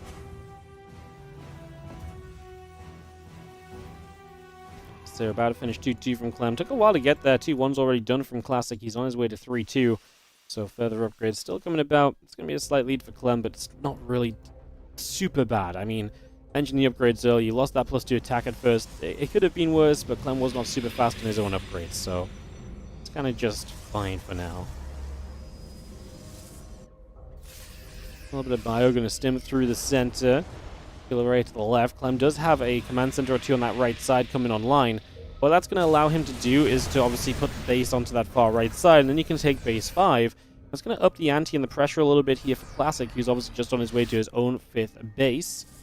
Fusion core coming about, Starport and the +2 ship weapons coming online. And we are seeing that fusion core as well, so advanced ballistics is a very realistic possibility soon as well. Which gives you the chance to get into Liberator range, and Liberators are going to start locking down a lot of areas on this map and start creating a lot more difficult engagements for Classic to fight his way through and to figure out. There's a lot to, you know, calculate and work on when those Liberators get sieged up in these scenarios. And that might even force Classic into a later game army like Tempest, and so if he feels like he can get there, if he doesn't feel like he can get there, he can just warp in a whole bunch of Stalkers. You know, and just try and fight Liberators with Stalkers, but that's the less effective way of dealing with this. So yeah, we'll see what Classic's response is going to be. Right now, a couple Storms coming down. We are going to be seeing the army of Classic still pushing down that right side. Storm on the left, not going to do too much. Clem kind of wandering through the tail end of that one. Does a bit of damage, but nothing so deadly.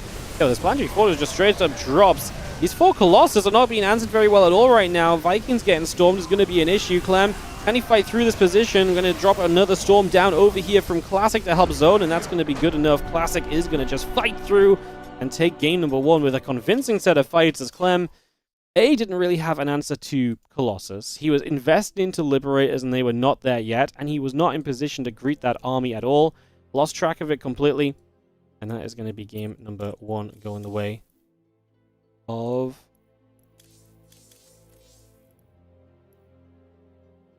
game number 1 going the way of Classic. Sorry guys, my StarCraft is not reconnected to Battle.net, so give me a moment to try and relog here. I'm going to do it quickly so we don't miss game 2. An error occurred starting StarCraft 2. I love that for me.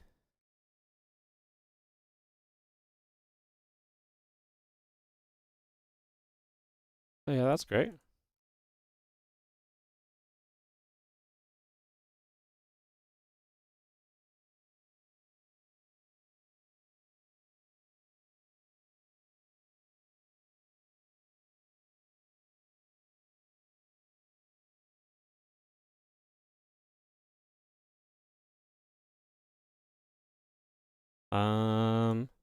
Let me just update my BattleNet quickly.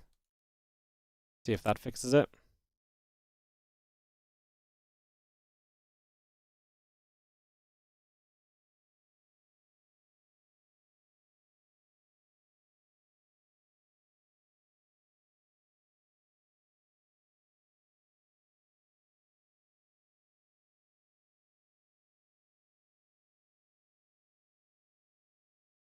This happened to me the other day and it just fixed, but I can't remember why it fixed.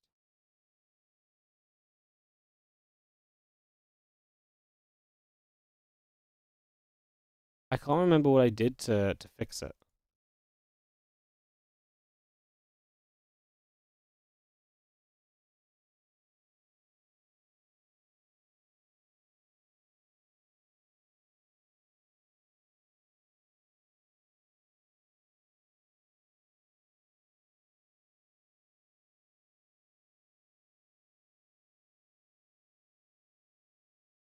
You always close BattleNet when that happens? Yeah, I just did. I've just tried closing BattleNet and everything, all the process that BattleNet related.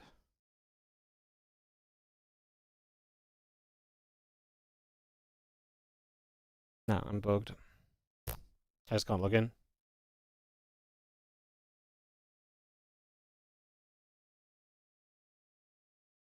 It sucks.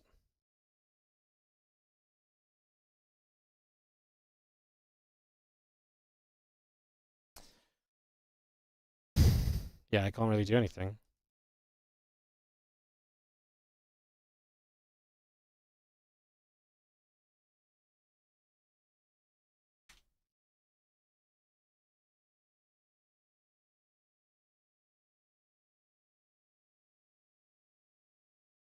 This bug goes back to 2018, apparently. Love that.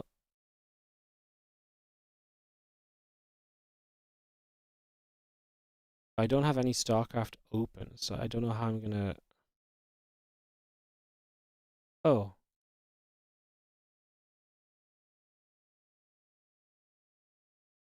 Was it just in a different section?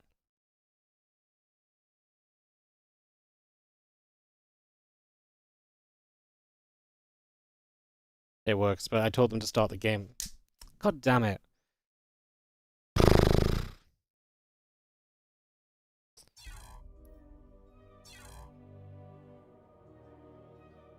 I thought I was going to be able to fix it, and I fixed it.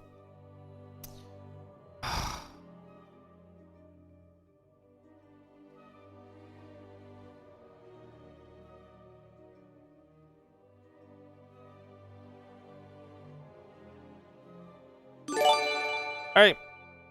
In the top left-hand side for game number 2, it's Clem. It's going to be in the bottom right, our Blue Protoss player classic as we get going into our second game of the series. Thank you so much, Clado91, for the Prime sub. And yeah, sorry guys, no game sound on this game too because my StarCraft just decided to bug and then not. So basically, I came out of game. It kicked me out of like all connection things with StarCraft. So I had to restart StarCraft 2, but when I restarted it, it just crashed. It wouldn't open. And then I told them that I couldn't relog in time, and then they went and literally, as I told them to go, it fixed. Love it. So yeah, no game sounds for this game too, guys. Sorry. We're just going to be watching from another stream.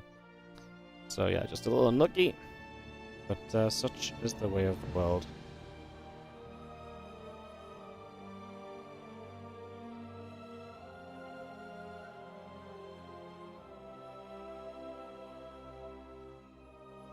Blame the new version. No, this happened to me last week as well. It's okay. Now that I know what I need to do again, if it happens, it's fine. I just panicked and I basically just had to end the StarCraft 2 process, but I thought I ended it. There was a second one I didn't hear, so yeah. All good, just no game sounds.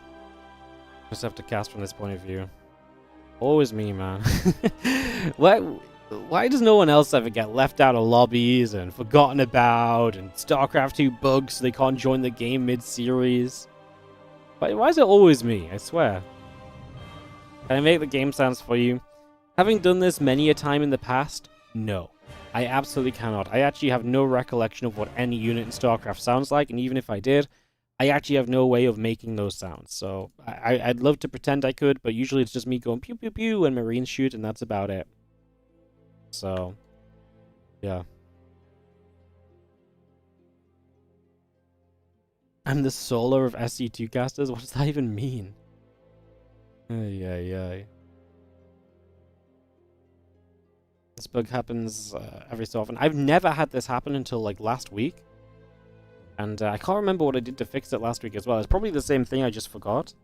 But, yeah. Just do task managers, man. Task manager nowadays has so many things in it. It's just like, I'm trying to find StarCraft 2. It's just like, I'm running like 7,000 things in the background. And by the way, here's a whole new list that you never used to see. I'm like, ah! What's going on? Can I do the voice lines for the units? No, I don't know what the voice lines are either. My brain doesn't retain this information. You know? I have no idea I don't know what any of the voice lines are. I couldn't tell you what noise a stalker makes. I'm actually terrible at this stuff. I listen to this stuff day in and day out, and I just have no idea. I know what the void ray sounds like. Oh yeah, the I have that saved somewhere. Let's try find it. No. Oh, I found it, but we have to listen to the clapping first. Hang on. Hang on. Alright, the void ray sound. Honestly, that could be the sound for a lot of units, like Storm. If this was the sound for Storm, I'd love it as well. Maybe void ray should just be the new Storm sound. That's what Storm does. Just tearing through everything. I'm joining up with a lot of units for this early push, by the way, so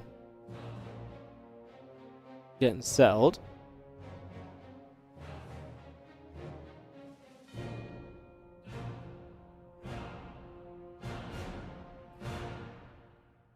Tank in a siege, Cyclone and Marines gathering together. I see that blink coming about. Gateway going to get shot at. Gateway will fall. I was going to say, the Twilight Council in trouble there as well. Blink is 10 seconds away. I think Blink will finish. I don't think we get the Twilight Council in time. Would have been nice, though. Would have been incredible to get rid of the Twilight Council. Going to see the Stalkers, they blink in instantly. Tank does a lot of work, honestly, and these Marines are absolutely shredding. Gets the Sentry at the end. These Stalkers have just blinked back. Can we get a couple of the low HP ones? Oh, look at that energy recharge on the battery. That's so sad. It's so minimal. The Clem just smashed his way through to a Game 2 victory I think he might have done. Yeah, I think he really has done... He's done plenty. I mean, he's already done a lot of work, and obviously this is not done yet. A new tank shows up. A new Viking can land, and two Stalkers are not going to change this game. Like, you can clean this up, right? Don't get me wrong. Like, you can push this back maybe as classic, but man, it has been way too expensive.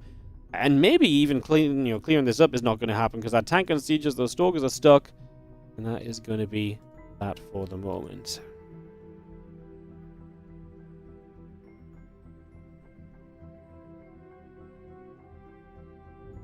Mortal stepping through, the siege tank pulling away. Just going to be seeing the tank pulling back. Should go down to the other couple of units that show up. The Immortal's nice, but we still have another couple of units showing up. Battery had a bit of energy left over.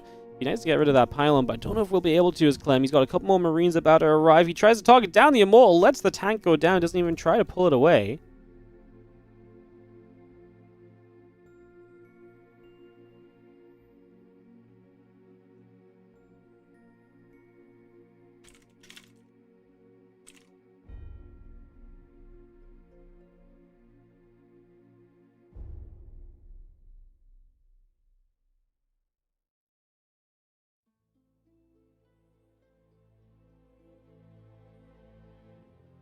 Stalkers heading to the upper left side.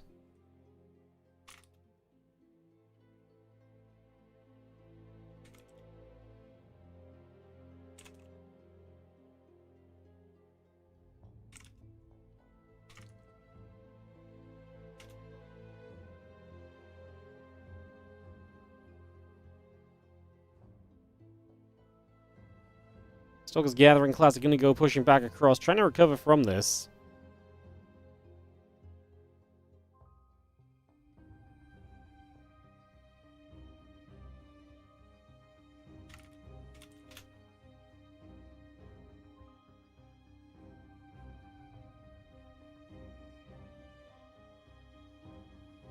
Stem Combat +1 all coming through. Marine Marauder tank coming about as well.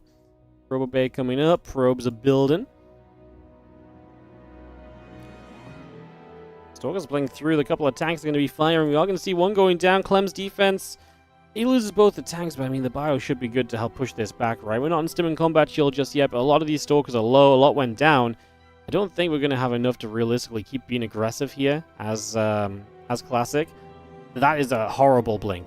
There's no way that's good. A, 2 of the Stalkers missed. And B, the rest of the Stalkers just have no HP to stick around and fight. Like, there's no way that was a good decision.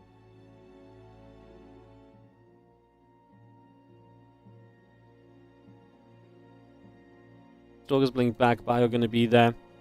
Stimming +1. Continue to come on through. As just say, Marine Marauder tank continue to come around. So, Stalkers ready to jump up toward the high ground.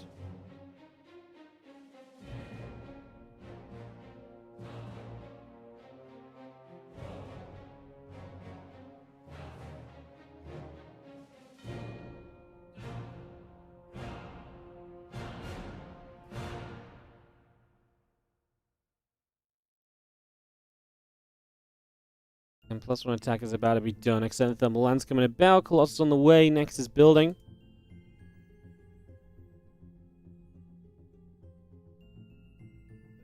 Bio is going to get rid of that prism there, so that's going to fall. The rest of the bio coming back across now.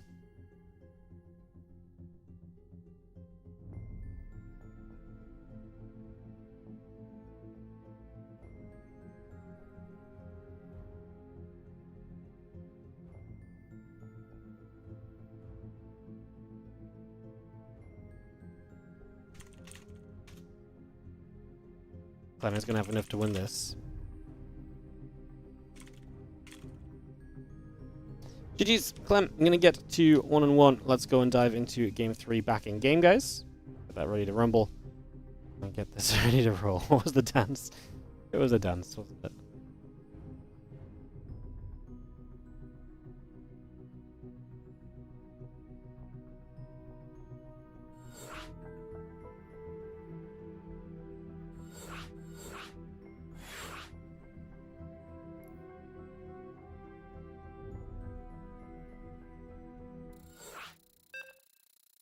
Alright, we're going to kick off. Get this on the way. And we're going to send this through. Ultra Love going to be map number 3, guys. We'll be back with Game Sounds now as well.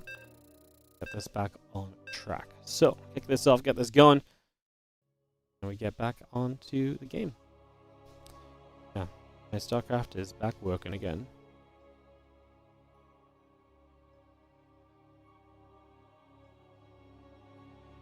In the bottom left, our red Terran player tying this series up is going to be Clem. That damage early in that last game was sufficient enough to put Classic a little bit too far behind.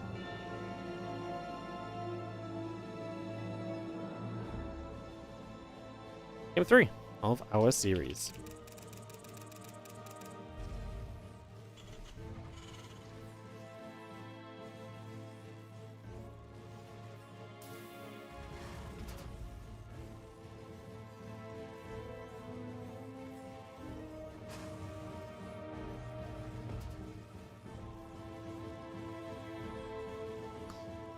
Alright, so game number 3, best of 5 finals here. Classic versus Clem continuing through as we get this up and running.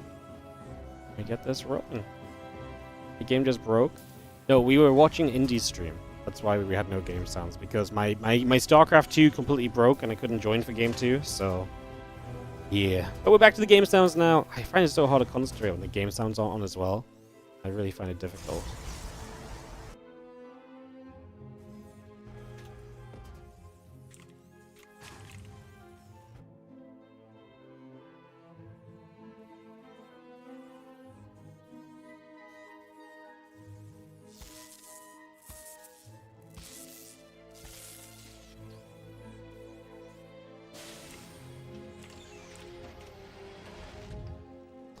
Reaper on the way, Cybercore coming about, Orbital coming through.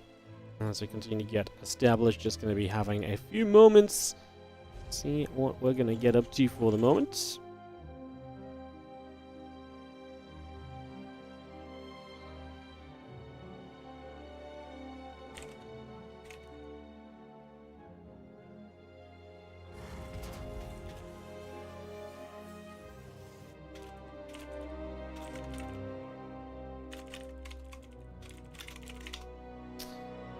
Coming across, returning back home. Next is obviously on the way.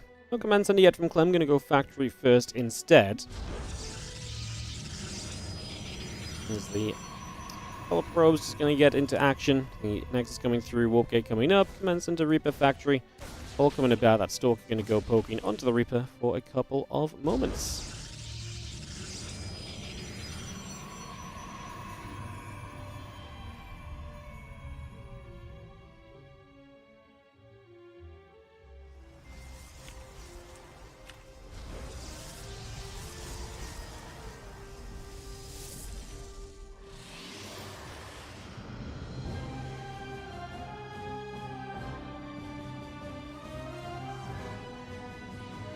Flight counts are coming down, Stalker on the way up, and see the barracks coming up.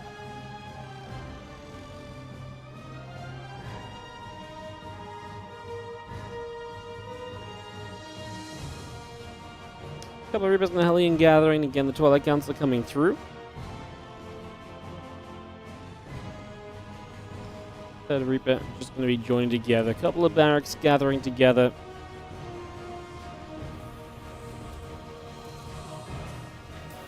I'm just going to be seeing the, we're just going to dive into what the main Stalker going to be jumped on.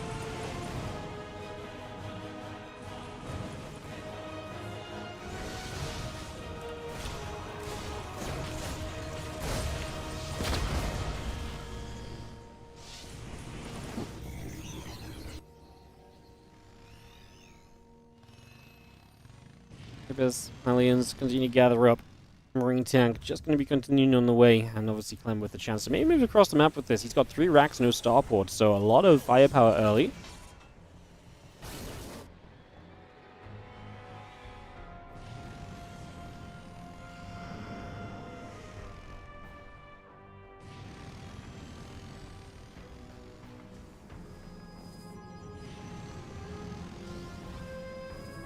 Reapers and Hellions gathering, another Stalker warping in.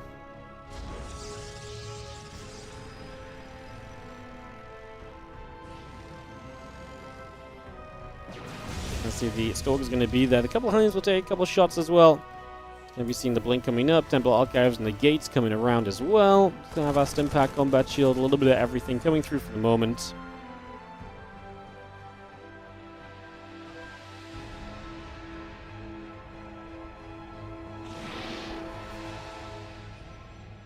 And Stim and Combat building. Marine Marauder on the way up, Siege Tank on the way, Storm will build, Blink coming through.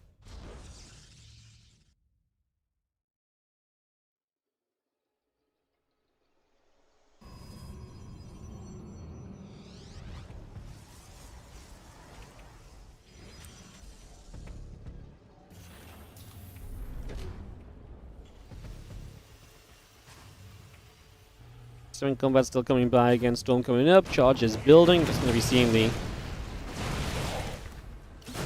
Bio just pushing back, obviously getting a little bit of space here, but Storm is going to be done before Clem gets across to the other side, so that's going to be a big factor already. So lag spike, who's lagging? There's a lot of lags today, man. It's not us, is it? I'm not dropping frames, at the very least.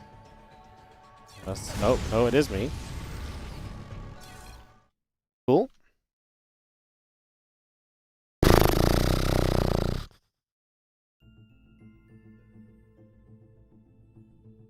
I love it when we can't connect to the Battle.net. Isn't that always fun? Alright. And Clem continues to push. So Clem shoving up towards the top. As we are going to be seeing the Reapers and the Hellion join first. Storm comes down already. I do think Storm's very good on the tanks now because, again, they just last for so long. He actually moved the High Temple on top of the tanks. It doesn't take a tank shot. I mean, the Storms are just very good there. I don't think Clem's ever going to win that if he's eating those Storms like that. That's going to be brutal.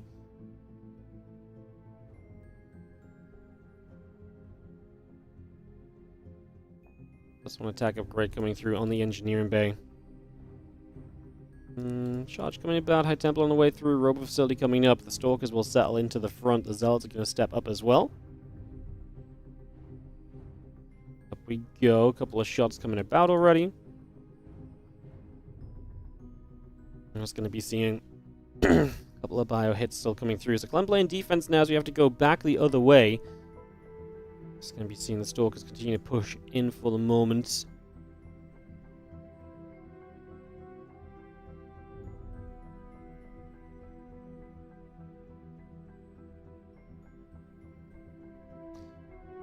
If that goes down, I mean, this is just rough for Clem. Obviously, he's just scrambling the defense, having to get the SCVs forward. The Medevac trying to stay overhead as well. Stalkers blink back.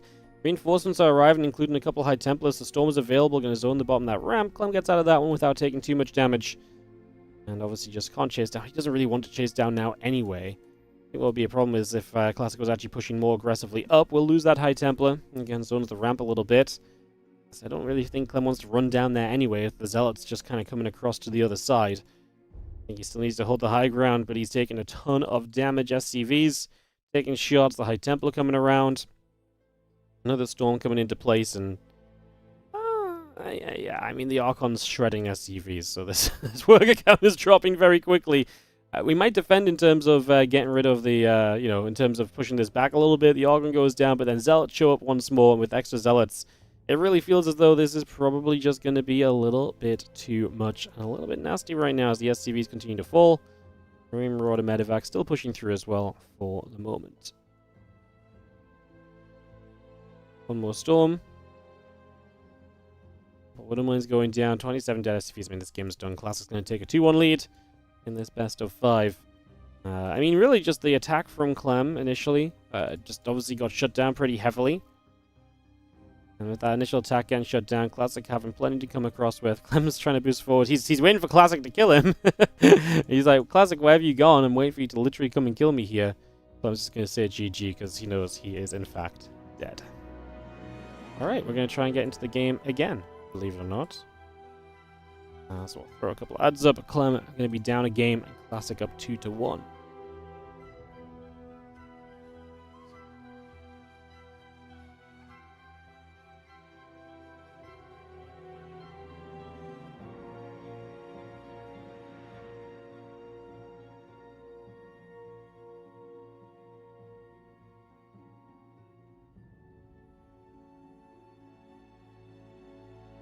Storm got a very big buff. But Storm also got nerfed because of the energy overcharge. So, you know, we can look at it two ways still. But if you walk across the map and stand in the storms, yes, Storm is going to hurt still.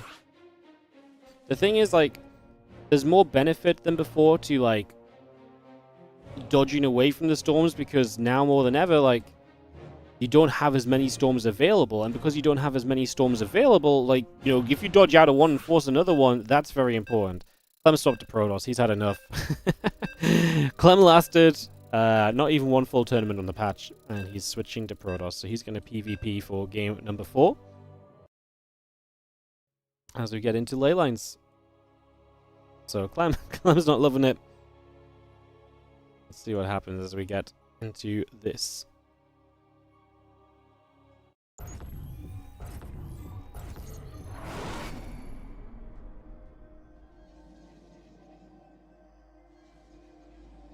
In the bottom left-hand side, down 1-2 is going to be the red Protoss player Clem. In the top right-hand side, it's going to be our blue Protoss player Classic. Yeah, Classic didn't realize it. Did Classic not realize? I don't think Classic realized it's PvP.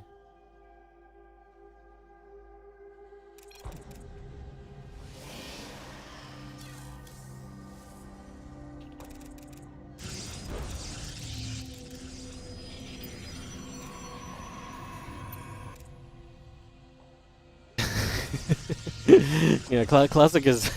I don't think Classic has any idea that it's PvP.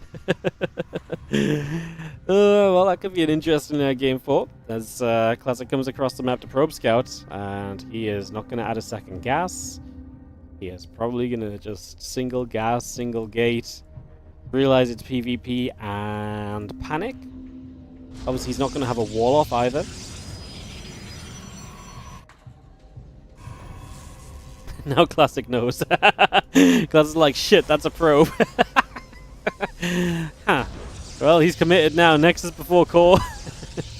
Against the 2 gates of Clem. So, let's see what Classic can do here. Is, like I say, he just did not realize the race switch in the lobby, or the screen, or anything. So, away we go.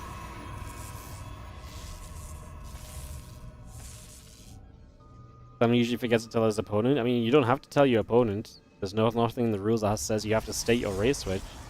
You are, it says in the lobby and the loading screen what race you are. If you're playing against someone that race switches, maybe you should keep an eye on it, It's, I don't think you can put this one on Clem for, for not announcing it, Like, it's in the rules you're allowed to race switch. There's no rule that says you must officially, announce it.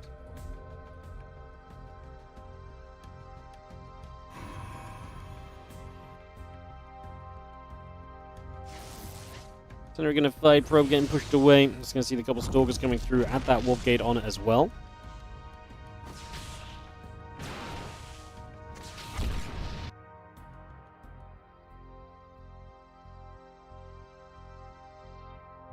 Stalker coming about, sentry on the way.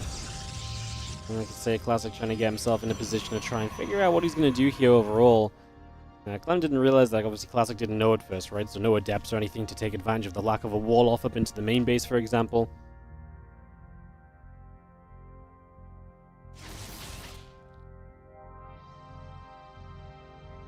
It's probably worth including it as a rule. Or you just look at what race your opponent is playing in the lobby. It's not like Clem switched to Protoss with 4 seconds left on the countdown. He was set to Protoss the moment he joined the lobby and was there the entire 20 to 30 seconds we're in the lobby and the entire loading screen. I mean, like, the information is right in front of you.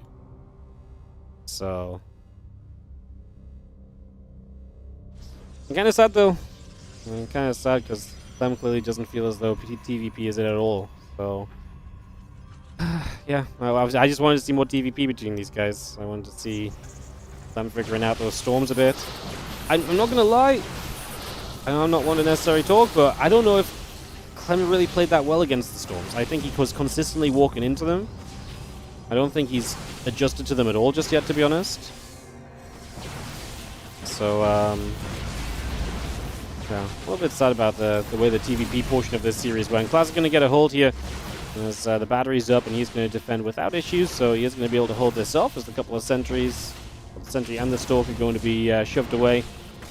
He's actually going to get the sentry kill as well, so Clem not really doing that much initially. Both players are on an expansion. It is 41 workers for Classic, so he's in a very good position as they both head toward Blink. Classic leading heavily right now.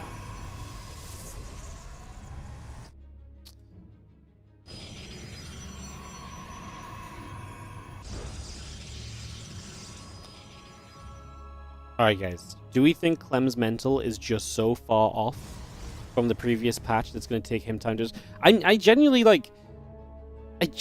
like TVP should be more manageable.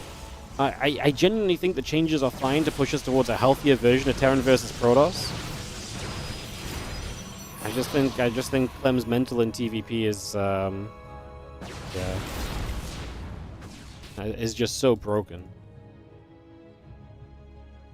I mean, the thing is as well, like, it's still day one too, right? You're still kind of, like, a lot of situations that you're figuring out, you don't really know how they work. Like, there's a lot to kind of, decipher and know when you can attack, know how that storm's going to pan out, know what the Protoss switch is going to look like. It's, there's so much to it. I just really don't think day one is going to be the day of it at all.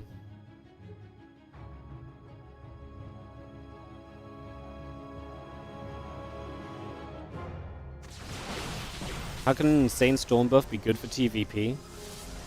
I mean, because we literally nerfed the thing that made storming ridiculously good in TVP in the first place, which was energy overcharge. Like,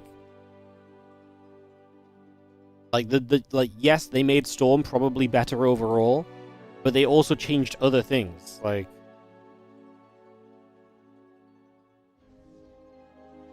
the entire issue with Storm has not been a problem for a long time. So, the thing that made Storm super good was Energy Overcharge. So the fact we nerf Energy Overcharge is a direct nerf to the Storm stars that would dominate the game. And I think Storm is a buff, but I think the idea was to make Storm less deadly immediately as well, which is something the Terrans have always wanted. You make Storm less deadly in the immediate moment, and you make it a bit more zoney. Maybe it's a little bit too much, but I mean, I don't know. At the end of the day, I don't think any of us know. I think that's why we actually need to watch the games and see how the patch plays out, which is why I think Clem switching to PvP on day one is not super sick. Like, yeah. Yeah. So yeah, I don't know. It's, I think it's too early for anyone to say anything. And I think if you're balance whining, I actually think if you think the game is screwed because Clem's playing Protoss, you're kind of silly as well, because I think this is genuinely just Clem's mental state in TVP more so than anything else, so yeah, I think we can give it some time.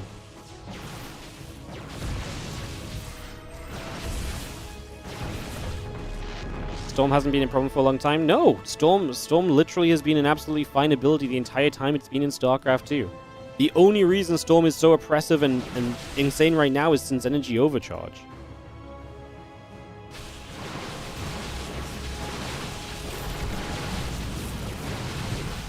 So yeah, like Storm's always been like there. It's not like Storm has dominated TVP for the last 15 years or something. It's coming in out in fashion.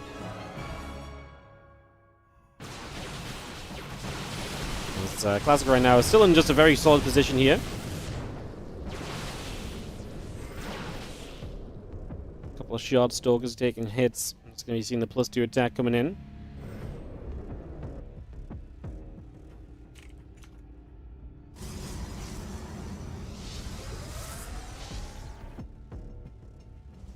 A little bit of healing. +2 coming in. Charge on the way up. It's going to be seeing Clem still trying to make something happen with these Blink Stalkers. He is going to have the faster +2 and the faster and charge finishing soon. Classic had charge already. Not going to be able to do too much just yet, as you just see the Stalkers coming down. Immortal going down. A couple of shots coming through here. Zealots will be dropping.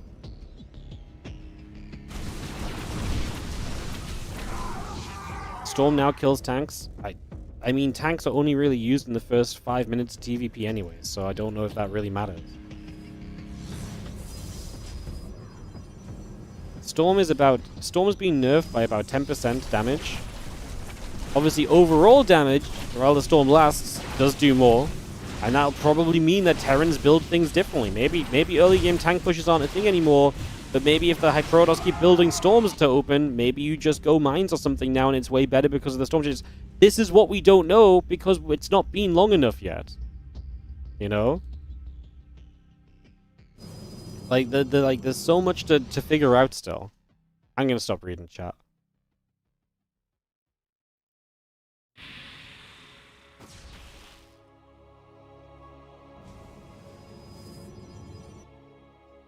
+2 attack is about to be finished here from Classic. I mean, Clem is catching up a little bit on the numbers, and he is going to be equal on upgrades soon.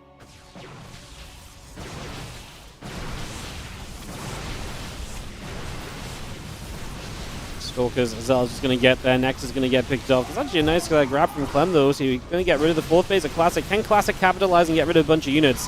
His Immortals are being kept away from the Stalkers, which is a big deal.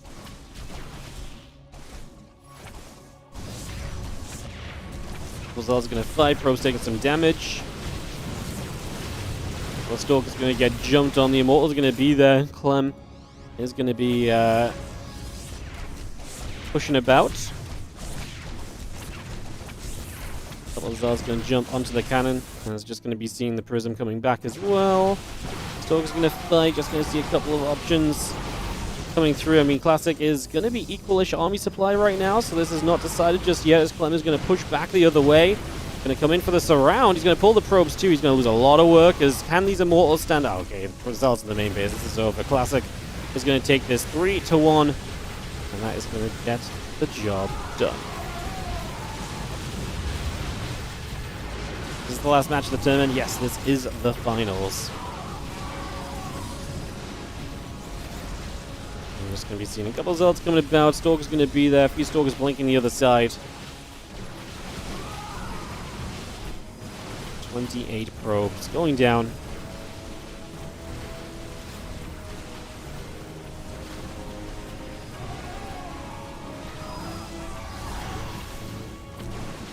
Classic's army is getting cleaned up at the end. I mean, Classic actually loses everything, so Clem is not going to fall just yet.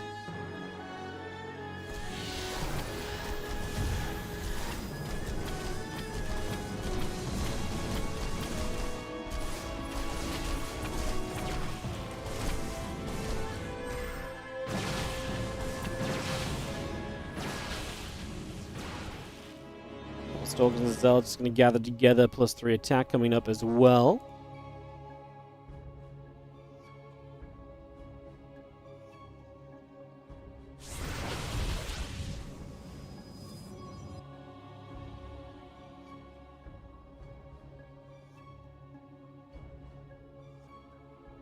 Again, +3 attack coming through, a couple of Zealots and a Stalker on the way. Let's see the upgrades all coming about. A couple of Zealots still continuing about. All of this continuing in from Classic. Like I say, he obviously had a lot of economy left over, and that's why he bounces back to a better army supply. And Clem rebuilds the workers nicely as well.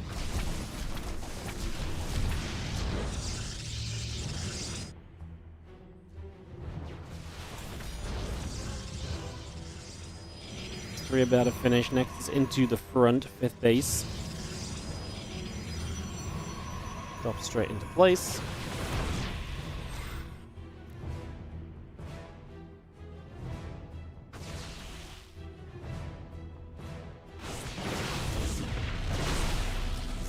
Let's see those Stalkers and the Zealots stepping up. We're going to see a little bit more coming back the other side. We are going to be seeing Clem. He's going to get caught again. The problem is Clem is rebuilding onto basic units, whereas Classic still has Archons and Immortal. He doesn't have loads of them, but he's got a few of them, right? Stalkers will meet the pylon going down.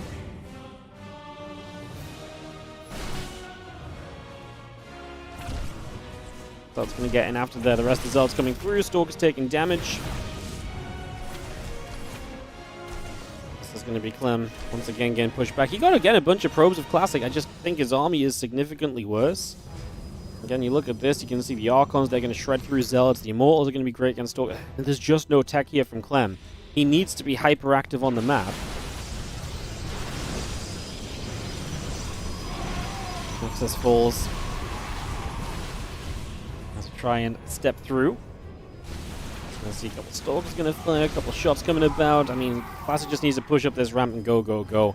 Get on top of the base. Put himself between these bases means he can kill this base and then back away and kill the other. Clem probably initiates a base trade here. Like, there's no way he takes the army straight up, so I think the only way he can trade is by base trade, and he's going to go across the map to try and do exactly that. As we step into the natural Nexus. In trouble, Immortals are going to be there swinging. Robo facility going down, a lot of probes going down.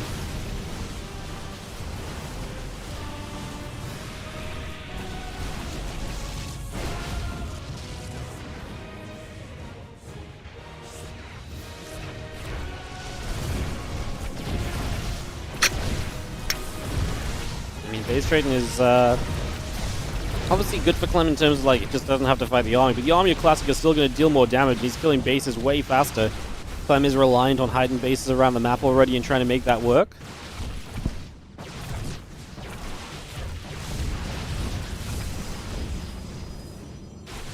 More warp ins, you're going to be seeing. I mean, Clem getting through the natural there. Classic has structures out and around the map. He is scouring around. Classic doesn't have a lot of money to build with, though, so Classic is really just down to the buildings he already has, so there is that kind of danger point for him. He needs to find that base of Clem bottom right. If he gets rid of that Nexus, then Clem is going to be in a position where he'd have to build another. There's only one probe on the map from Clem. Where is it? It's up over here. Just going to say GG. Classic is going to take it 3-1, and he's going to take this down. Clem could have built one more time, but I think he just knows it's not happening, so GG.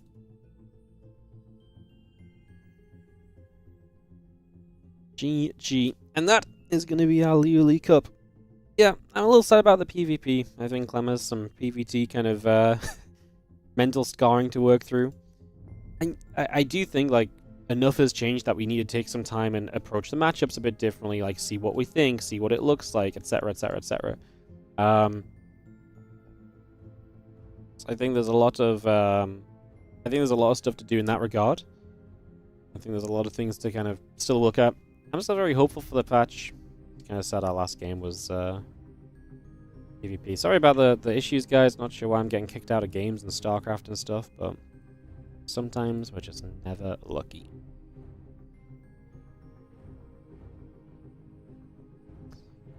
Alrighty.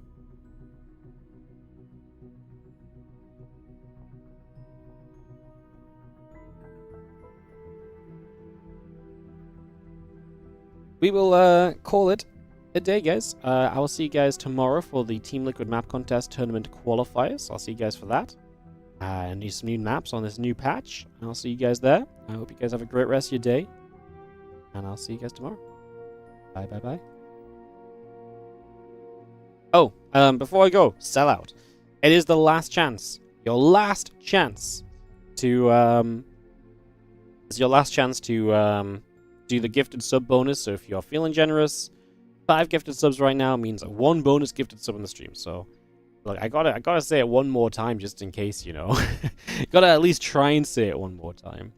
So, last chance to support this September. Because it's October, but September officially ends in like 5... I think it ends in like 2 hours even. So it ends very soon. So yeah. Appreciate you guys. I will see you guys later. Have a great rest of your day.